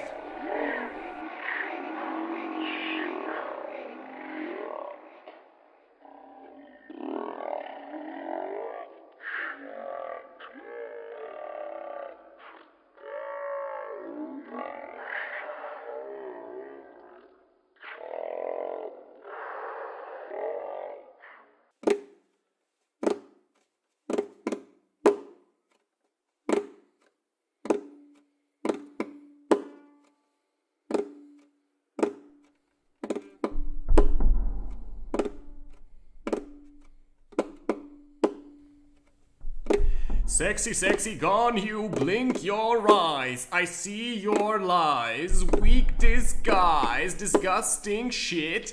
TikTok quit, you make us sick, disgusting.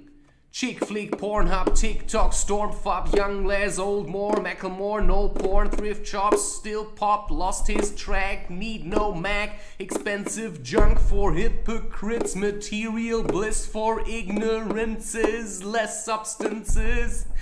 I see you, weak fucker, you stand there in shorts. Instead of wanking, you play at sports. That makes no sense, I thought you were cool. I see you wanking at home, you fool. In front of others, you play the beast. At home, you're mothered, indeed you're weak. You need their worship and they need lies. I cannot help but destroy your disguise. It was so plain for me to see. I like no planes, I go by sea. And here I am, like Eminem, with style. I diss you not, I cry. This is me crying, can you not tell? I'm yelling my anger. Here, let me spell C-R-Y.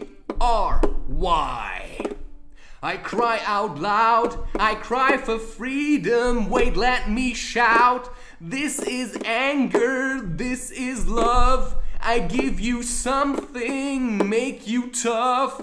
Go to nature, watch no porn. Worship trees instead of scorn. Drop your anger, use it well. Make some content that is swell. Find your strength, go be tough. Nature knows it sure is rough. I have seen her, nature's truth. It breaks you down and then it boosts you up, my child. My son, go wild. I love you so, I want you healed. Instead of weak, I want you true. Instead of false, I wear no shoes. Massaged by stones, beat my sticks, and stung by flies. Ticks find me, that is my style. I know the truth, I live my life. I tell you this, so you go wild.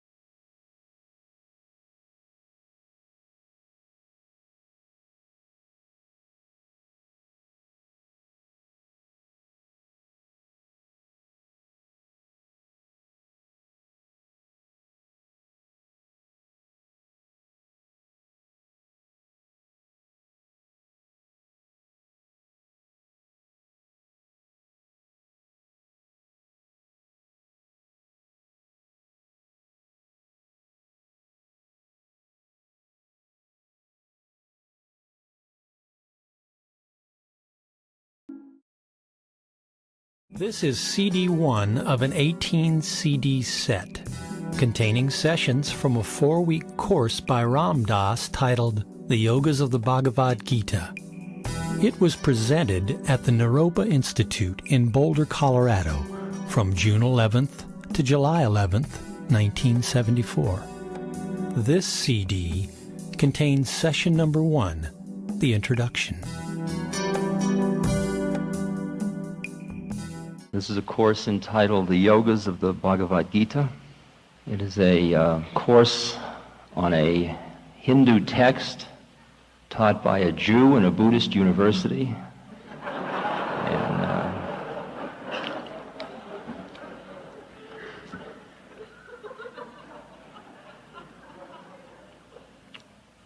who has a great love for Christ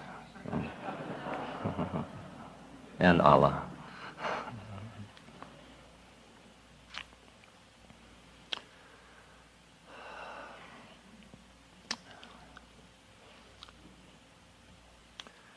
This course is primarily concerned with the devotional and karma yogic aspects of life.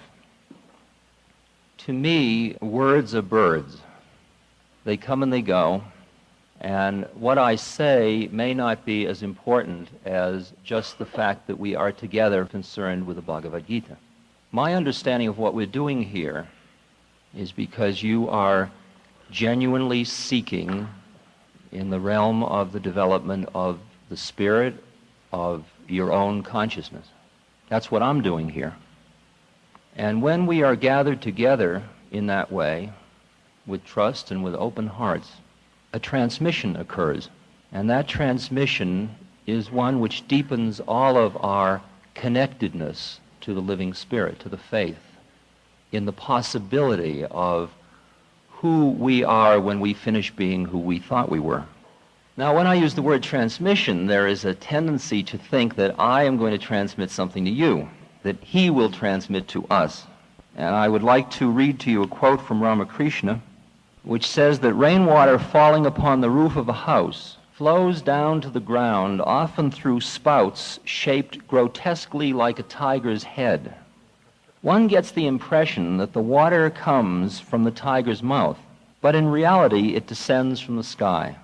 In the same way, the holy teachings that come from the mouths of godly men seem to be uttered by those men themselves, while in reality they proceed from God. In talking with Swami Muktananda, who is a very, very beautiful saint from India, I was expressing to him my feeling of presumption at attempting to teach the Gita. In India, most people are pundits. It's part of the way of life. Most people are great scholars, really, and they have all made extensive studies of the Gita. The Gita is a book which has been commentaried more than any other book in the history of man. And often I've gotten into long philosophical discussions about the Gita with the railway conductor or the sweeper, because in everybody's spare time, or when they're finished with the spare thing of doing their regular work, they're doing the important work, which is studying the Gita or the Ramayana. And so I was telling Swami Muktananda that I thought it was a little presumptuous for me, because I'm not a Sanskrit scholar, and I'm really not a great intellect about the Gita either. And he told me this story. Krishna, as you may or may not know, I'll tell you a little bit about Krishna soon, but Krishna at one stage of his incarnation as an avatar was this beautiful young blue boy. And there was a great student of the Gita, an old man, and his wife, and he was so intent upon studying the Gita that he had stopped doing all of his work. He wouldn't do anything. And they were going without food, and his wife was being very harsh on him, saying, you have a duty to go out and bring his food for the family, at least 1 or 2 meals a day. But he wouldn't listen. He'd just go off into the woods and study the Gita. And she kept pressing him and hounding and hounding and pressing. And she was making his life quite difficult, but he would escape to the woods to study the Gita every day. She screaming at him as he left. And this one day he went out into the woods and he sat studying the Gita, and he came across a line in the Gita which said, if you offer all of your devotion to me, says Krishna, you need worry about nothing in the world. It'll all be taken care of. And he thought, well, isn't that a peculiar line? I mean, here I'm totally devoted to the Gita, to Krishna, and here's my wife all freaked. Yet it says right here that if I am devoted to the Gita, everything will be taken care of. Why isn't everything being taken care of? Okay. Okay. At which point he underlined that sentence because he wasn't sure about it. At that moment, back at his house, there was a knock at the door, and the wife went to the door, and there was a young man standing there with bags of rice and dal, lentils, and flour, long supply for many months. And the wife said, "What are you doing? What is this?" He said, "This is for the family of somebody who studies the Gita." And he brought in these big bags of food, and she noticed as he was setting them down that on his chest, his shirt was open, and there was a wound on his chest, and there was blood coming out of the wound. And she said to him, what happened to you? And he said, "Oh, this was done to me." She said, "Who did this to you?" He said, "This was done to me by a man studying the Gita out in the woods." And he said no more, and he left. Husband came back, and he saw the food, and he asked his wife about it. And she said, "But you know," she said, "this peculiar thing." She said, "When I looked at him, there was blood coming out of this wound in his chest, and when we asked him what the wound was about, he said, it was done by a man studying the Gita out in the woods." And at this point, the old man realized what had happened, and he passed out. He fainted. And Swami Muktananda said to me, "You see," when the man had underlined, with doubt, the doubt had been the wound in Krishna. Swami Muktananda said, "You see, the Gita isn't a book about Krishna. The Gita is Krishna. Gita is Krishna." And he said, "You don't have to worry about teaching the Gita. That's none of your business. The Gita will teach itself. You know, Krishna will do it in spite of you." So I have been taken off the hook by Swami Muktananda. I think the reason that when Marvin Casper asked me if I would teach at a new institute in Boulder, I said I would because I very, very highly honor Chogyam Trungpa Rinpoche. I think we are very, very fortunate to have such an extraordinarily evolved being in our midst. And I have no ashrams, no students, no trip. I'm a student. And what I've been doing in the past few years is feeling that it was my dharma, and we'll be discussing that term ad nauseum.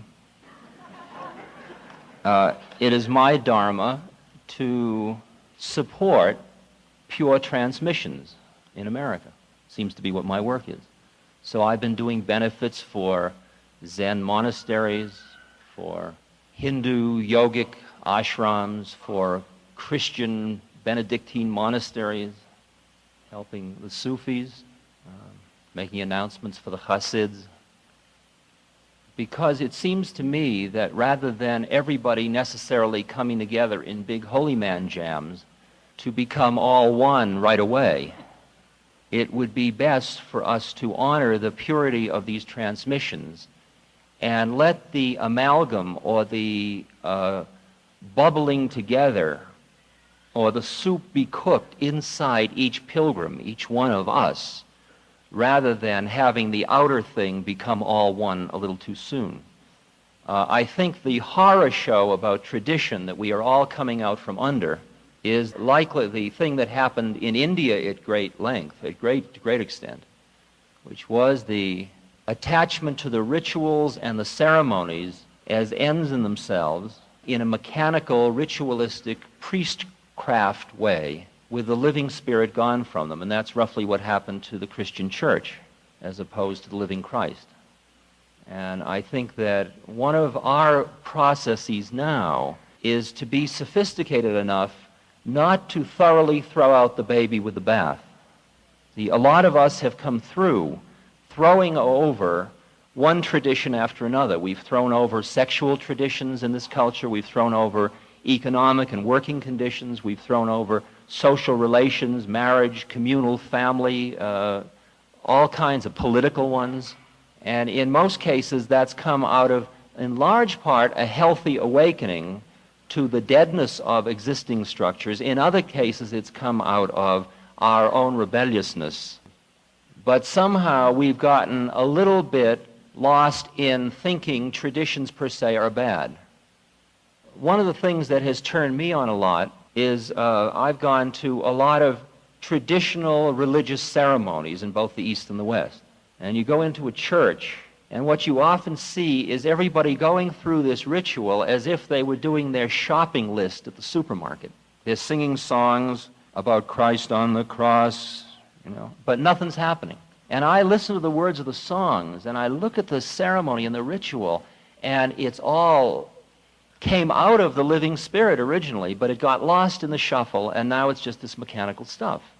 But as I come back to it with eyes that are tuned to other planes of consciousness, and when I center enough and don't get lost in the reactiveness to the situation of, oh, this is a drag,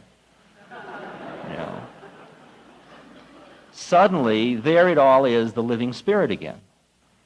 And I think that what a gathering of this nature is about is partly we are all being prepared. We are all being prepared to serve in the capacity of reinvesting a society with the living spirit. And that comes through our becoming it, because the only thing you transmit from one human being to another is your being. All the fancy words aren't going to mean a damn thing. Now, why, when he said, what would you like to teach, I said the yoga of the Bhagavad Gita, or the yogas of the Bhagavad Gita. Well, the first reason, I think, and the most profound reason, is because of my guru.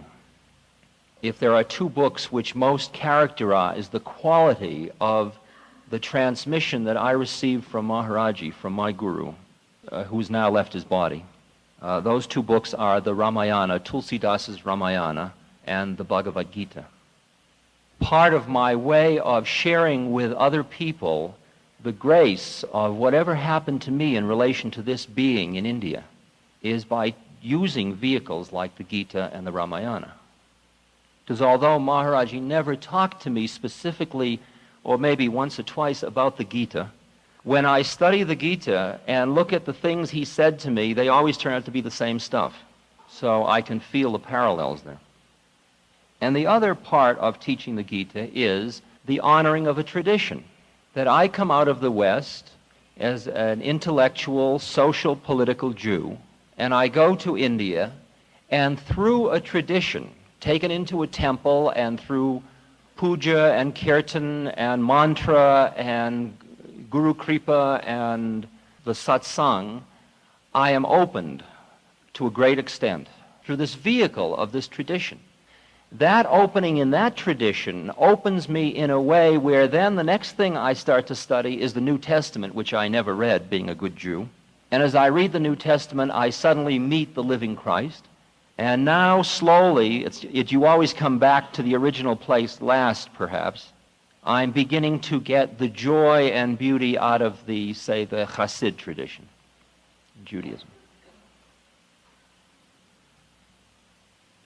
There are a number of stages in the evolution of consciousness, a number of stages in the awakening process.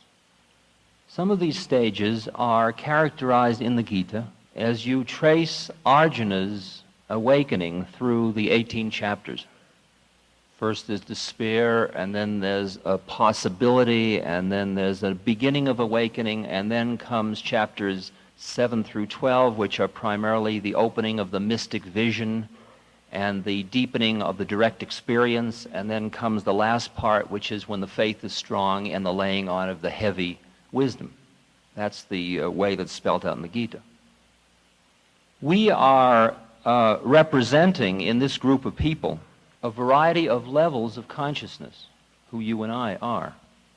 Some of us are just beginning to feel a little bit of malaise, a little bit of discomfort with the way the game's been going in life. And in the other end, some of you are so drunk with bliss of mystic vision that it's everything you can do to stay here and not go off into a cave. And people have to force you to eat because all worldly desire has fallen away. Some of you laugh cynically, some of you laugh knowingly, see? That's differences in the stage. I'm going to read you a series of quotations about stages so you can get a feeling of what the range of the dance is. This is Jacob Boehme, the Christian mystic. The external world or the external life is not a valley of suffering for those who enjoy it, but only for those who know of a higher life. The animal enjoys animal life, the intellect, the intellectual realm.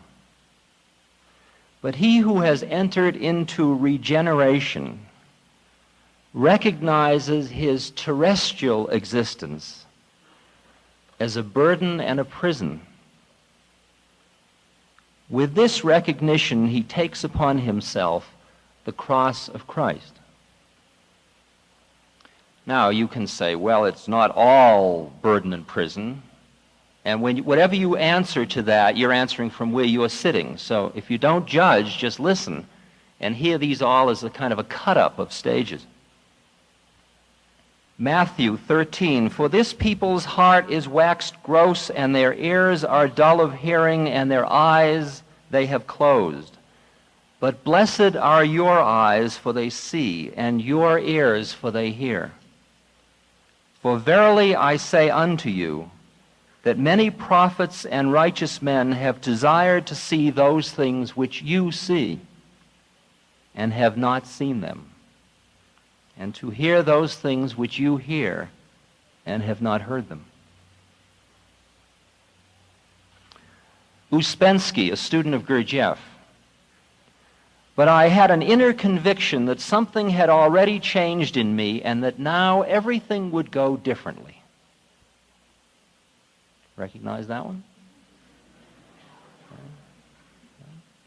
This is a nice one about Gurdjieff and Uspensky. Our friends found us becoming dull.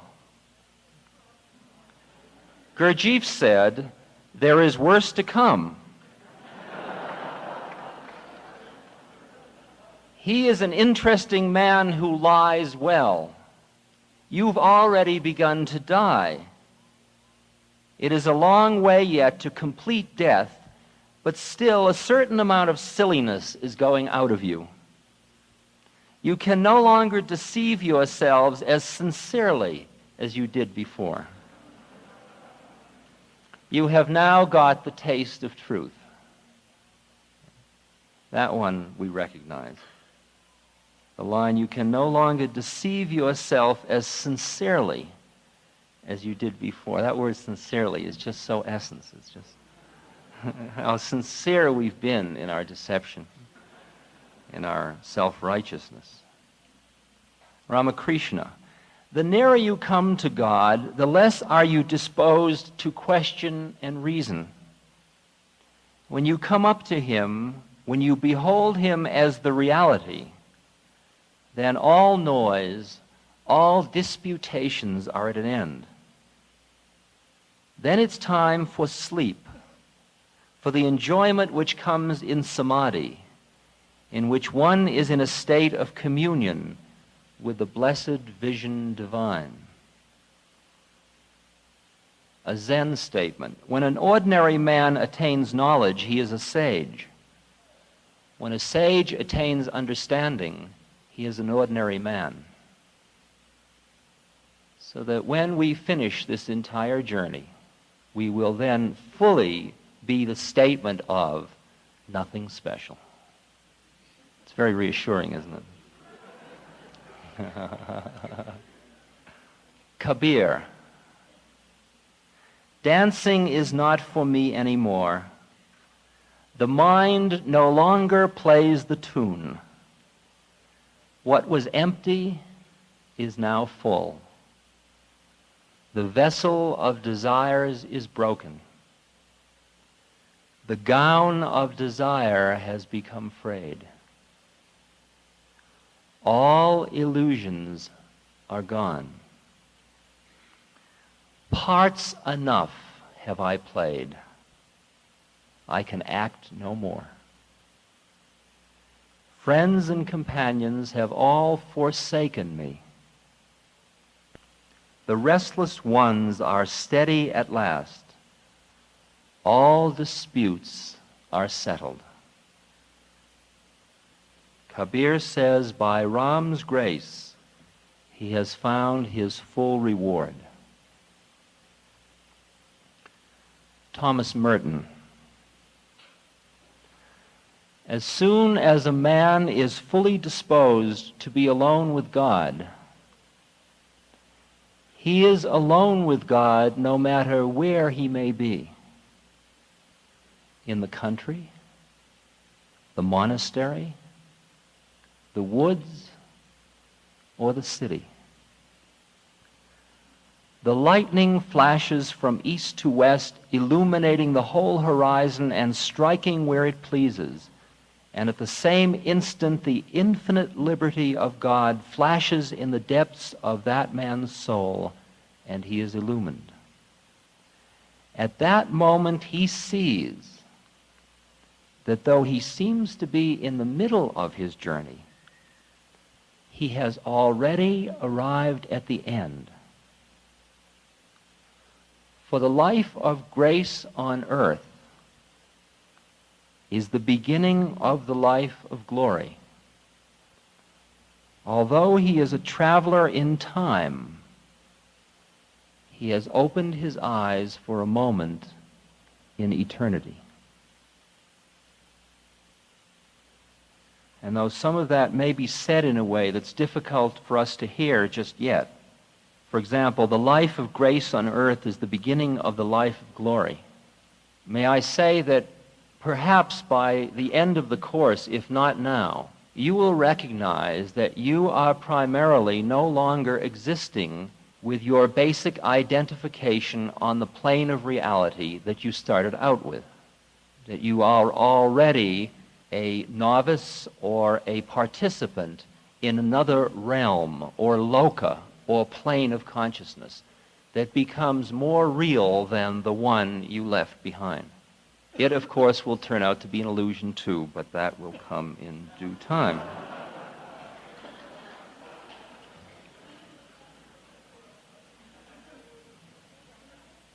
And these are some instructions to you from Chuang Tzu about this course. Pass directly. Don't listen with your ears. Listen with your mind. No, don't listen with your mind. Listen with your spirit.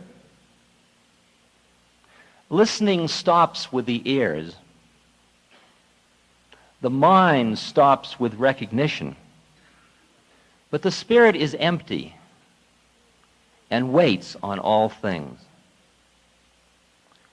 And the way gathers in emptiness alone. Emptiness is the fasting of the mind. It's easy to keep from walking. The hard thing is to walk without touching the ground. You see, part of our head trips about courses is we go back into a certain perceptual frame of reference about stuff. And who are we again? We are the researcher. We're the judger, collector, observer, analyzer, using our analytic mind and identifying with it. There is another way of doing this whole trip, and that is by being so empty, by being so non-judgmental. I mean, if you're taking 3 or 4 courses, you will go insane if you try to analytically bring it all together, because there is an incredible amount of paradox in the situation. And the rational mind will be boggled, I assure you. Now, I have no trouble whatsoever loving Trungpa taking teachings from him, loving Maharaji taking teachings, going to a Christian monastery taking teachings, sitting in Zen Buddhism and taking teachings and solving koans. To me, it all comes together, but I wouldn't try to analytically tell how it comes together. It comes together because I decided at one stage of the game to open Pandora's box and let it all in. And whatever would float, would float. I even remember when it happened. It was back at Harvard, and Tim Leary and I were doing research on psychedelics at Harvard. And Harvard was getting a little concerned because we had just ordered $500,000 of LSD from Switzerland.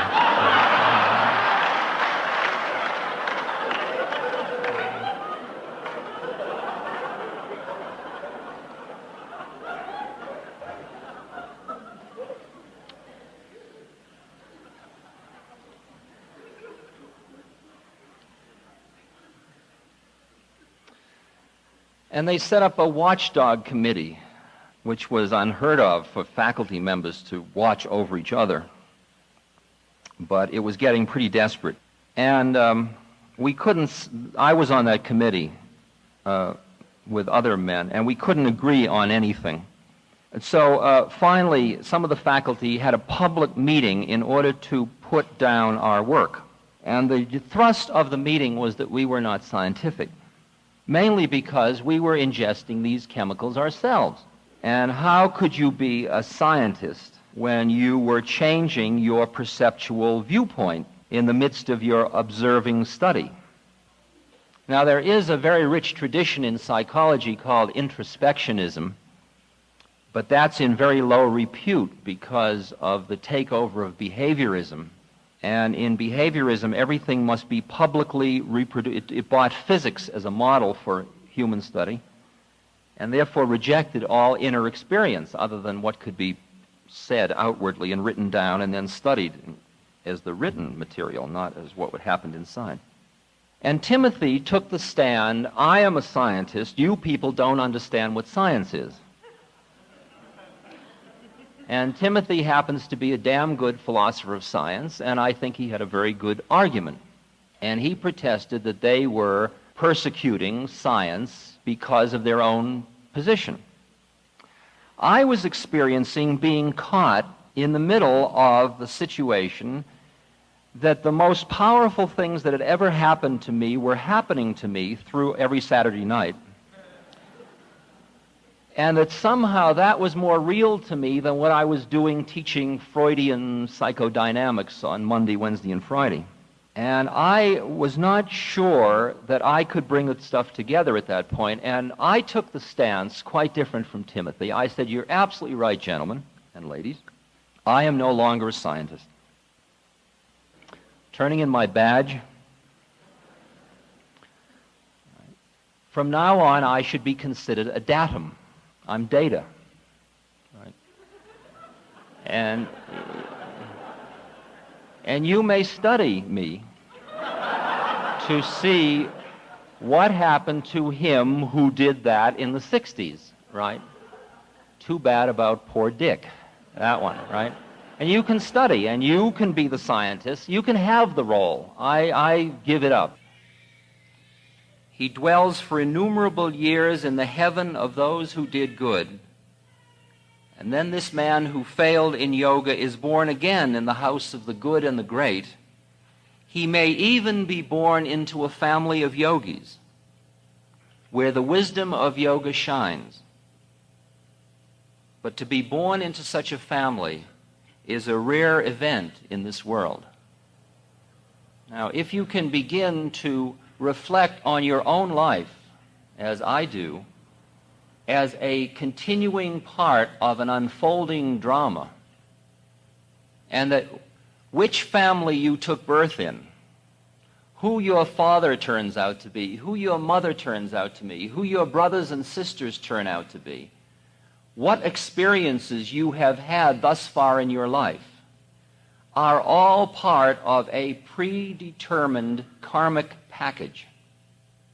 And that all this is running off perfectly lawfully. There is no chance in this system. The laws of reincarnation, the laws of karma, are unbending. And there is no force in the universe that is aside from them. You say, well, isn't God aside from the laws of karma? Well, God, in a way, is the laws of karma.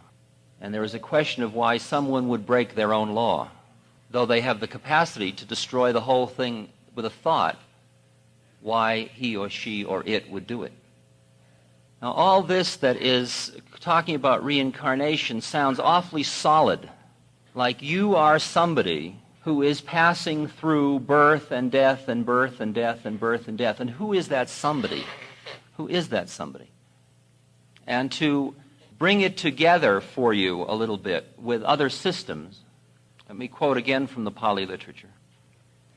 There are no real ego entities hastening through the ocean of rebirth, but merely life waves, which according to their nature and activities manifest themselves here as men, there as animals, and elsewhere as invisible things. Every act you create, every act you do, depending on the desire connected with that act, which we're going to be talking about, creates in your mind what in Hinduism are called vasanas, or subtle thought forms, thought waves. And they remain. And when you die, they remain. Because what dies is the physical body, and there are sheaths, and these sheaths go. And what are remaining are these subtle mental tendencies, which function like a DNA code, which determine the next round, if you will. And as you meditate more deeply, you will begin to see your own mind coming into existence, existing and dying, coming into existence, existing and dying, coming into existence, existing and dying. But over that continuity, you will see incredible repetitiveness of the nature of the content of those thought forms. It's interesting, the question is, if you create karma now and then you are born again, are you the same person that's reaping the karma who sowed it? And it's much like if you take a candle and light another candle, is it the same flame? Or is there merely a transmission from one to another to another to another, and really the person who's reaping the karma, like you, are reaping the karma of incredible past lifetimes?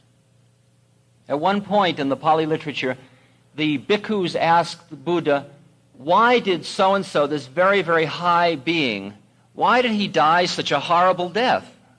I mean, it isn't fair. He's been so pure, he's been so good, he's been such a high bhikkhu. Why should he die such a horrible death? And Buddha says, well, I'll tell you how it is. Some 500 births ago, he killed his parents. And he's been paying for it every birth since then. Now, I can experience in my own life that when I go to India and go into these villages and I find myself doing sadhana and sitting in a very simple environment and realize that I came out of a Jewish middle-class Boston environment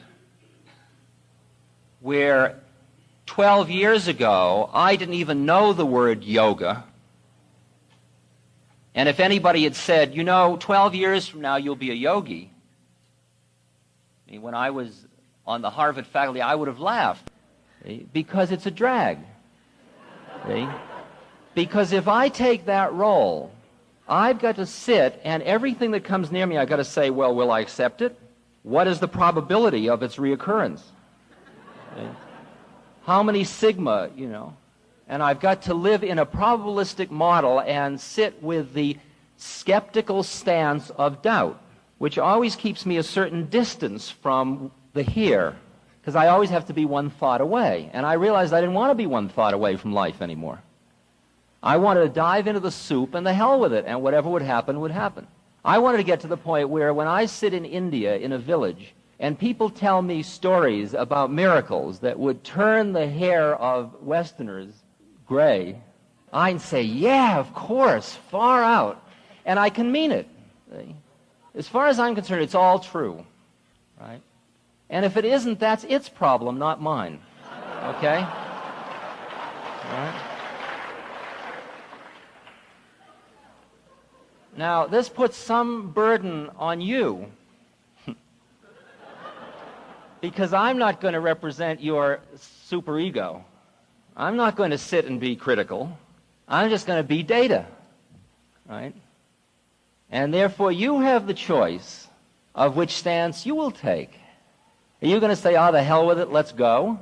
Or are you going to say, well, I'll watch and keep an open mind? It was like...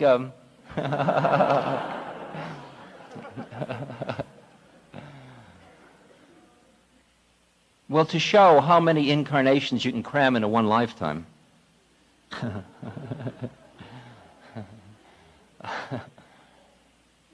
Let me say that at Harvard, I was a member of a junta, a group of young Turks in the social relations department who were trying to toughen up the department by more statistics requirements and experimental methodology. Right? And at that time, when parapsychological phenomena occurred, I would say, very interesting. We certainly must keep an open mind. Okay? That was my professional position. Then I started to take psychedelics, and all these things started to happen to me. And I said, I have ingested a psychotropic agent, and I am having a hallucination, and it's fascinating. Okay? And then, a lot like what Carl Jung does in Memories, Dreams, and Reflections, I said, fortunately, I can come back to my family and my home and to reality. See? That was another stage.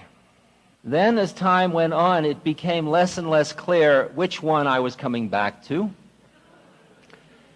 And then, as I stopped worrying about that, which made you very edgy in terms of mental health, phenomena started to occur to me when I was not under a psychedelic, so I had no recourse to the fact that it hadn't happened to me, it had happened to somebody else, so I couldn't use the scientific one of very interesting, we must keep an open mind, because it just happened to me.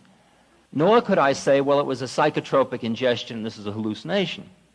So I was left without a defense. And there is a predicament about blessed are your eyes for they see, and your ears for they hear, that there are phenomena which we will be reflecting upon in this course that are available to her or to him who has not veiled herself or himself from them through attachment to your own thought.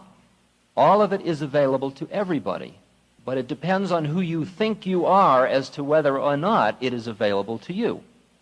And that's why the stance you take in the way you are responding to education has a lot to do with whether or not you can totally grok Tibetan Buddhism, whether you can grok the Gita.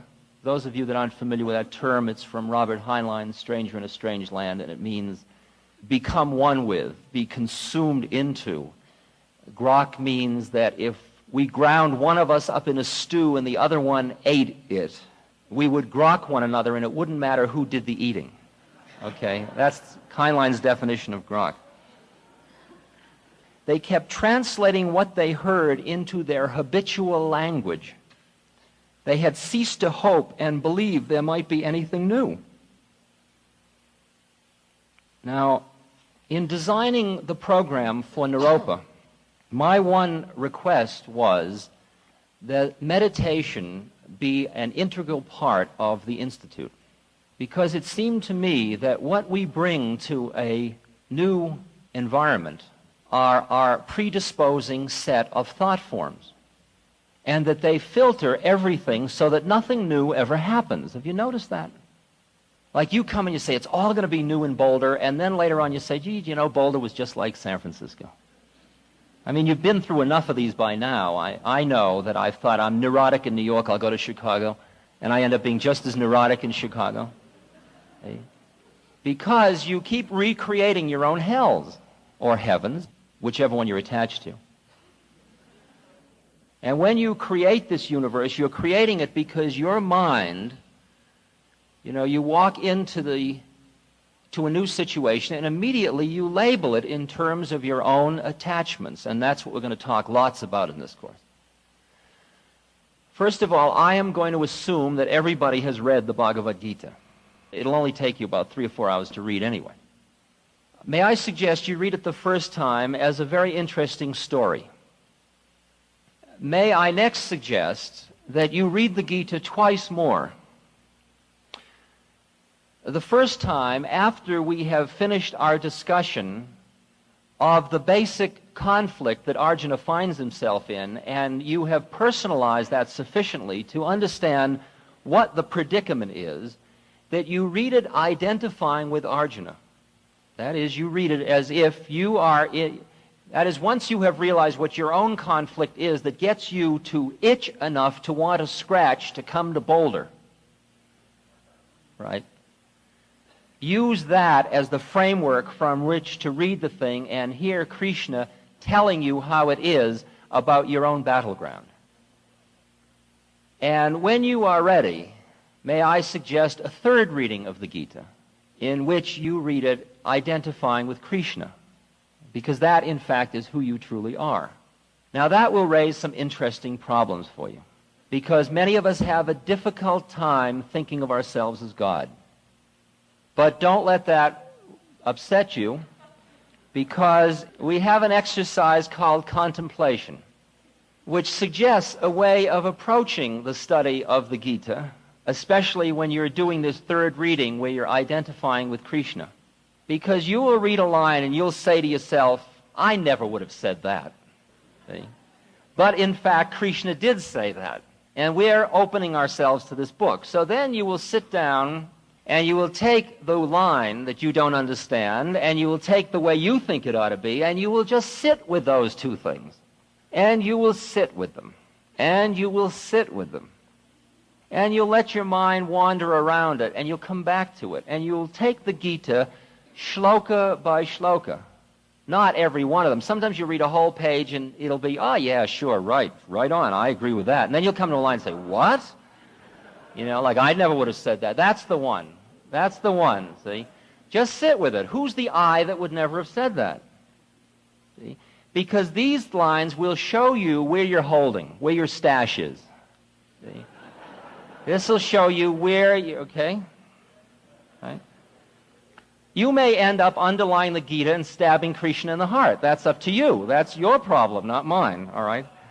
But in the meantime, you will have the opportunity to work with this shloka by shloka as a contemplation exercise, and different things you can do as contemplation and stuff like that. And now, those of you that want to leave, leave, and those of you that would like to sing are more than welcome to sing. Hare Krishna, Krishna Krishna, Hare Hare, Hare Rama, Rama Rama, Hare Hare, Hare Krishna, Krishna Krishna, Hare Hare, Hare Rama, Rama Rama, Hare Hare, Hare Krishna, Krishna Krishna, Hare Hare, Hare Rama, Rama Rama, Hare Hare, Hare Krishna, Krishna Krishna, Hare Hare, Hare Rama,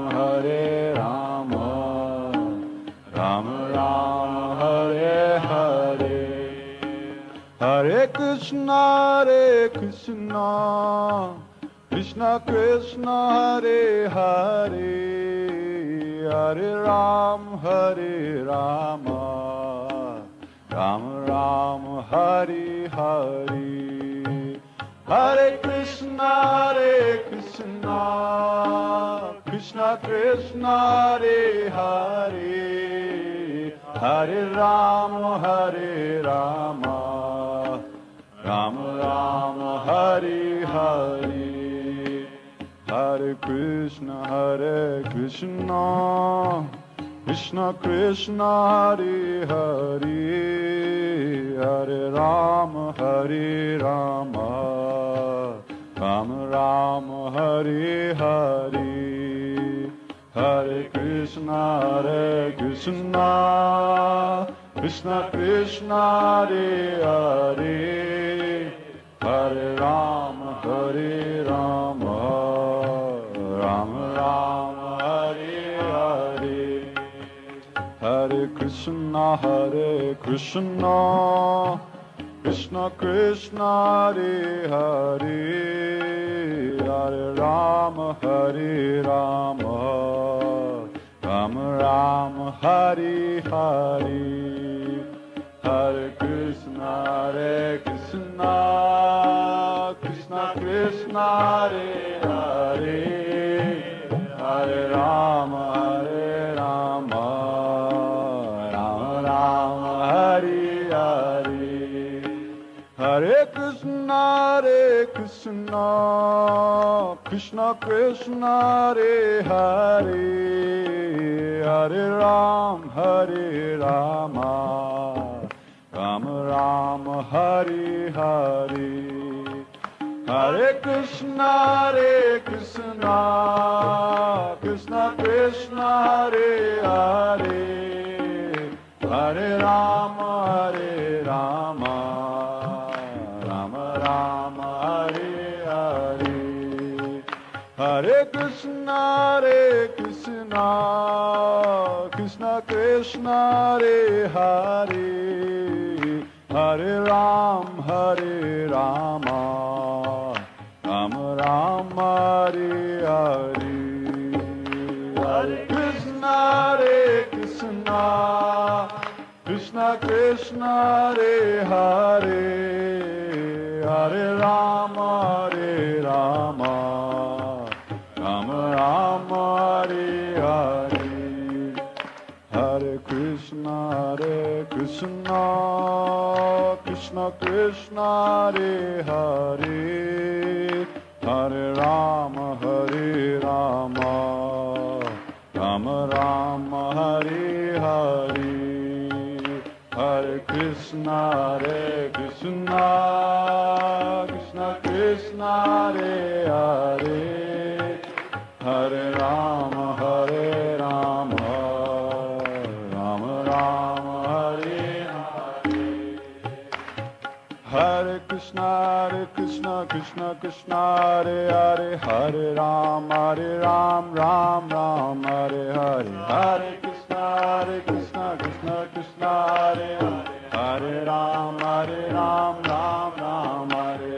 Hare Krishna Krishna Krishna Hare Hare, Hare Rama Ram Ram Hare Hare, Hare Krishna Krishna Hare Hare, Hare Rama Ram Ram Hare Hare, Hare Krishna Krishna Hare Hare, Hare Rama Ram Ram Hare Hare, Hare Krishna Krishna Hare Hare, Hare Ram Ram Hare Hare, Hare Krishna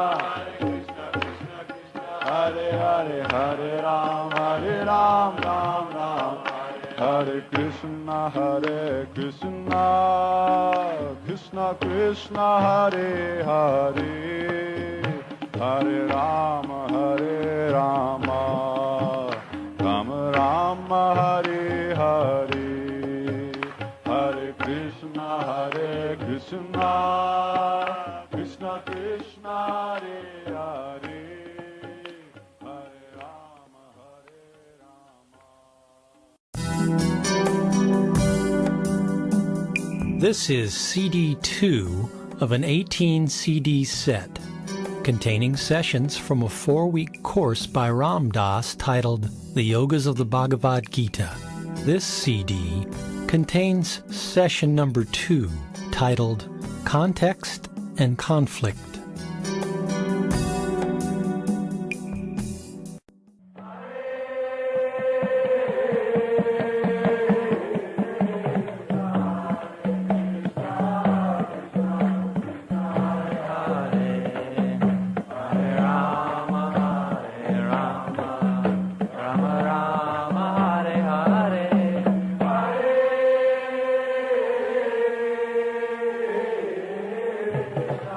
Hare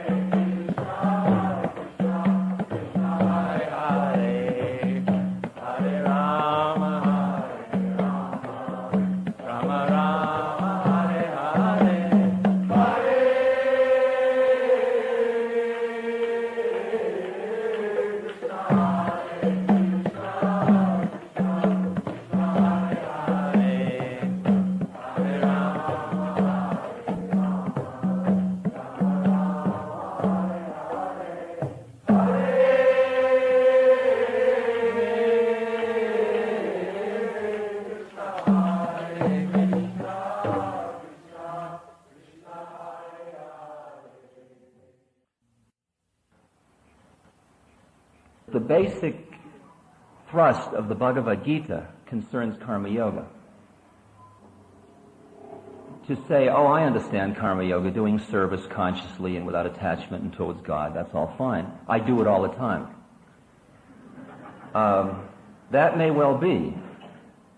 But if you're really unsure whether in fact you are doing it all the time, it would be useful for you to take on a specific exercise in which you do some task that you wouldn't normally otherwise do, and do it specifically as an exercise to stay conscious.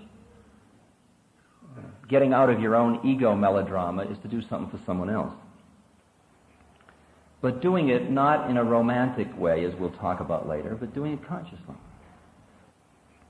I'd like to give, at the outset, a contextual mention of how the Bhagavad Gita fits into the Mahabharata.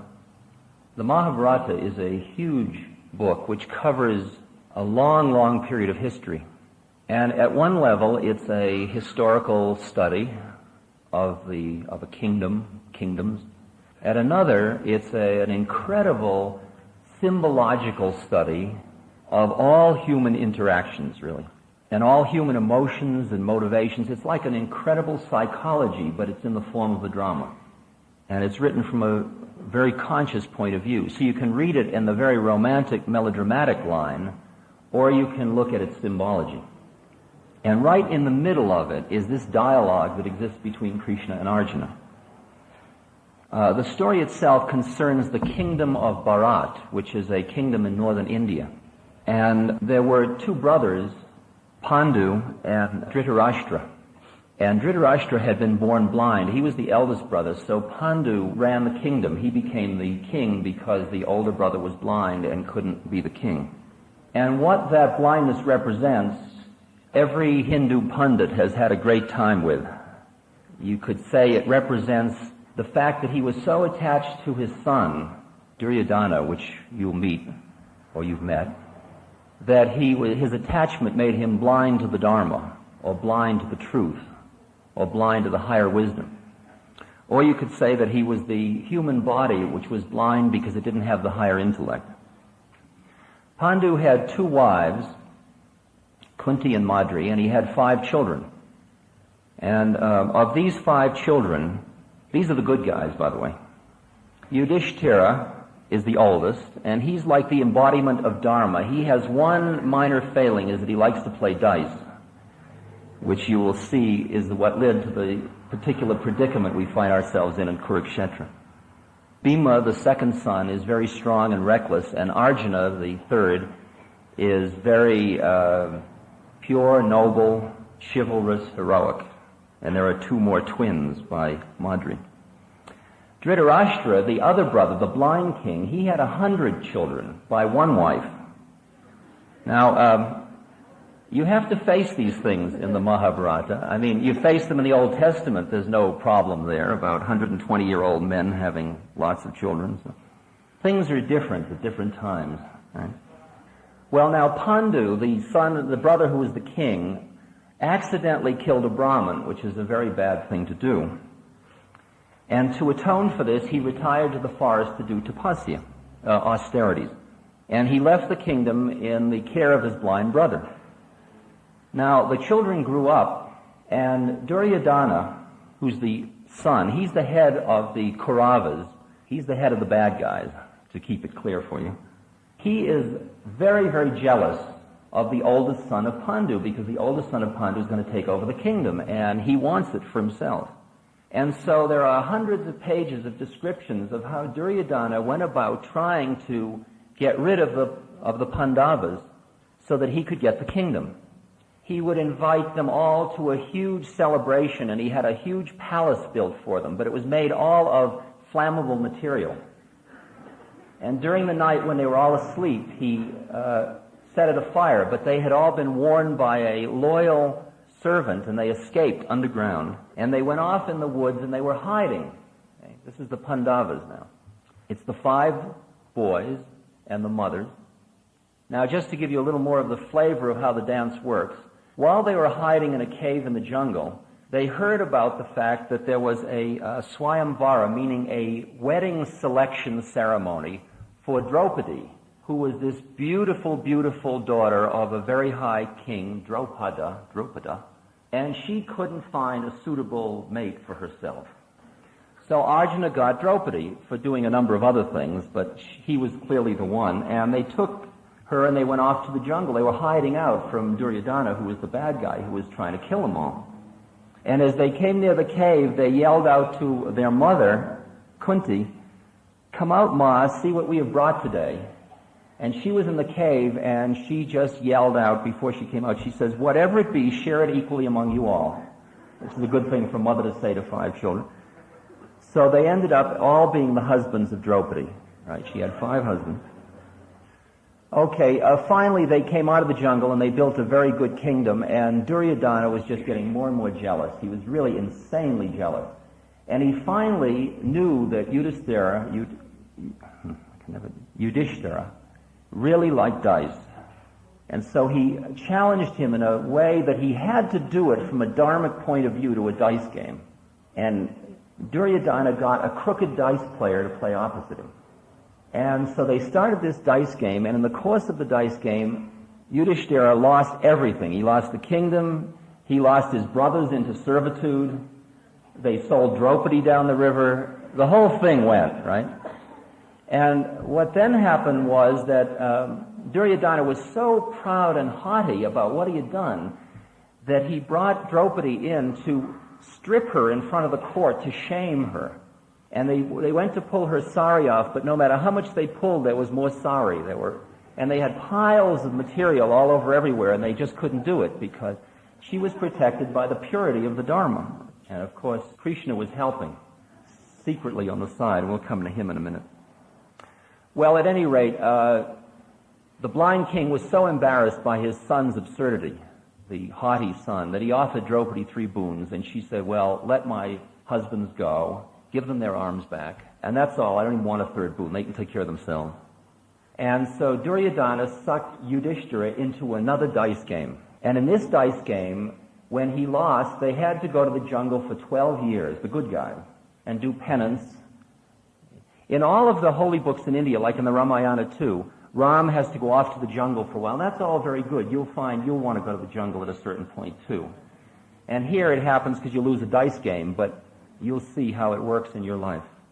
And they have to go for 12 years, and then on the 13th year, they have to hide, because if they're found by Duryodhana on the 13th year, they got to do another 12 years. So they go out and they do the 12 years, and the 13th year, they become servants of a king in a neighboring kingdom, and they just hide out. And Duryodhana tries everything to find them, and he can't find them. And at the end of the 13th year, they come back and they say, "We want our kingdom." And Duryodhana says, "Tough, I'm keeping it." And he says, "I wouldn't even give you enough land to carry the tip of a needle." Okay? That is the predicament we find ourselves in at the time the Bhagavad Gita is about to take place. Okay? That is, Duryodhana has pushed the Pandavas too far. And they have no choice now but to fight, because injustice has taken over the world. It's taken over the kingdom. And the Dharma now has to assert itself. The good guys have to make a statement. And so, both Arjuna and Duryodhana both go to Krishna, who happens to be God, who's in an avataric form. And we'll talk about avatars as the course goes on.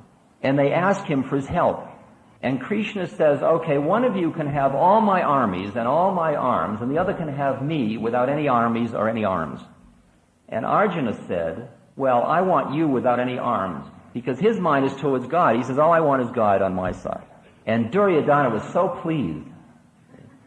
He, being the worldly, dharmic fellow, he said, "Well, I'm perfect. I'm very happy. I get all the arms and all the might."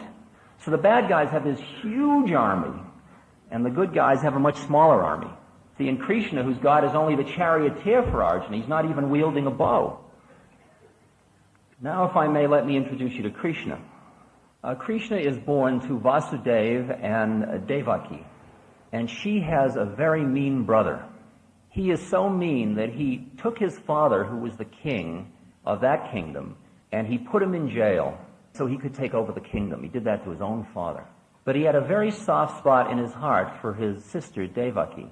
So when she married Vasudeva, he put up a big feast, and then he decided to drive the chariot himself to take them to their new home. And on the way, a voice spoke out, and it said, "Beware, the 8th child of this couple will kill you." And it freaked the brother completely. And he wanted to kill both of them right on the spot. But they begged him not to do it. And so he said, "Okay, if you will agree to live in jail, right, I'll give you a nice suite in jail, and you've got to give me all your children, then I won't kill you." So they agreed, and the first 7 children they had, he took them away the minute they were born, and he killed them. And the time came for the 8th birth, and they put extra guards on the prison, and everybody was in chains. The wife was in chains, and the husband was in chains, and everybody was in chains. I mean, it was like the Bible story, you know, about the prison and the chains. But suddenly the guards fell sleepy, right, and they all fell asleep. And then this baby was born, and as it came out of the womb, it said, "Take me to Gokul, to Nanda's house, and there you will find a girl child, and you substitute me for that girl child." And Vasudeva said, "Well, how can I do that? I'm in chains." At that point, the chains dropped off and the doors opened.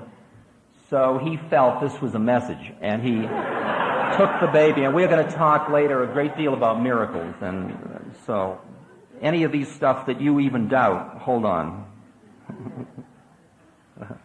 Keep a cynical attitude.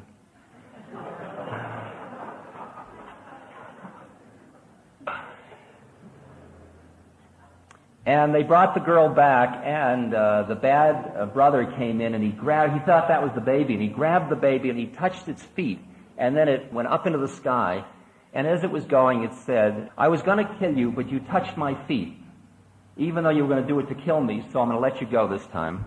And she disappeared up into heaven, right? Which left this little boy baby over at this other house. Okay? And the interesting thing about him is that he was blue, okay, in color. And he thrived despite these incredible plots that the bad brother, Kamsa, was developing to try to wipe him out. And he was being raised by this woman, Yasoda, who was the wife of Nanda. And what happened was, as he grew up, there were all these miracles that kept happening, but everybody treated them all as hallucinations. I mean, nobody could believe that they had the avatar of the age sitting there. Like at one point, somebody came in and said, "Your little boy Govinda's been eating mud." Yasoda said, "That's terrible. Come here, Govinda. Open your mouth and let me see." And so Govinda opened his mouth, and she looked in, and she saw the entire universe. Right? She saw all the planets and the stars and everything. And she freaked completely. And then Govinda, out of the compassion of his heart, veiled her eyes with mother love. Okay? So then she only saw her baby again. And she forgot what she had seen, and she said, "Oh, I better lay down. I think I'm..."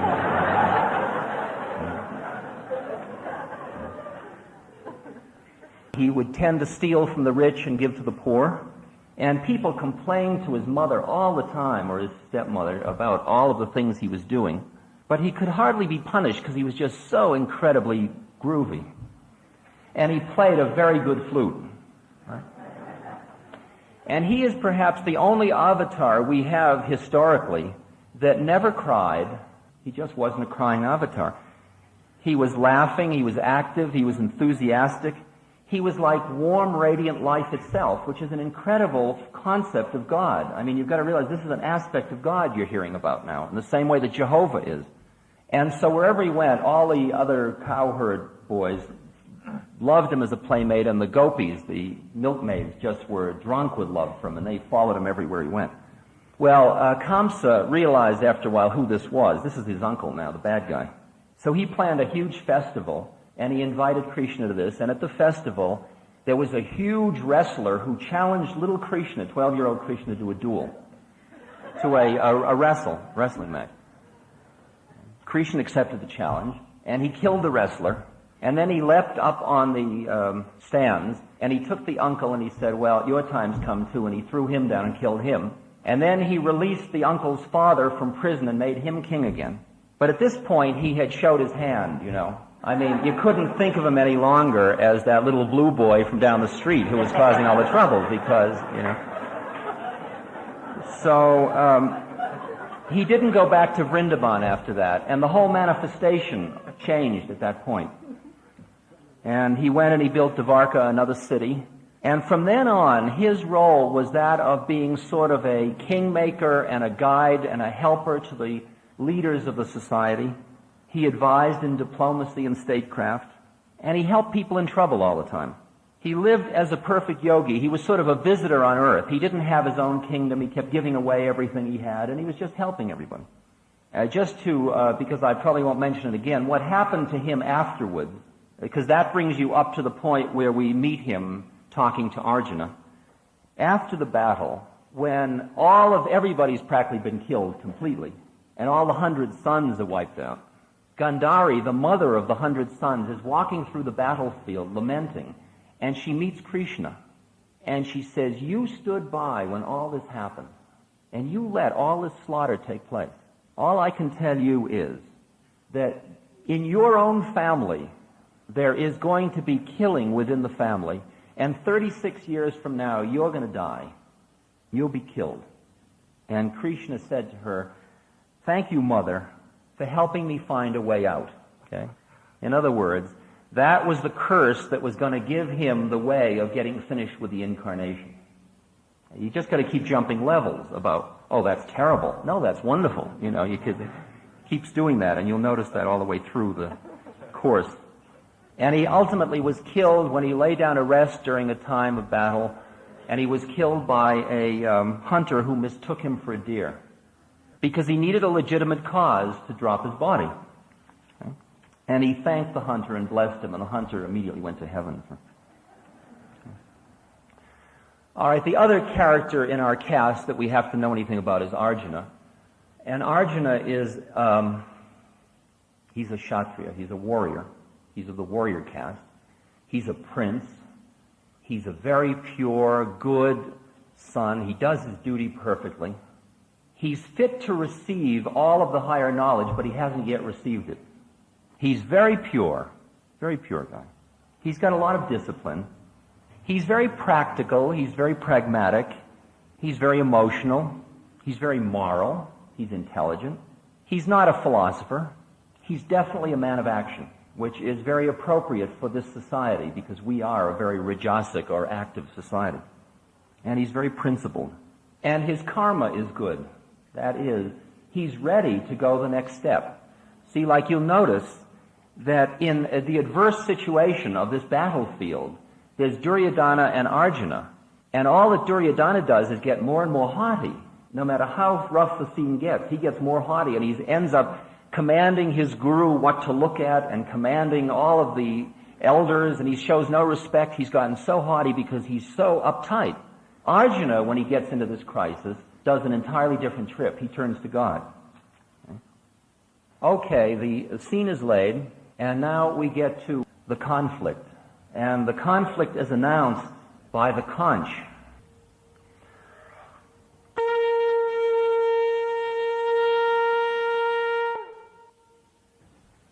Imagine several thousand of those, much larger and more sacred, being blown by God himself also. The marvelous sound of it was heard throughout the three worlds and resounded on all sides. The heavens were shattered by the thunder. The ocean heaved and the whole of creation trembled. The terrific roaring of innumerable battle instruments, so that it was thought that the doom of the universe had come. What then was the state of the faint-hearted? The timid were blown away like dried leaves. Even the god of death was frightened beyond measure.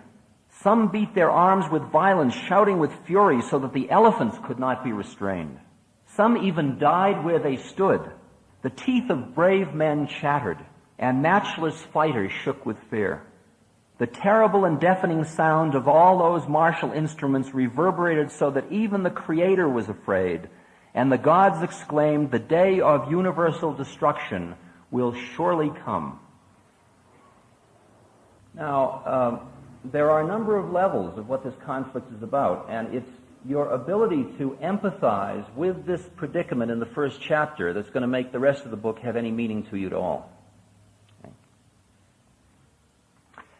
And facing Bhishma, who is the grandfather of the whole scene, he's the father of Pandu and Duryodhana, and Drona, who was the great teacher of all these guys, Krishna said, "See, Arjuna, the armies of the Kurus gathered here on this field of battle." Then Arjuna saw in both armies fathers, grandfathers, sons, grandsons, fathers of wives, uncles, masters, brothers, companions, and friends. When Arjuna thus saw his kinsmen face to face in both lines of battle, he was overcome by grief and despair, and he spoke with a sinking heart, "When I see all my kinsmen, Krishna, who have come here on this field of battle, life goes from my limbs and they sink, and my mouth is sere and dry, a trembling overcomes my body, and my hair shudders in horror. And I see forebodings of evil, Krishna." Now, the predicament that Arjuna faces at this point, and I know it seems like I'm staying around the story, but you'll start to watch how it relates now to our predicament, is that here is somebody about to go to Vietnam to fight the holy war for the United States. But the predicament is he gets a look at the guys he's fighting against. And when he looks at them, he suddenly sees that they're us, not them. And thus his whole identification with his national morality is in conflict with another identification with a moral sense of the brotherhood of man. And that was what the whole issue was around the Vietnam War, which was moral law versus social duty. And that's the first level at which Arjuna is freaking. I've told this story in a number of lectures, but it's worth repeating because it relates to the issue so beautifully. It concerns a discussion I had with my father about these records, Love, Serve, Remember, in which my father said to me, "Why are you selling them so cheap? You're selling 6 records for $4.50. You could sell those records for," I was in the record store, $15, but at least $9, for goodness sake. Right? I said, "Yeah, Dad, I know, but it only cost us $4.50 to produce them. And we're sending them out by mail order." He said, "How many have you sold?" I said, "Well, about 10,000. He said, "You mean you could have sold 9? Would they not have paid 9? I said, "Yeah, they would have paid 9. You could have charged 9. You would have had $4.50 times 10,000. Think of all the good you could have done with that $40,000 odd dollars." I said, "Yeah, Dad, but it only cost $4.50 to produce." He says, "Well, what are you, against the profit motive? I mean, are you against capitalism?"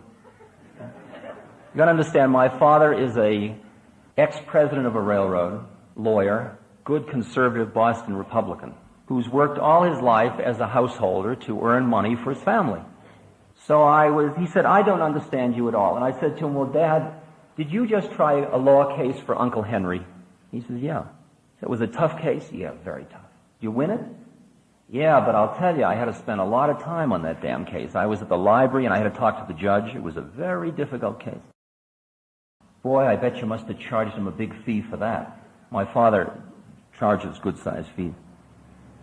Father looked at me as if I was insane. He says, "What are you, out of your mind?" "Of course not. That was Uncle Henry."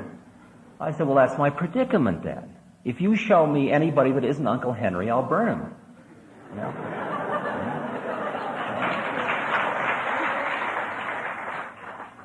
Well, that's the predicament that Arjuna is facing.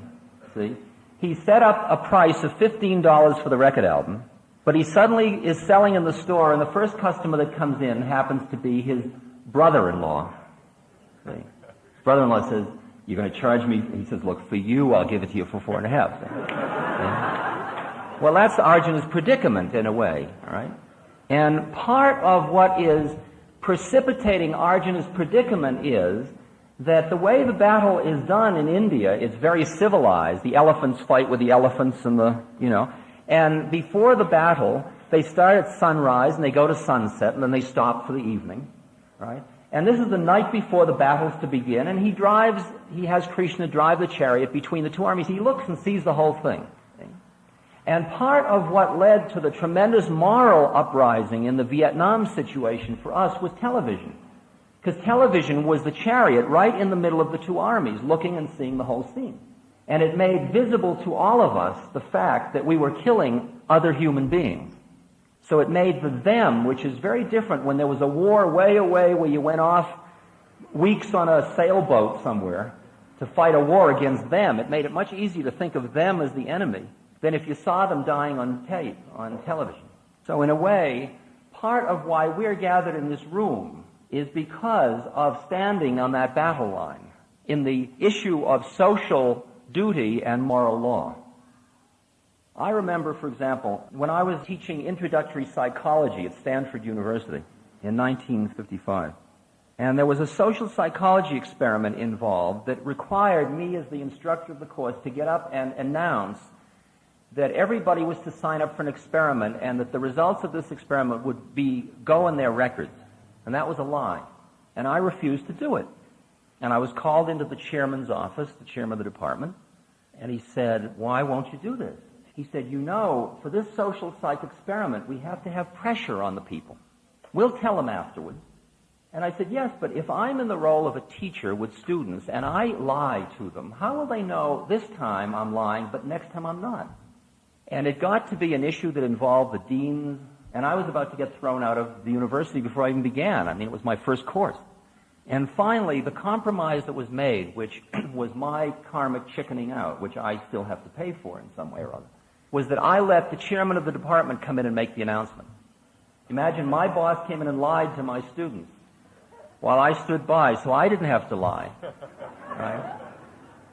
Because I was concerned with this issue of the social game plus my moral responsibility. And you can, without any difficulty, I'm sure, think of dozens of such situations that each of you is and has been facing. It's the lawyer here who suddenly realizes that he can't lie. It's the judge who suddenly realizes that he's against capital punishment in a state that has capital punishment. What's he going to do? Is he going to give up his judgeship? It's the soldier who can't kill. But Arjuna sees the whole issue in another way, too, which is also something that we are facing, and I think, again, a very personal matter. He sees it as the breakdown of family, ritual, tradition, and tradition in the society. See, you've got to understand that India was under a structure that had been laid out in the Vedas, the holy books, by the rishis, who were the realized beings who laid out this structure, which, if it worked in the spirit, would work perfectly. If the spirit left it, it became a horrible mechanical set of rituals and a priest class. And that's what had happened at this point. And part of the Gita turns out to be a revolutionary book, which is designed to shake up the entire Indian cultural system at that point. And it's the predicament when something inside of you happens that makes you go against what has been previously something you wouldn't have even considered going against. All of the rules. Like, for example, I've talked about or written about in Be Here Now, how after I took psilocybin the first time at Tim Leary's house, during the night I went back to my parents' home in a big snowstorm. And it was 4 a.m. and I decided to shovel snow because I felt like healthy and alive and I was stoned out of my head and there was all this snow. And I felt like a young buck in the tribe, and I'd shovel snow. So, I started to shovel the snow, and my parents appeared at the upstairs window. And they flung open the window, and they assumed I was drunk. And they said, "Come in, you goddamn idiot. Nobody shovels snow in the middle of the night." Okay? Now there was the Brahmin priest saying, "This is the ritual. You do it this way, and this way. This is the way you honor your parents, your teacher, your grandsire, and so on." And I had always listened to that.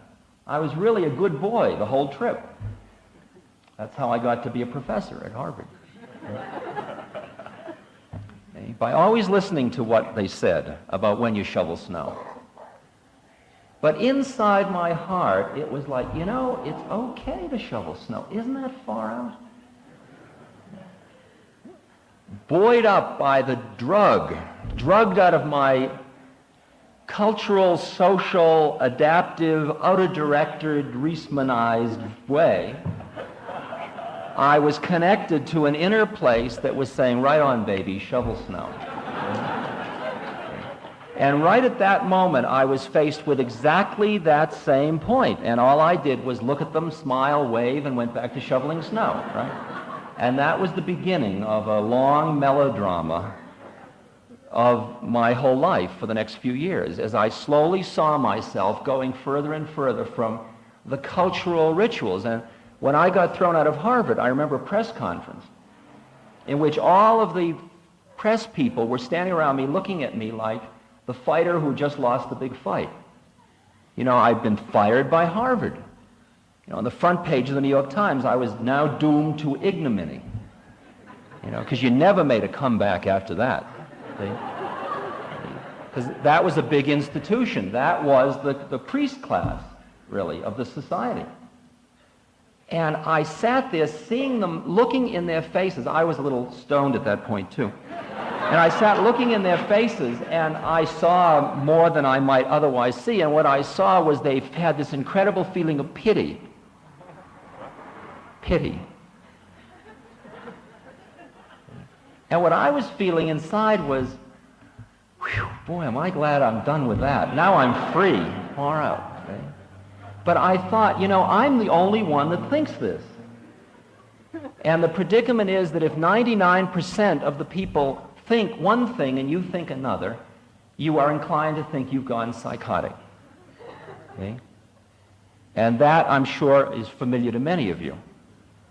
That you find yourself growing up in a certain set of rituals and traditions and cultural expectations of how you cut your hair, how you go to school, what kind of education you get, what you do with it, how you marry, what ceremonies you have, how you live after you're married, when you have children, when you don't, how much you save, when you have life insurance, how much you pay for your car, what kind of a television set you have. And some of you have found yourself in conflict with some of these values.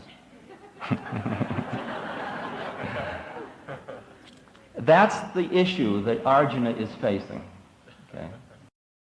But what the Gita is about is not really the battle of moral law and social duty, because it's a higher game than that. Okay? It's really both of those versus higher consciousness. That's where the real struggle is. That's the awakening struggle. That's the one we're here to talk about. That's the one of coming into the spirit or becoming conscious. You see, all of Arjuna's arguments are what would be called enlightened selfishness. He's a member of a caste. He says, I don't want to screw up the caste. He's a member of the family. He says, I want to protect the family. He says, I don't want to kill my uncles and brothers because look what a jerk I'd look like. How could I live with myself if I did that? That's all his own trip. In other words, his whole moral law is built around Arjuna's model of himself from outside looking in. And most of us, you'll notice, are moving. We're going, when we say, trust your intuition, we're learning how to go from inside out rather than from outside in. That's the transformation we're going through. But we've all, the way a culture socializes its children, and we are all products of that, is by, all you got to do is teach the child one thing, and that is to get his information from outside in and accept his rewards from outside in, and not listen to the inner voice. That's the way you train a child to be a member of a society. So that when the mother says, don't do that, even though in your heart you feel it's right to do it, you don't do it. And if you get good at that, enough at that, you become a success in the society. And if you're not, you're an outcast. Or you're an artist.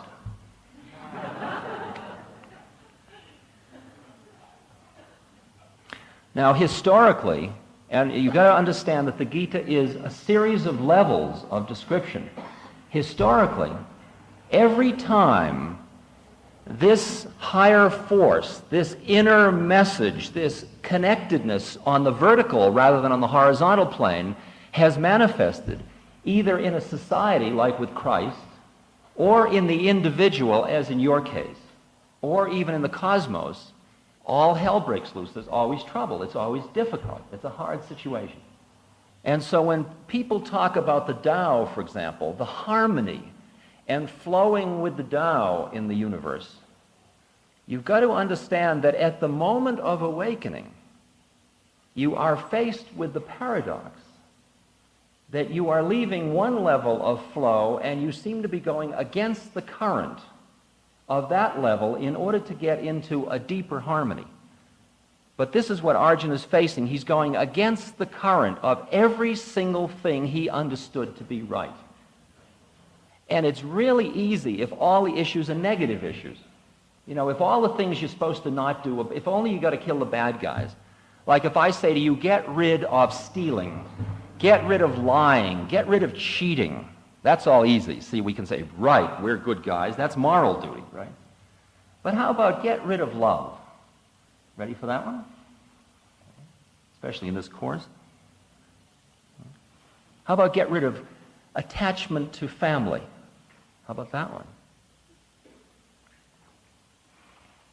You will notice that a culture and an ego both work full-time to preserve themselves. If you study what your ego is, you will see that it is a gestalt. It's a constellation of thought forms that define your universe. They define who you are and who everybody else is and how it all works. And what has got to happen for you to get into the next level of perception of the universe is you have to extricate yourself from that entire web of thought. That's what meditation's about.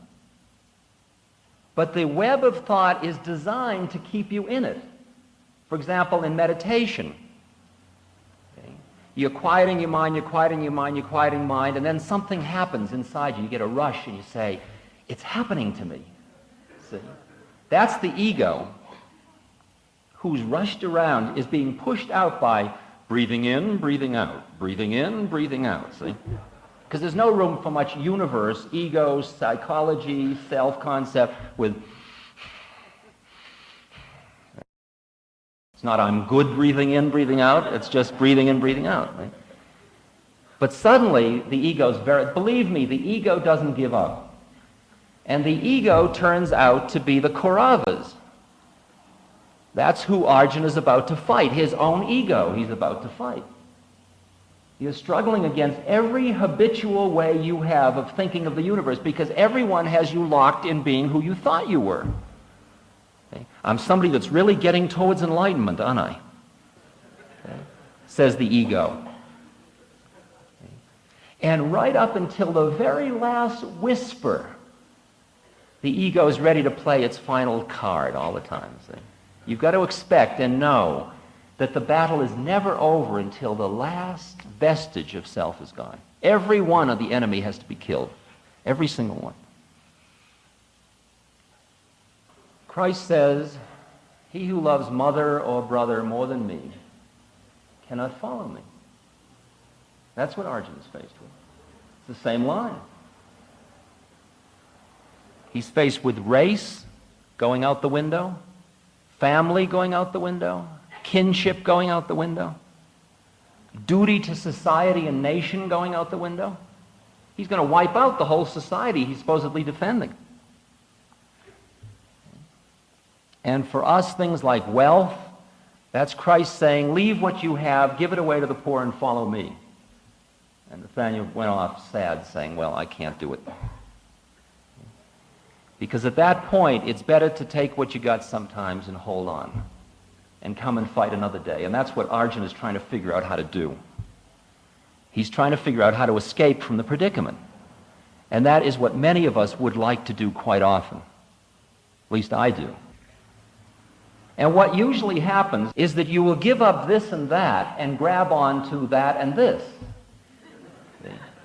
So you give up family, you give up wealth, you give up bloop, bloop, bloop, bloop, and you start to cling to spiritual forms and spiritual leaders.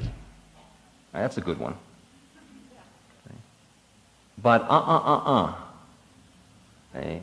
It's all got to go. Big clearance, all got to go. Okay. Anywhere you're clinging is going to cost. You don't have to give it all up at once. That's the philosophy of this course. Okay. You give it up as you don't need it so bad anymore. You can use it, but know when you're using it, you're playing with fire, and you're going to give it up. We can use the mala beads. Later they'll just become old beads. Then you'll throw them away. But in the meantime, they may help you wake up a little bit. But what Arjuna is facing is a kind of discipline that he's not used to, because he's used to the very secure discipline that comes from always knowing what's right. And now he's faced with a discipline that Trungpa talks about in his book Cutting Through Spiritual Materialism, meaning the discipline to not be attached to any patterns whatsoever. The discipline to not stand anywhere. And that's a very scary discipline. As Don Juan says, the art of a warrior is to balance the terror of being a man with the wonder of being a man. But the terror of standing alone in this situation where you can't cling to this and that. You can't say, well, I know what I got to do because it's obviously right because I've got it here written down. And what I think is so exquisite, for example, about Trungpa as a teacher is how few things he gives you to hold on to, including his own lifestyle. Right? Because it's just hard to find that in a guru manual.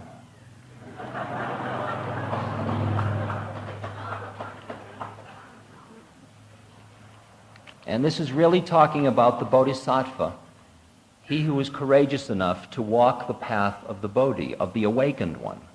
Because the awakened one is one who goes into the marketplace and has no friends and no enemies. He has no reference group, no identification, no self-concept, no models, no clinging, no clinging, no clinging. It's only at that point where the conflict has become real for you, you don't know where to stand to judge what to do next. Only at that point are you open to the possibility of something new happening. And that's why this first chapter has to be where it is. Arjuna really has got to have been shaken to the very roots for Krishna to be able to say anything to him. Krishna and Arjuna have been hanging out together for a long time. They've been friends for years. It's like I was with my guru for long times, but always, it was all so nice that I was so satisfied, but only when things got a little nitty-gritty would I start to get a little scared, and then I'd open to him when he'd confront me with something. For example, the incident when he took me through a whole series of experiences where he kept foiling my rational mind, because he put me in the role of, like Arjuna, he said to me, Ramdas, you are the commander-in-chief. Take all these Westerners back to the place they're living and don't let them come here till 6 o'clock.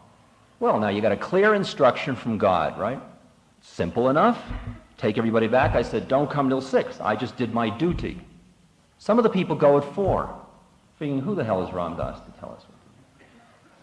They get there, Maharaj, he feeds them, loves them, takes care of them. I come leading the troops at 6. He goes into his room, he won't see anybody.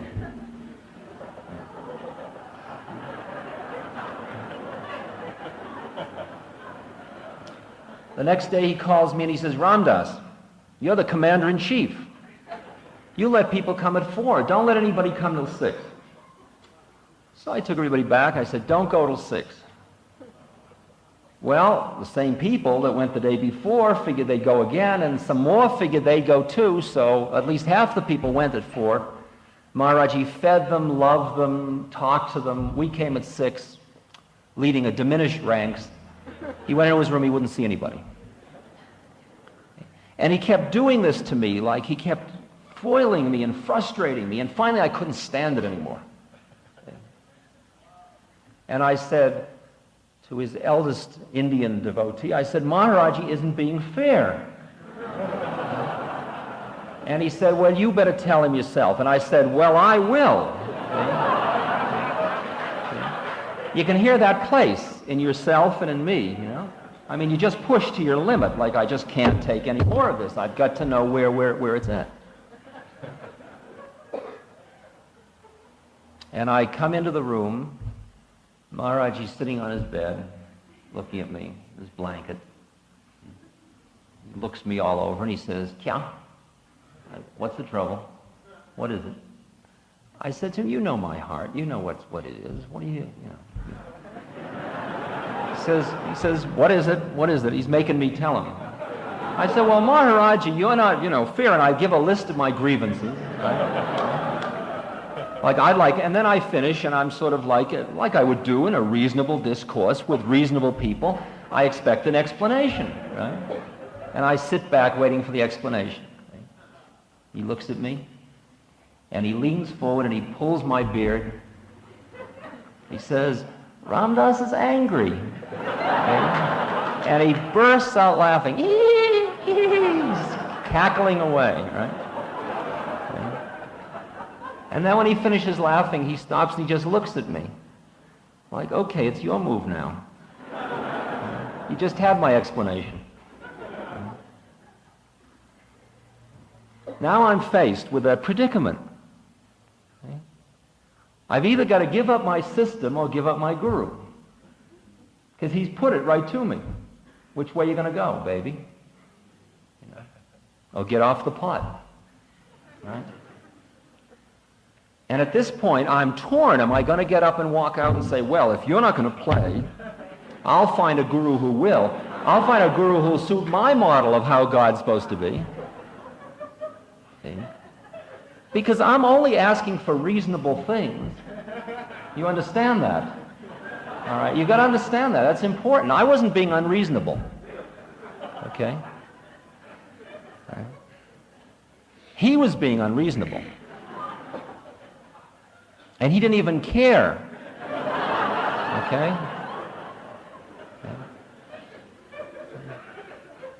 And here I had made this huge investment in this man. My guru, Tell everybody he turned out to be a fraud. Wrong one.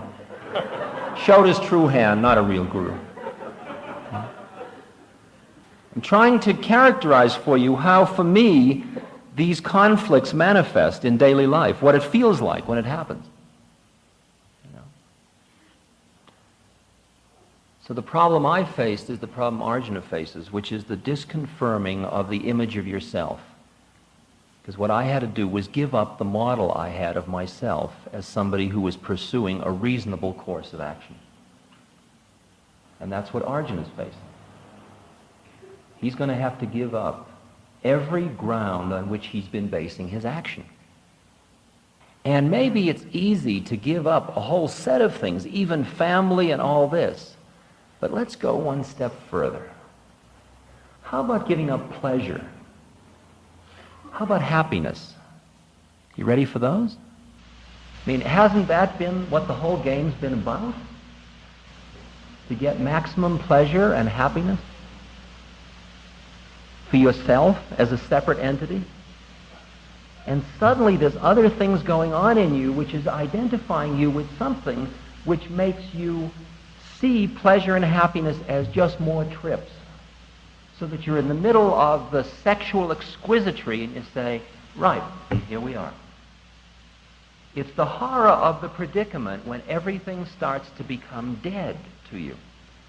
All the joys and sorrows, all the romantic storyline starts to fall apart.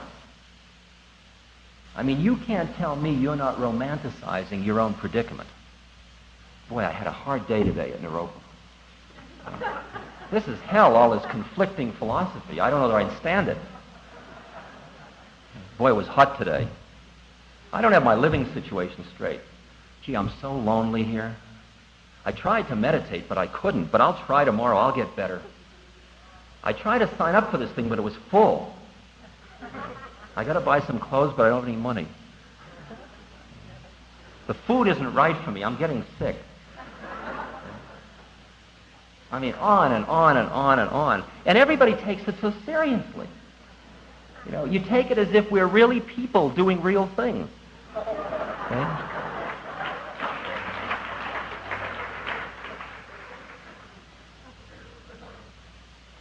But somewhere inside, You wouldn't be laughing if you didn't hear what I just said. Because someone inside, everybody knows the game is already over, but we just haven't died yet. It's like in the Western when the guy gets shot and he's whirling around, but he won't fall down. It's that place.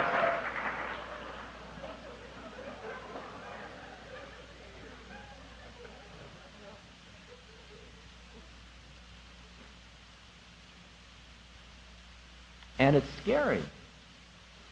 Because if you lose all the joie de vivre, if you lose all the rushes, are you going to be fit to participate in everyday life? Really? I mean, you're going to be like other people, you know? Aren't you going to be a misfit? Isn't it going to become weird? I mean, you're going to have to make believe you're happy? Like, you know?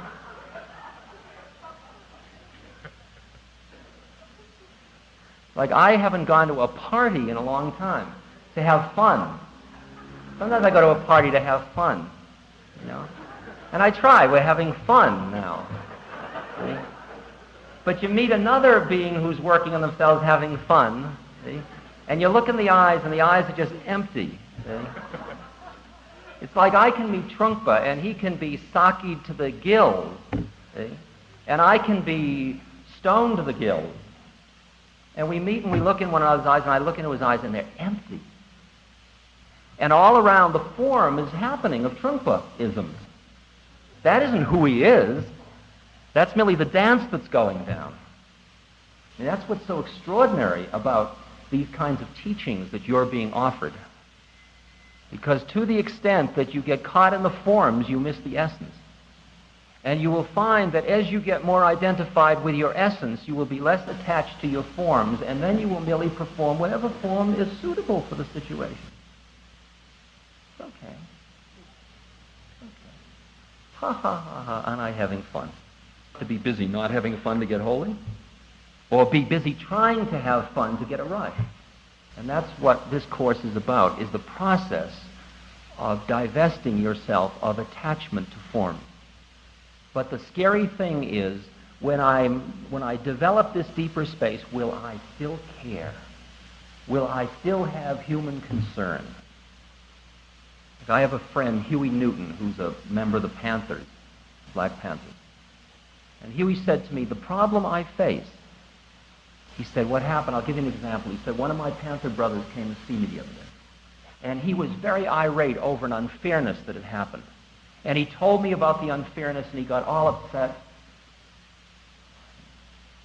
And I told him, I listened to the whole thing, and I had a suggestion. He was very happy with the suggestion. He went away all cooled out. But I was freaked afterwards. I said, why were you freaked, Huey? He said, because I didn't get upset. He said, I used to get more angry than they got about it. But now what happened was there was just a place in me listening to it all and seeing what had to be done. He says, I'm afraid I'm blowing my seam. I said, well, he said, what am I going to do now? I said, well, now you're in a position to become the perfect Black Panther, because you'll be a conscious Panther. But to notice the things that you've held dear turn to be meaningless. Like, for example, you leave home, and you get in the car and you drive away. Like, I have this thing all the time. I come to visit somebody, and we have a few days, and it gets very drunken love, bhakti, beautiful bliss scene, right? Then I get in the car and I drive away. And as I drive down the road, it's a whole new trip for me. The person I left often, I start to get a trail of letters. Oh, I miss you. When are you coming back to Dallas? When are you coming back to Atlanta?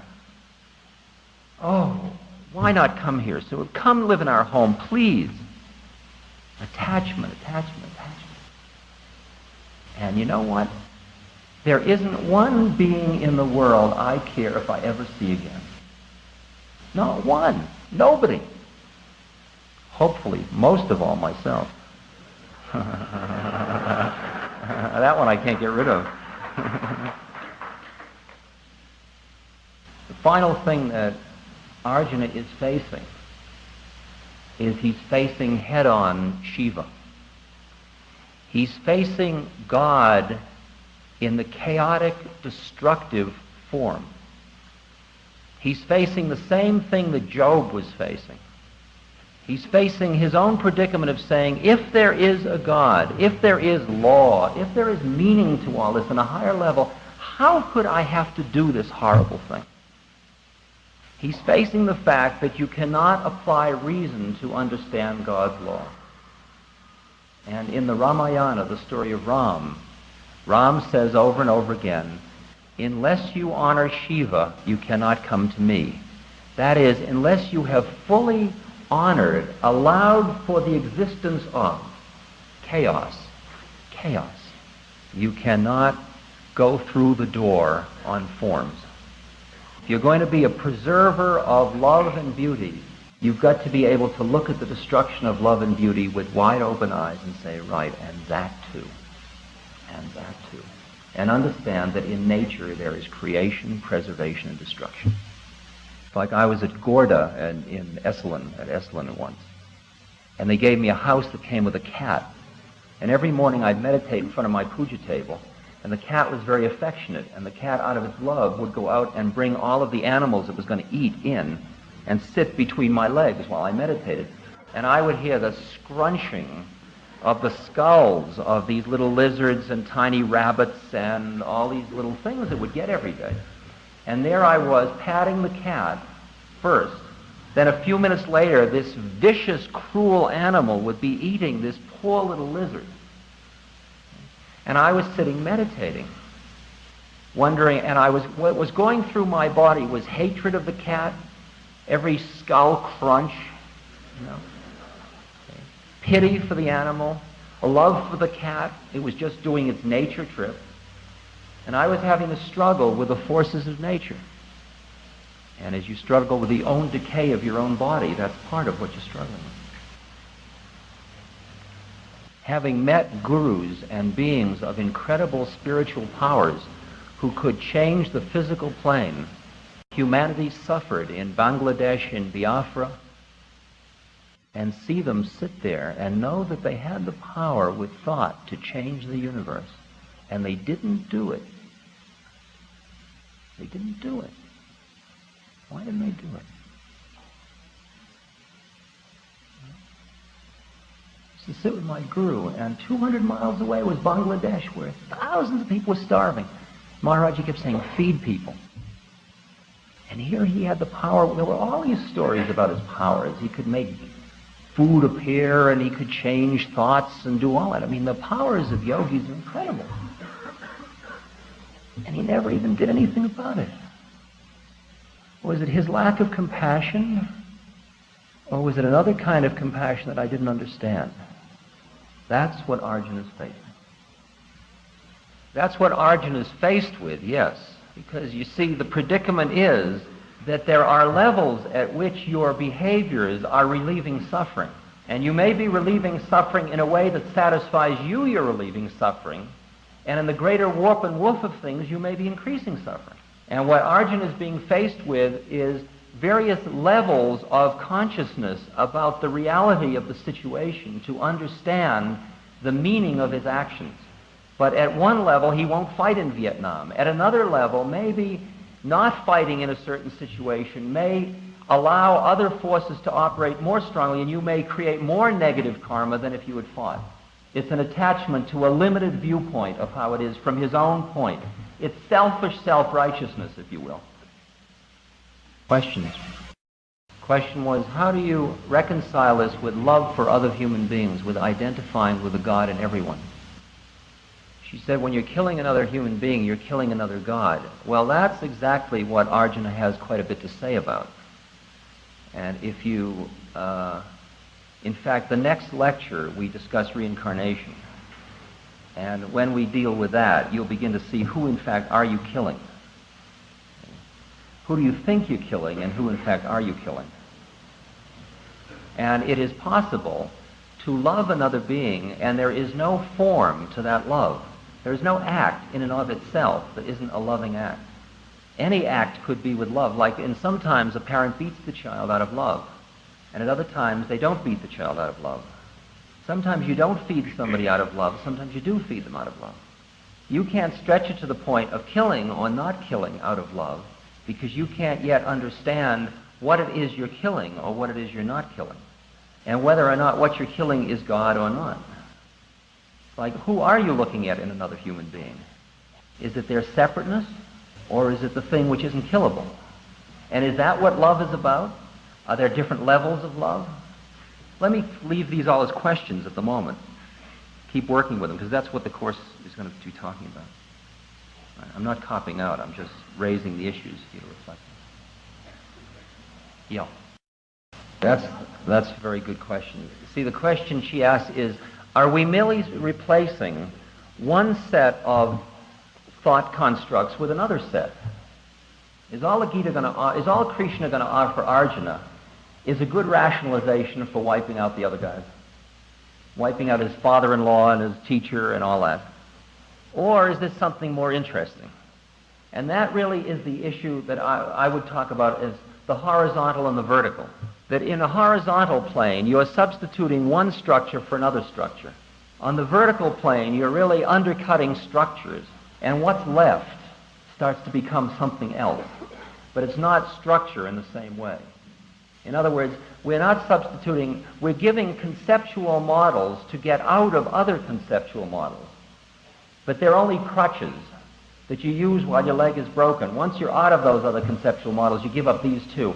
As I said before, there's not going to be anywhere to stand. Arjuna's not going to come away with a new set of rules that Krishna said to do this, so I can always do this. Hopefully, if it works, Arjuna's going to come away free, so that in every situation he's wide open to all of the possibilities of the situation, without any model in his head. And the model will come out of the quietness in him to experience the entire existential totality of it all, including all of the laws at all the different levels, and all of the empathy, and all of the intellect, and all of it, and all of it, and all of it. And out of that will come the action. That's the Taoist action. The question is that often you make efforts to change or break certain habits, and it doesn't seem to work. And later the thing falls away by itself. And when do you make efforts and when don't you? You're going to notice, because we're specifically going to deal with this matter of how do you deal with desire states and attachments as the Course, it's a big part of this Course. The answer, the sum though, is going to be to develop a trust in an intuitive sense of the moment, and that there isn't going to be any secure rule that's going to say, well, under condition 6, do 4. See? You're not going to get away that cheaply. See, that's the stuff that gets calcified, and then you go out and you kill everybody for Christianity. I mean, it gets horrible very quickly. And you're going to be faced with every situation. Am I going to do this sexual thing or am I not? Am I going to eat that pizza or am I not? Am I going to give up this? Am I going to get up this morning to go to meditation or am I not? Each one is going to be a whole new ballgame. And you're not going to have the security of being able to hide in any place. And part of the excitement of the situation is how alive it appears. Because sometimes it pays to take on an attachment directly head-on because you are centered and deeply enough connected to be able to work with that fire. And other times you go near it and you're just getting burnt to a crisp because it isn't time, because you're not connected well enough to be able to handle that one, and it's better to go and fight another day. Right? You don't do it all yesterday. It's plenty of time. We've got eternity. So you begin to learn about grading your rate of dealing with your stuff. And often you make a struggle at one moment, and then it seems that it fell flat, but nothing is wasted, it turns out. And then that later will go underground, and you'll notice maybe 4 years later that the whole thing is entirely different. And that what you did 4 years... I notice now, you know, people said, what are the critical turning points in your life thus far? Like an interviewer, and I say, well, you know.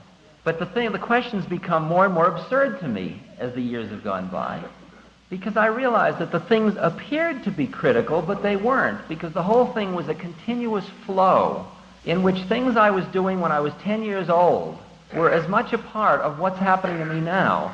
The karmic package is a total package.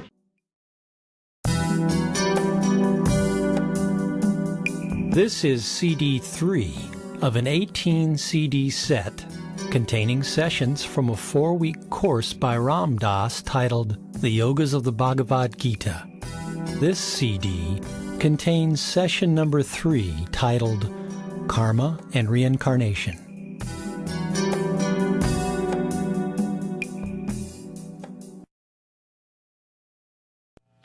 Last time we made very immediate the conflict that Arjuna was facing. And to review that, let me just quote from Matthew, "If anyone wishes to come after me, says Christ, let him deny himself and take up his cross daily and follow me. For he who would save his life will lose it, but he who loses his life for my sake will find it. For what does it profit a man if he gain the whole world but suffer the loss of his own soul? For he who would save his life will lose it, but he who loses his life for my sake will find it." That isn't any too melodramatic a statement of the predicament we find ourselves in. That the entire life we have known turns out to be something that must be given up.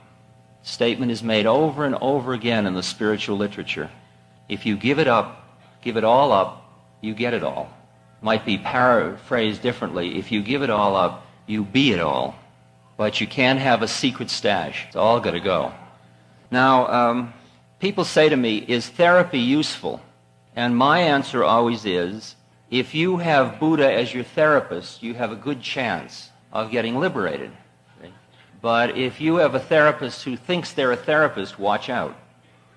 And here is Arjuna, who has reflected a great neurotic predicament of total emotional breakdown, and he gets so dramatic that Sanjaya reports him saying, at the beginning of the 2nd chapter, when Arjuna, the great warrior, had thus unburdened his heart, he said, "I will not fight, Krishna."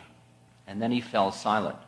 Now, it turns out that Arjuna does have a good therapist, and we're now going to examine the strategies that Krishna uses in dealing with us at this moment of conflict. Because now comes the answer, which is the answer at one level of an external teacher, at another level it's the answer of God, at another level it's the answer of our self, capital S, to our self, little s.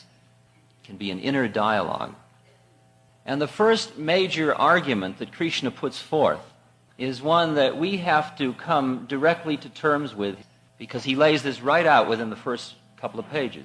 He says, because we have been, this is 2:12, because we have all been for all time, I, thou, and those kings and men, guys on the other side, and we shall be for all time, we all forever and ever. As the spirit of our mortal body wanders on in childhood and youth and old age, the spirit wanders on to a new body. Of this, the sage has no doubts. Now, we can reflect on reincarnation as a primarily intellectual concept. But it seems to me that my responsibility as one of us who is also on the path, the pathless path, is to share with you the guts way in which reincarnation resonates within me. There are, and this last line, of this the sage has no doubts. There are 3 ways in which one gets to know this kind of inner wisdom, talking now about higher wisdom, buddhi knowledge, the knowledge of the higher intellect, this other kind of wisdom as opposed to knowledge. That is, you can develop this wisdom through direct experience.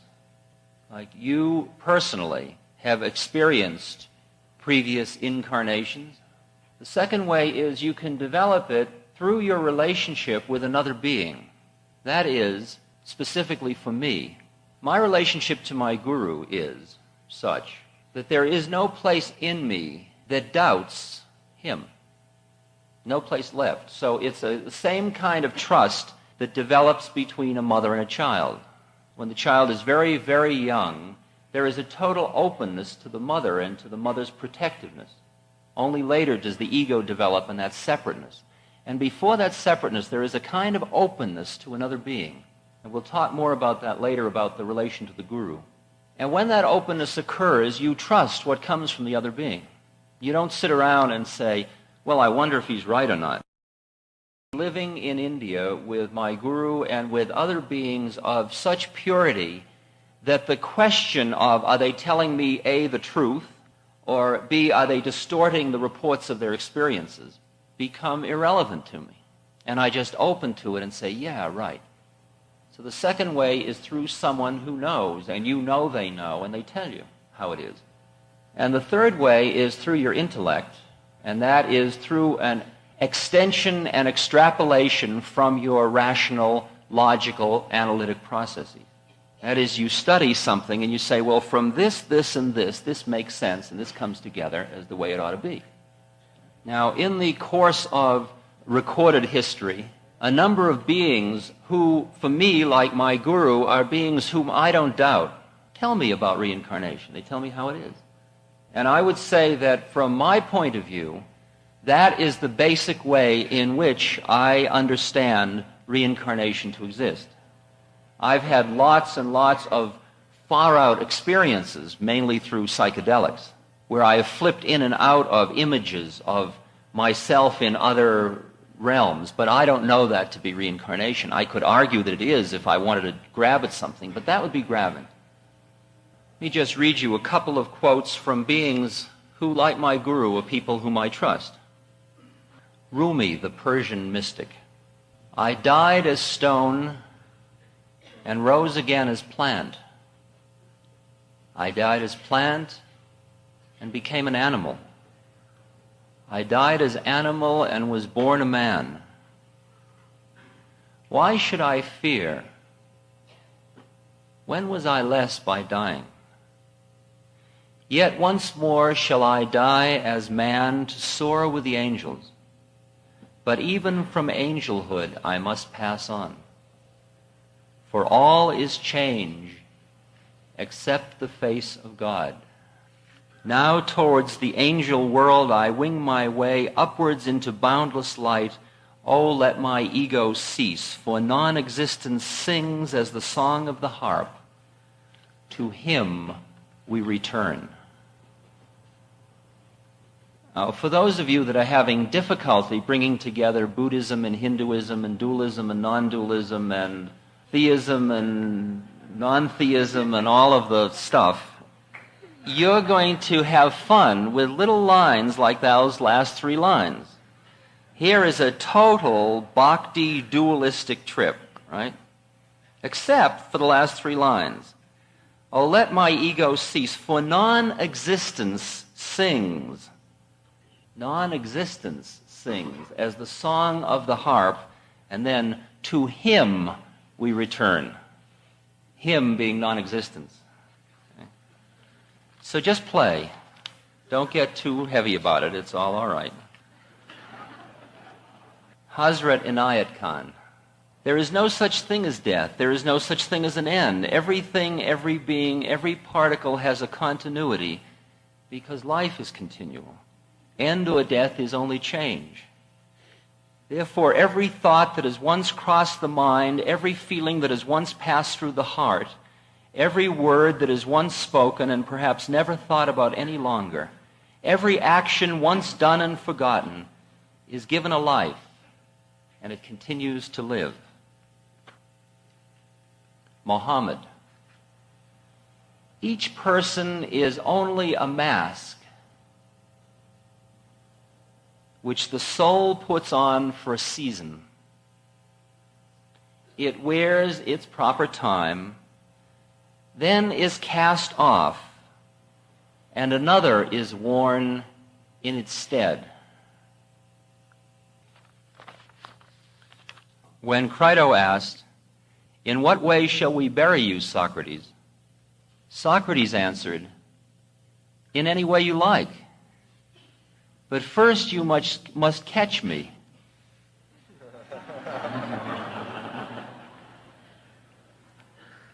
Be of good cheer, my dear Crito.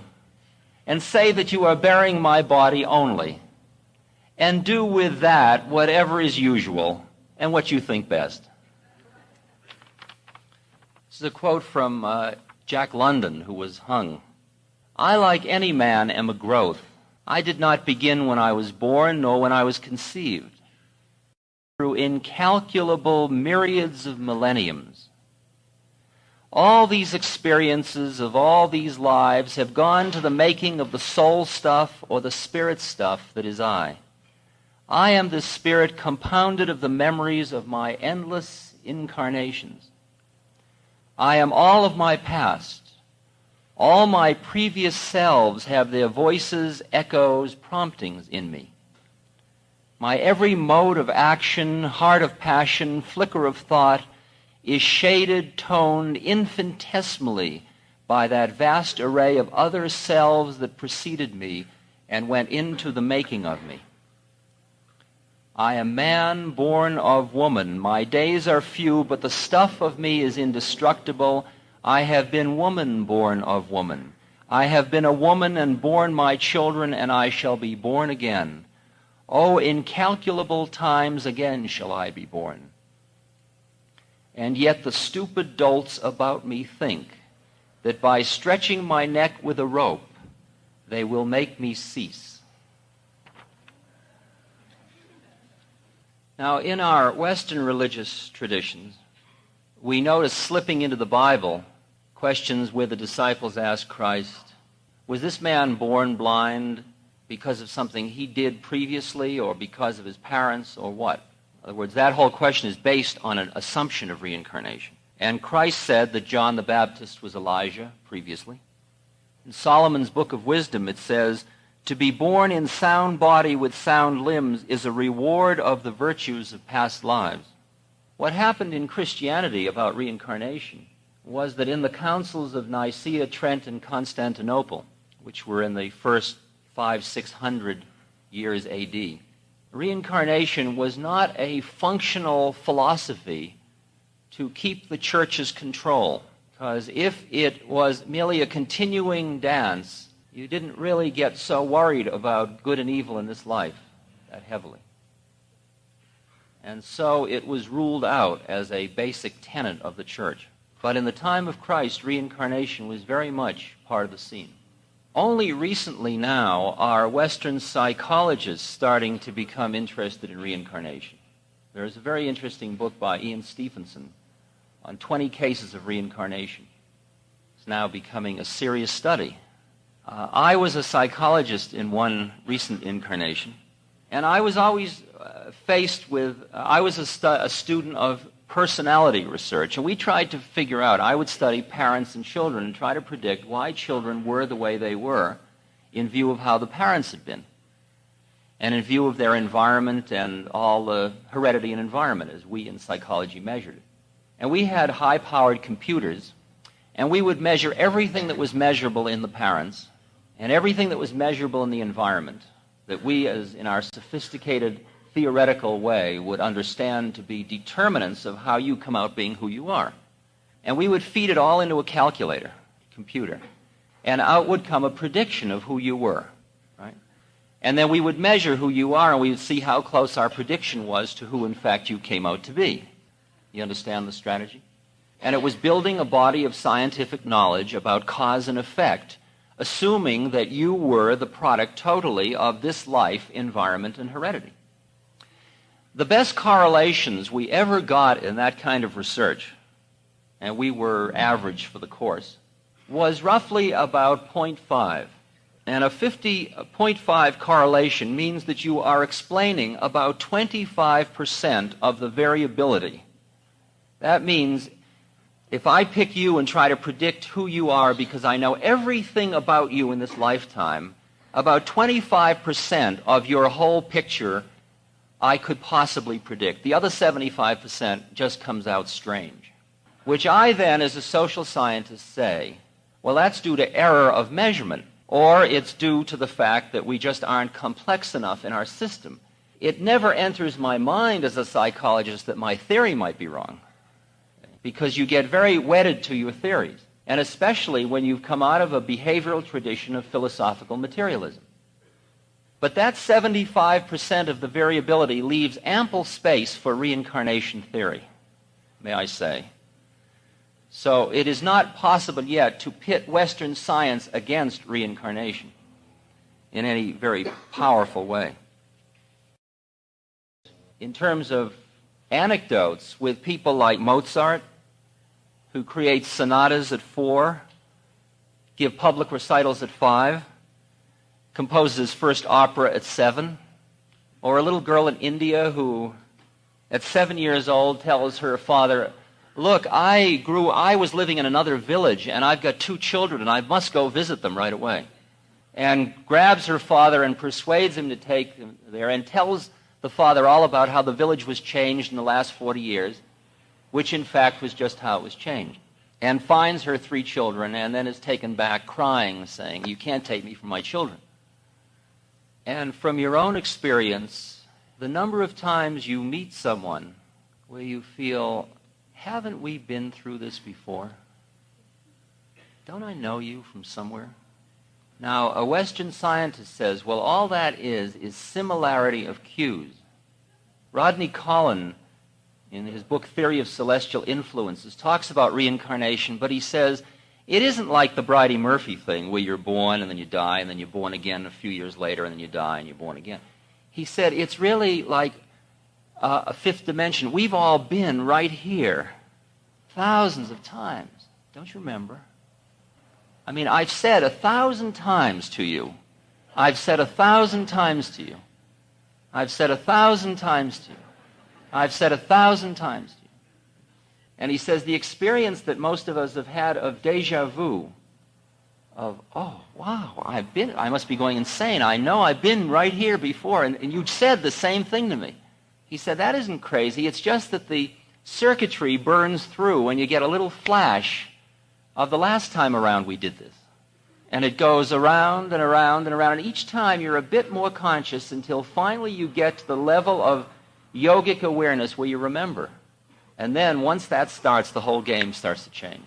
Then that's the beginning of the end. And if you would like some measure of the time span we're talking about, there is in the Southern Buddhist literature a beautiful image of this. Buddha was talking about the length of time we've been doing this game of reincarnating. See, Buddha went inside because he had the power of being able to get himself free of his own thoughts, which you will if you keep meditating. And he looked and he saw his last 99,000 incarnations, one by one. And he said, if you took a rock 1 mile wide, 1 mile deep, and 1 mile high, and every 100 years a man came by with a silk shawl and ran the shawl over the rock. Got that image? It's a mile by a mile by, it's practically all a boulder, a rock. A boulder that high. Right. And this man comes by with a silk shawl every 100 years once, runs it over the rock. In the length of time it would take for that silk shawl to wear out that rock, that would be one age period. And we have been doing this for innumerable ages. In the Hindu, the kalpa in the Hindu calendar is considered something like 4,300,000 years. And we've been going on for kalpas. Kalpas. Now, what is it that goes on and what is it that changes? And why is Krishna using this immediately as a powerful argument, saying, Arjuna, don't get freaked about what you're about to do. It's all in the cards. This is all part of a continuing process of which you're part. For beyond time, he dwells in these bodies, though these bodies have an end in their time. But he remains immeasurable, immortal. Therefore, great warrior, carry on thy fight. And this is the really very powerful line. If any man thinks he slays, or if another thinks he is slain, neither knows the way of truth. The eternal in man cannot kill. The eternal in man cannot die.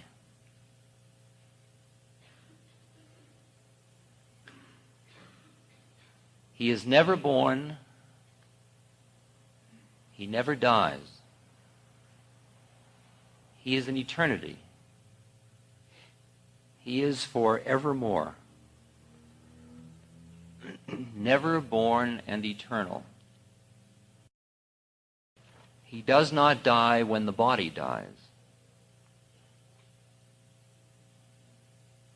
As a man leaves an old garment and puts on one that is new, the spirit leaves his mortal body and wanders on to one that is new.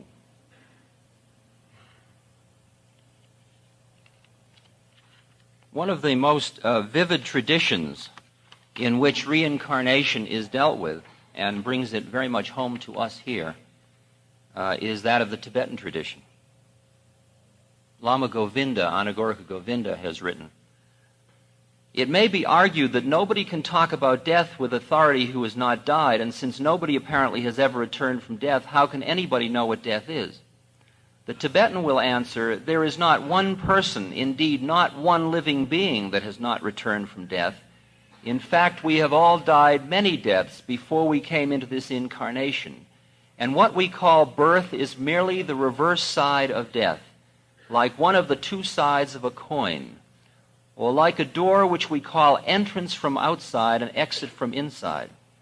It's much more astonishing that not everybody remembers his or her previous death. And because of this lack of remembering, most persons do not believe there was a previous death. But likewise, most people don't remember their birth, and yet they don't doubt that they were recently born. They forget that active memory is only a small part of our normal consciousness, and that our subconscious memory registers and preserves every past impression and experience which our waking mind fails to recall.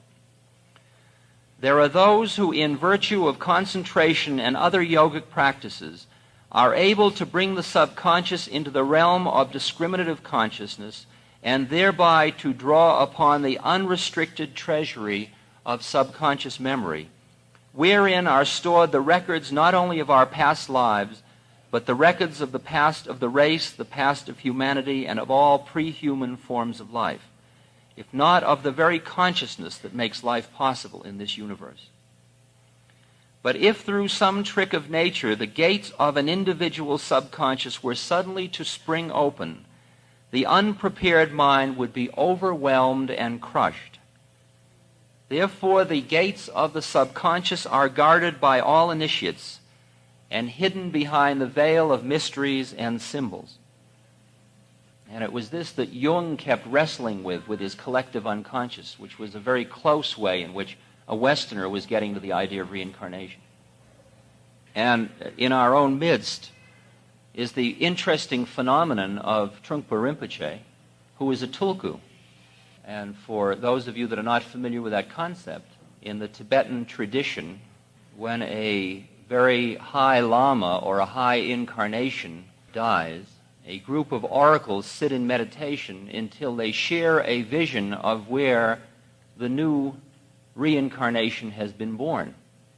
And then they send out a search party and they say, go to a house with a blue roof by a lake 2 miles north of this village, and you will find a baby who is at this point 7 months old, and that will be it.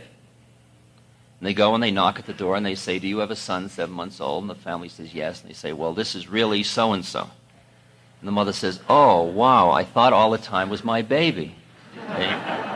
But I'm so honored that my baby turned out to be the incarnation of so-and-so. And then they take the baby and they robe it and take it back and put it in the throne. And they give it a number of tests. They test it with its old dorje and a new dorje and its old bell and a new bell. And if the tests are suitably passed, then they start to train this being. And for the next 19 years in Trungpa's case, or something like that, there was very intensive training in a way to remind him. Now, some tulkus remember and some don't.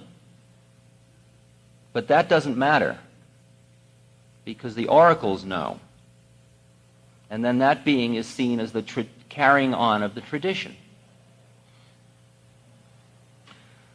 Now, it's an interesting question about why the reincarnation should have been born in Tibet. And there is a line in the Gita which is in chapter 6, there are the following shlokas. Neither in this world nor in the world to come does ever this man pass away. He dwells for innumerable years in the heaven of those who did good. And then this man who failed in yoga is born again in the house of the good and the great. He may even be born into a family of yogis, where the wisdom of yoga shines. But to be born into such a family is a rare event in this world. Now, if you can begin to reflect on your own life, as I do, as a continuing part of an unfolding drama, and that which family you took birth in, who your father turns out to be, who your mother turns out to be, who your brothers and sisters turn out to be, what experiences you have had thus far in your life, are all part of a predetermined karmic package. And that all this is running off perfectly lawfully. There is no chance in this system. The laws of reincarnation, the laws of karma, are unbending. And there is no force in the universe that is aside from them. You say, well, isn't God aside from the laws of karma? Well, God, in a way, is the laws of karma. And there is a question of why someone would break their own law, though they have the capacity to destroy the whole thing with a thought, why he or she or it would do it. Now, all this that is talking about reincarnation sounds awfully solid, like you are somebody who is passing through birth and death and birth and death and birth and death. And who is that somebody? Who is that somebody? And to bring it together for you a little bit with other systems, let me quote again from the Pali literature. There are no real ego entities hastening through the ocean of rebirth, but merely life waves, which according to their nature and activities manifest themselves here as men, there as animals, and elsewhere as invisible things. Every act you create, every act you do, depending on the desire connected with that act, which we're going to be talking about, creates in your mind what in Hinduism are called vasanas, or subtle thought forms, thought waves. And they remain. And when you die, they remain. Because what dies is the physical body, and there are sheaths, and these sheaths go. And what are remaining are these subtle mental tendencies, which function like a DNA code, which determine the next round, if you will. And as you meditate more deeply, you will begin to see your own mind coming into existence, existing and dying, coming into existence, existing and dying, coming into existence, existing and dying. But over that continuity, you will see incredible repetitiveness of the nature of the content of those thought forms. It's interesting, the question is, if you create karma now and then you are born again, are you the same person that's reaping the karma who sowed it? And it's much like if you take a candle and light another candle, is it the same flame?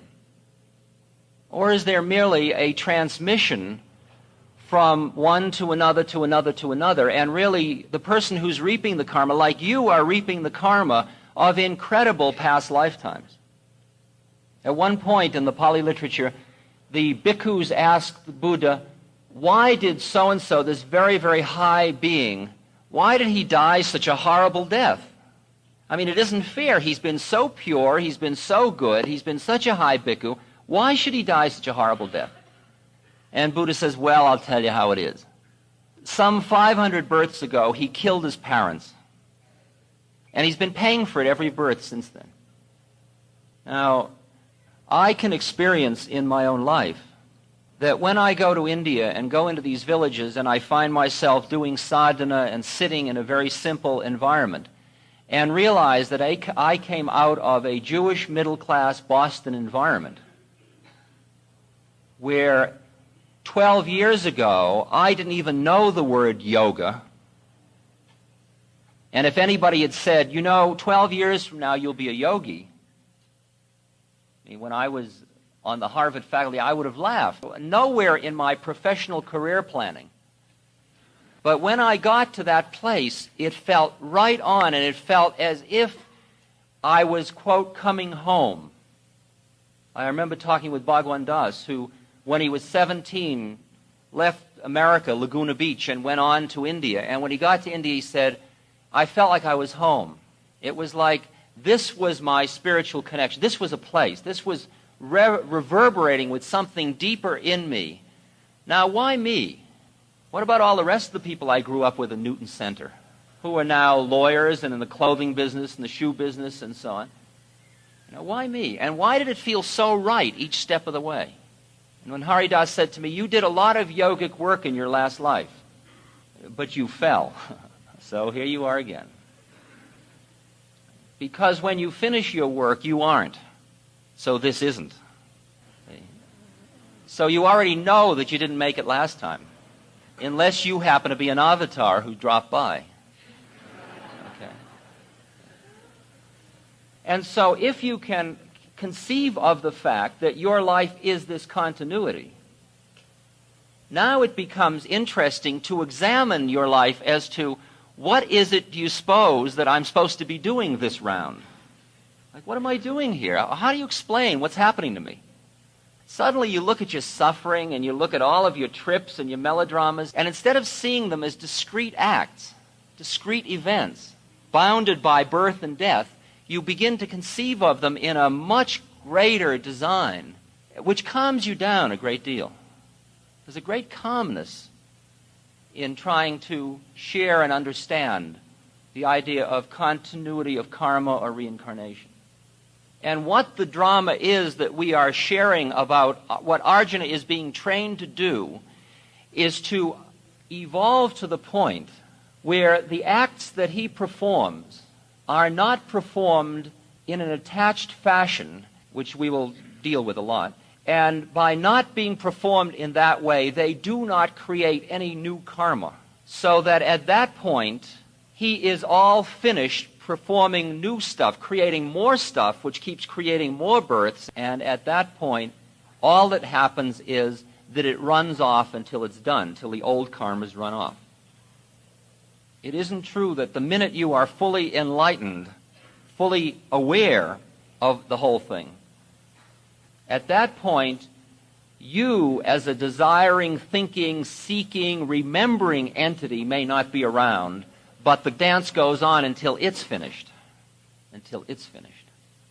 As long as the life energies are stored up, the 5 skandhas keep going. Buddha got enlightened, and then for 40 years he hung around. There are different stages of that bodhisattva place. One is after the fact, and one's before. Before it, you're somebody taking a vow to do something. Afterwards, bodhisattvaism is, but you aren't.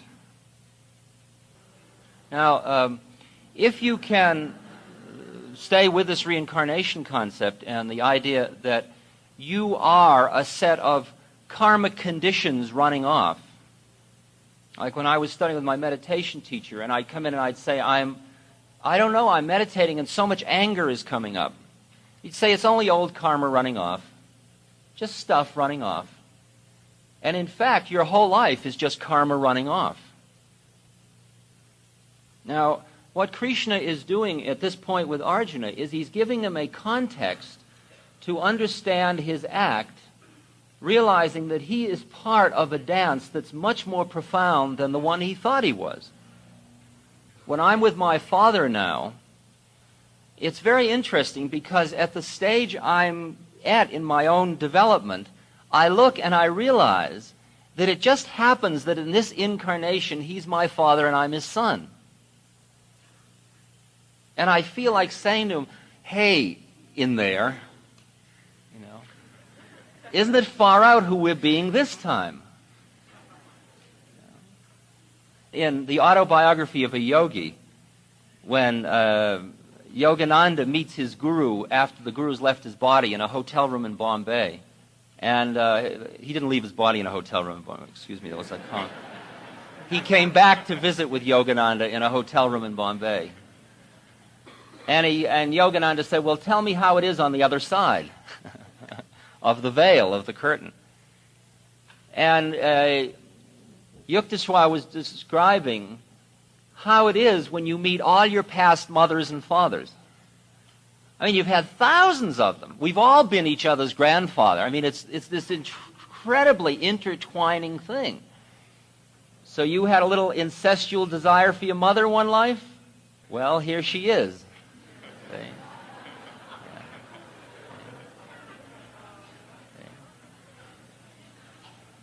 I mean, it makes Freud's work look very naive.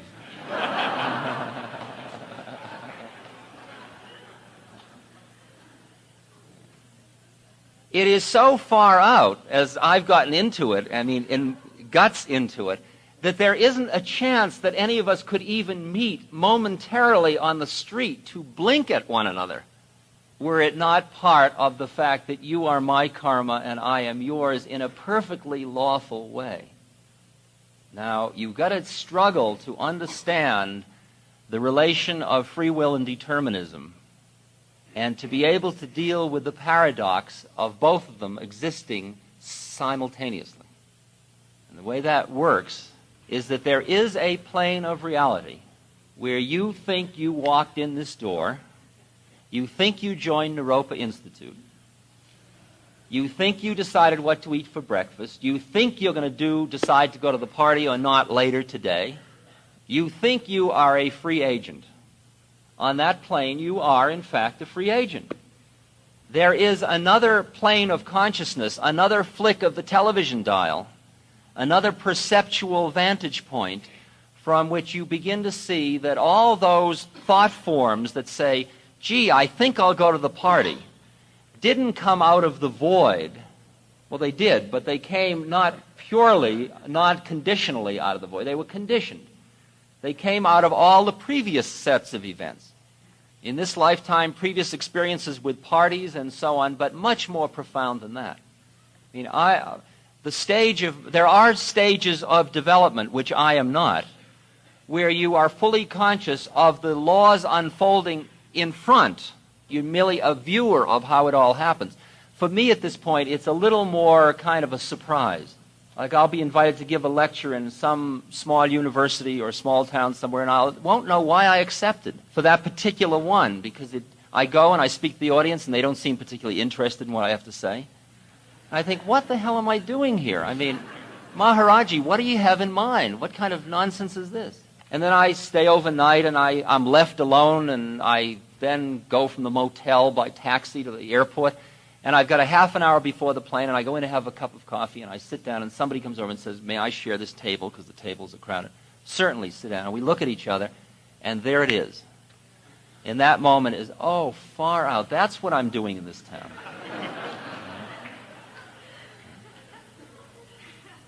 It's like Meher Baba was crossing the United States by train, and he got to Santa Fe, and he got off the train, and he walked into the town, and he walked through the town, and he walked up to a certain corner in the middle of the street, and there was an old Indian standing there.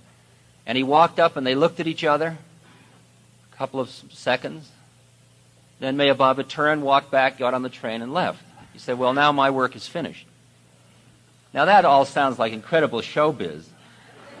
After all, if he knows all that, he could certainly do it on another plane. That's more law that we can play with later. But if you will just start to look at your own life now in terms of reincarnation and karma, as Krishna is inviting Arjuna to do.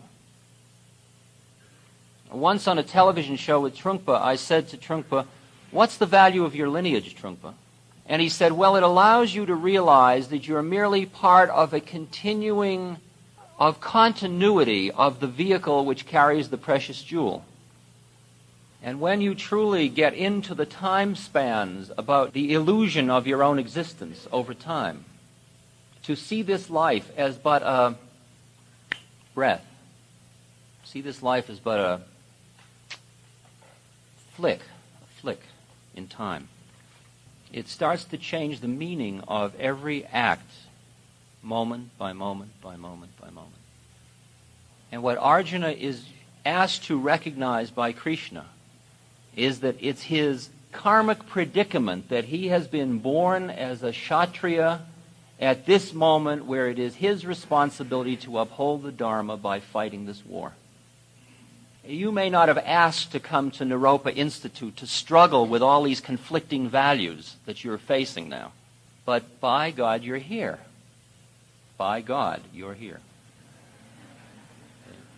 And this is Kurukshetra, it turns out. It looks more like a tennis match, but it's among gentlemen. But this is the battlefield. It's the battlefield within yourself, really. And though you didn't ask to do it, at one level you are getting your just desserts. You are getting the benefit of all the work you've ever done up till now to put you in the predicament where you are sharing 5 weeks with other beings who are concerned with becoming conscious in a way that 99% of the population couldn't give less of a damn about. Doesn't that seem strange, what you're doing in a situation like that? Why me? Why me? Why any of us? And as that time span develops, that the Gita talks a great deal about, you come into a space about your present incarnation where the whole desperateness of getting enlightened starts to cool down a bit. And you merely understand that you are a process. I am a process. A process of continuing mind moments, each separate from each other. There is no permanent me that is being incarnated. There's merely cause and effect, and cause and effect, and cause and effect, and cause and effect. And that's all the passing parade of the laws of Prakriti, the laws of nature, the laws of the unfolding of the illusion of manifestation of Maya. And you get very dispassionate in watching your own incarnation unfold. Because you see that even the melodrama of trying to get enlightened is just creating more karma. And you can't afford it. Try to get up to the door, but at that point you have to surrender even trying. There's no stance you can hold on to. Questions about reincarnation and karma, or about anything? Yes.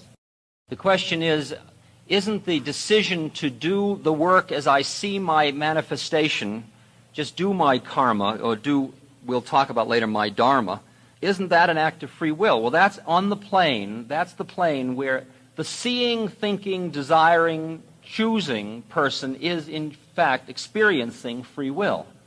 There is another plane from which all of that is lawful. And you can know that intellectually, but unless that's in your gut, you're still on the place where you must make choices. Yeah. Right behind you, yeah. Well, the predicament is that we can go through maybe 10 or 15 different systems like Meher Baba or Buddhists talking about reincarnation or Rodney Collin and so on and on and on. And you can say, well, it's in that time span or it is not. Like in the Hindu system, it'll say, you'll notice a number of times Krishna says to Arjuna, those who pray to the gods go to the gods. And you'll go to another loka, you'll go to, say, the heavenly plane, another plane of consciousness, where you will be for a certain period of time. And since time means something different there, you might be there for, say, from our point of view, 500 years. And then you would then once again take a human rebirth to get on with certain work, which can only be done on the human plane. Buddha, for example, says, the chances of you taking a human birth are 1 in 81,000 or something like that. And if you blow it this time, you may have to wait 81,000 more rounds as animals and creepy crawlies and in hell lokas and all that before you get around to it again. What I'm trying to say to you, I'm not going to argue Meher Baba versus Buddha and so on. I'm saying that whether or not you go backwards or only appear to go backwards or what experiences. Like for some of us, this is a hell loka. For some of us, this is a heaven loka, even though we all think we're in the same room, right? These are mainly the predicament, just like the Ten Commandments, they are mainly the predicament of beings who have who are or have been one with it all, who come back into dualism and then use words to try to convey to other beings for certain purposes certain things.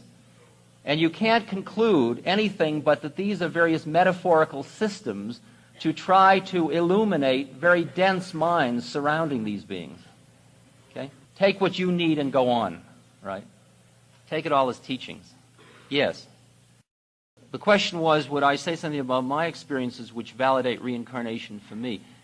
I think when I said the three categories, maybe I didn't finish the thought, that, see, I'm faced with a peculiar situation because of my, quote, psychedelic history, as being my entree into this domain at one level, and my whole life and many lives is my entree at another level, is that I was taking most of the psychedelics from, say, 61 to 66 with a Western psychological model going, although I was playing with the Tibetan Book of the Dead and a number of other metaphors. And there were many thousands of experiences that went through, that I had no conceptual model to be able to understand, so they merely went through unnoticed, or not unnoticed, but unlabeled or unintegrated. And then when I went off to India and started to study and connect with my guru and broaden out my understanding of another framework for understanding my own being, then slowly a lot of these earlier experiences started to click into place. And I'd be, oh, that's what that was about. Oh, far out. Oh, that's what I remember. Yeah, that, right. And I started to have these things, they were sort of lurking there, and suddenly they clicked into some meaning. Now, we're going to talk about death. In fact, we're going to do a death meditation here one night. But, for example, one day my guru is walking with a devotee, and he looks up and he says, oh, so-and-so Ma, this very loving older devotee woman, just died in this other city. He saw that with his inner eye, if you want to call it that. And at that point, he laughed and laughed and laughed. And the old devotee, who was very close to Maharaj, he said to him, why, you butcher. You know, if she just died, what are you laughing about? And he said, would you rather me make believe that I were one of the puppets? Would you like me to make believe that I think this death is such a big deal? Is that the way you'd like it? And living around Maharaji, who was constantly talking from a framework of reincarnation, and living in this village where all of the beings lived in that space, what happened was all those experiences in 67 to 70 started to resonate in a deeper and deeper place in me, and they felt right on, and that's the way I live. I live totally intuitively. My reality is an intuitive reality. It is not a logically arrived at reality. And so that all I can say is at some point, reincarnation and the unfolding of karma over time ceased to be a theoretical possibility, a hypothetical construct, and became, yeah, right, that's the way it is. Knowing all that's just more mind stuff, by the way. I mean, we all will play many levels of game in our discussions here. So all I can share with you is that at some point it intuitively became yeah. And I trust that space. Yes. Could a flower or a tree die and be through with all of this reincarnation? Be an interesting last round. I would suspect not. But I don't know. I am where I'm at, and I know I'm sharing the level at which I intuitively understand things. And when you ask me something, at that point, since I don't hear an answer, I go inside, I quiet, I empty, and nothing comes out of yes or no. Then I can grasp at my intellect and say, well, Mayor Baba said this, or Buddha said that, but I still don't know. So I can only answer, I don't know. Yeah, it's an interesting question about the significance of a human birth, about what ingredients are available to us specifically in terms of self-consciousness as a profound, necessary instrument for getting off the wheel. And that's just something we can reflect upon. It's not... There is an interesting point you're making, though, about looking at us as special. It is only at a certain way of seeing the dance that you look at one stage of evolution of consciousness as more desirable than another. Like for a lot of us, we have to justify what we think we're doing now by saying it's better than what we were doing before. In fact, it would be enough to merely say it's different than what we were doing before. That if you look at the wheel as going on and on and on, and births following deaths, and people say you have the theory at this moment that you go back into the one and then go from the one into the many and the many into the one. Pravritti, nivritti. One into the many, many into the one into the many. And so you go through one back into the many, and then the many starts to awaken to its own oneness, and we're on that process back now to the one. You get back, you merge into the one, and then something new starts, and there's one into the many and many into the one. And it's been going on, and since it's not in time, nothing's happening anyway. It only experiences that it's in time from one point of view, but the wheel is static. Change is static at another place. Change and solidity come together at that point. At that point, you look at another person or another tree or a rock, or that it's at a different place, and what do you say? I'm better than you? Better luck next time, buddy? I mean, it's not clear to me. I've gone through a series of stages about this where at first, like in dealing with my father, I used to feel sorry for my father. Now, it was very interesting. From where my father was sitting, he was feeling sorry for me, all right? And it was the same experience I had when I was in Benares, the city of dying in India. When the first time I went there, I looked at the people on the streets that were leprous and that were ill and that were dragging themselves around, and I felt such incredible pity and horror at their suffering that I literally went and I hid in my hotel room. And the next time that I went back, by then I had been in India sometime, and I went back and I was able to set aside my own mind trip a little bit and just look at these other beings and look in their eyes. And I suddenly saw a look in their eyes which I'd never, ever expected. Because they were the ones that had lived their lives so purely that they were going to be allowed to die in Kashi, in the holy city, where then Shiva whispers the name of Ram into your ear on the burning ghat as you're being burned, and you're totally liberated. And they knew they'd made it.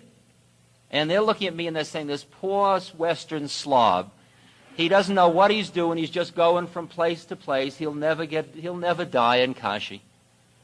You know, he'll never be lucky as I am, sitting here with my leprous sores, you know, and my just enough paisa to buy the wood for my funeral.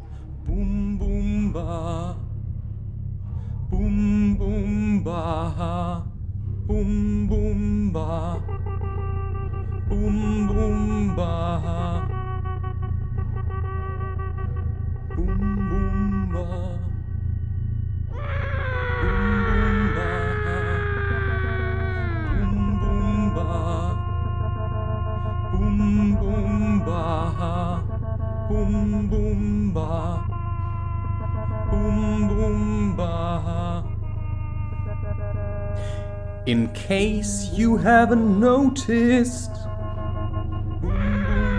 I think you haven't noticed, but I was there for you. You called me from depression and thought that we were through. I took the time and helped you. You seemed to feel the light, But when I said I missed you, you told me with delight. That doesn't mean we will ever have a romantic relationship again. Bam! In my face, what can I say? I fell from grace, you stepped me good. Thought I was food, but I had heard it, so I kissed my foot instead. I have met so many women that place themselves on top. When you come to love them, you see that they're a flop.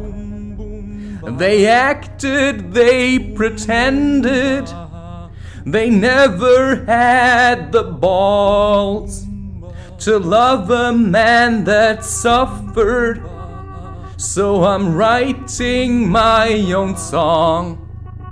I flip you all the finger. I'm better on my own. No more shit from swingers that just want a cock to bloom. I say take care, bye bye. Shy, shy, fly, fly. Sky, sky, my choice. So I'm gone, 'cause you never had me. I left for good, 'cause you failed to appreciate me. This is a song for lovers, and also for those fools that think they need a person to dance and to be schooled. Those women schooled me good. They showed me all their shit. I looked and had a lesson and saw that I must quit. No more hails for women. They act like they are tough, that look down on the penis instead of facing love. If they don't get you in them, they show you all their claws. Sorry, I won't fuck you, but cowards are no fun. You wanted me to please you. You wanted me to charge. I was supposed to treat you with kindness and what else? In the end you showed me, you shouted at me good. You even flipped the finger if I went for a walk. There never was no trust, and you still think me gone. I left to show you one thing. Take me for granted and I make a move away from you forever and ever and ever. Fuck you.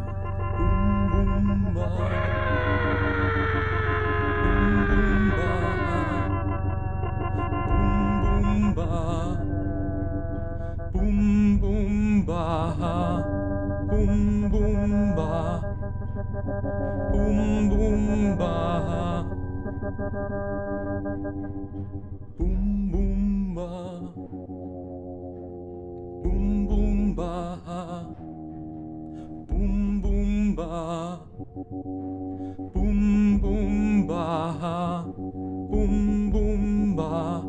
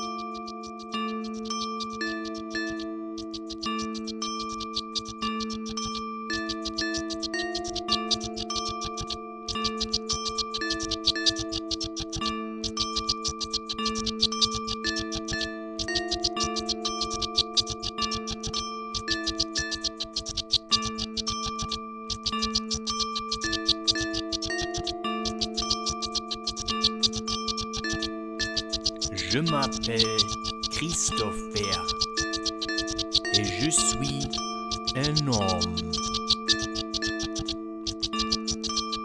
Je ne parle pas français, ouais.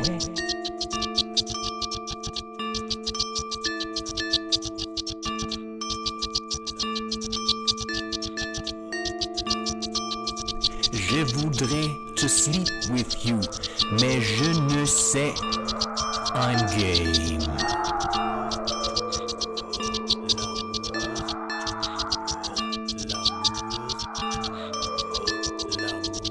Je m'appelle Christopher et je suis un homme.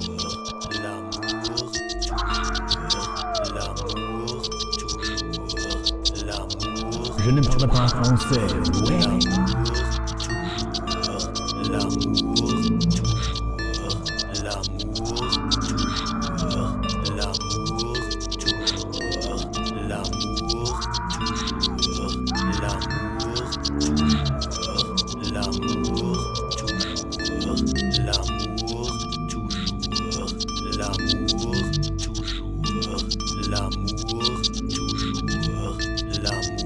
Je voudrais to sleep with you, mais je ne sais, I'm game.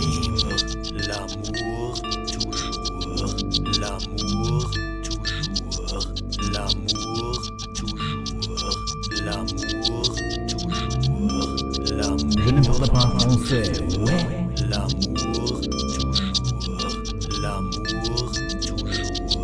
Je m'appelle Christopher et je suis un homme.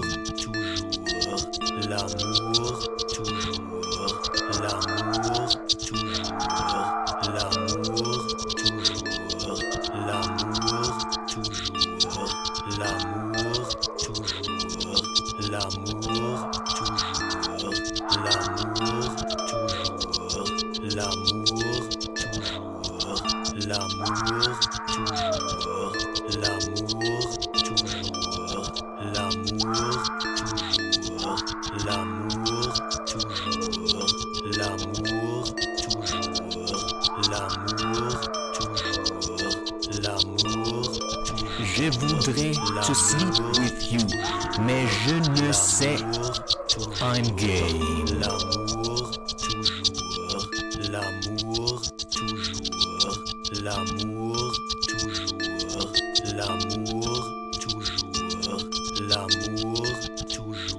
Je ne parle pas français, ouais.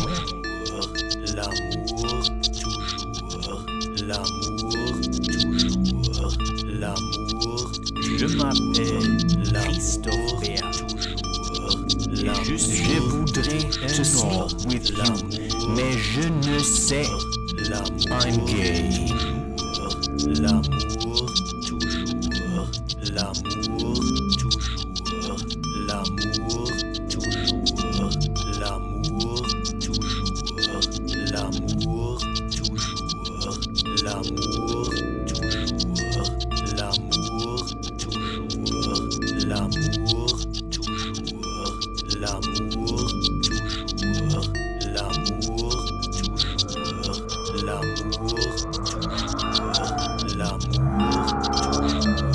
Je ne parle pas français, ouais. Je voudrais to sleep with you, mais je ne sais, I'm game. Et je suis un homme.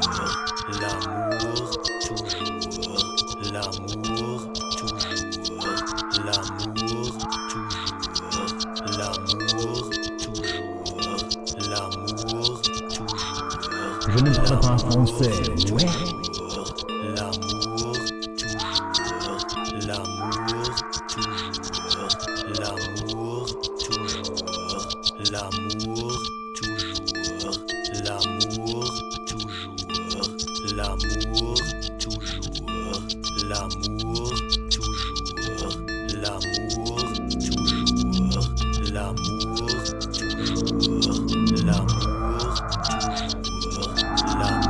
Je voudrais to sleep with you, mais je ne sais, I'm game.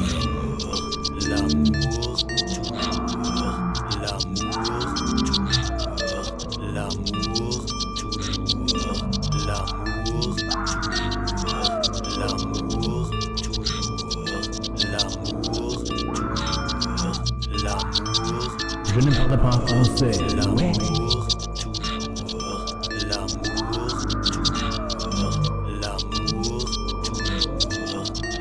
Je ne parle pas français. Ouais.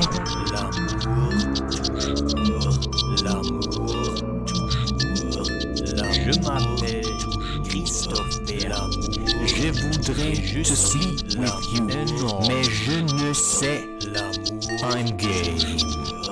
L'amour toujours, l'amour toujours, l'amour toujours, l'amour toujours, l'amour toujours, l'amour toujours, l'amour toujours, l'amour toujours, l'amour toujours, l'amour toujours, l'amour toujours, l'amour toujours, l'amour toujours, l'amour.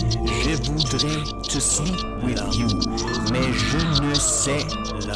I'm gay. L'amour toujours, l'amour toujours, l'amour toujours, l'amour toujours, l'amour. Je ne parle pas français. Ouais. L'amour toujours, l'amour toujours, l'amour toujours, l'amour toujours, l'amour toujours, l'amour toujours, l'amour toujours, l'amour. Je voudrais te sleep with you, mais je ne sais. I'm gay. L'amour toujours, l'amour toujours, l'amour toujours. Je ne parle pas français. Ouais. L'amour toujours, l'amour toujours, l'amour toujours, l'amour toujours, l'amour toujours, l'amour toujours, l'amour. Je m'appelle Christophe Béat. Je voudrais te sleep with you, mais je ne sais. I'm gay. L'amour toujours, l'amour toujours, l'amour.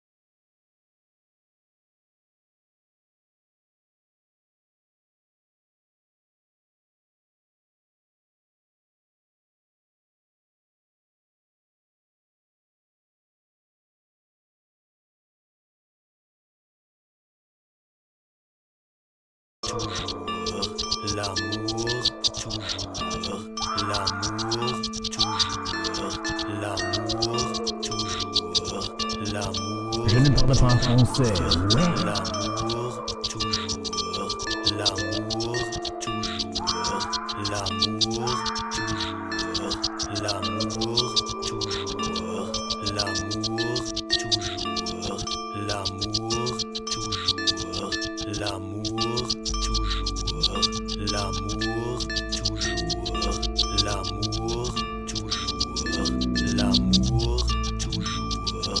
l'amour toujours, l'amour toujours, l'amour toujours, l'amour toujours, l'amour. Je voudrais te sleep with you, mais je ne sais. I'm game. Je m'appelle Je ne parle pas français. Christopher et je suis un homme. Je ne parle pas français. Ouais. Je ne parle pas français. Ouais.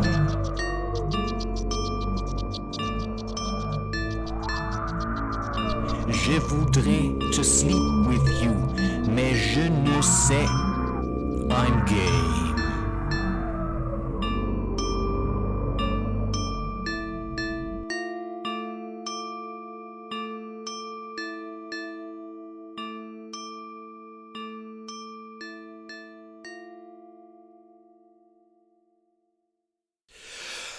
I'm a devil. I'm a real good kid. I am daring.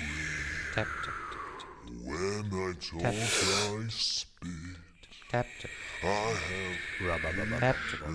I am mad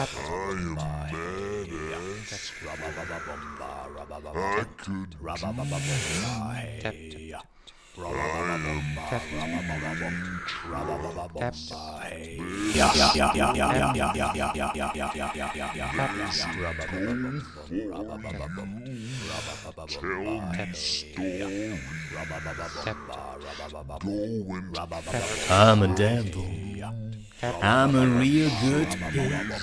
I am daring. When I talk, I speak. I have patience. I am mad as fuck. I could do you. I am pulling trucks. There's a story. There's a goal for you. Tell me stories. Go and catch the flu. Catch some wisdom. Worship medicine. I've gone herbal.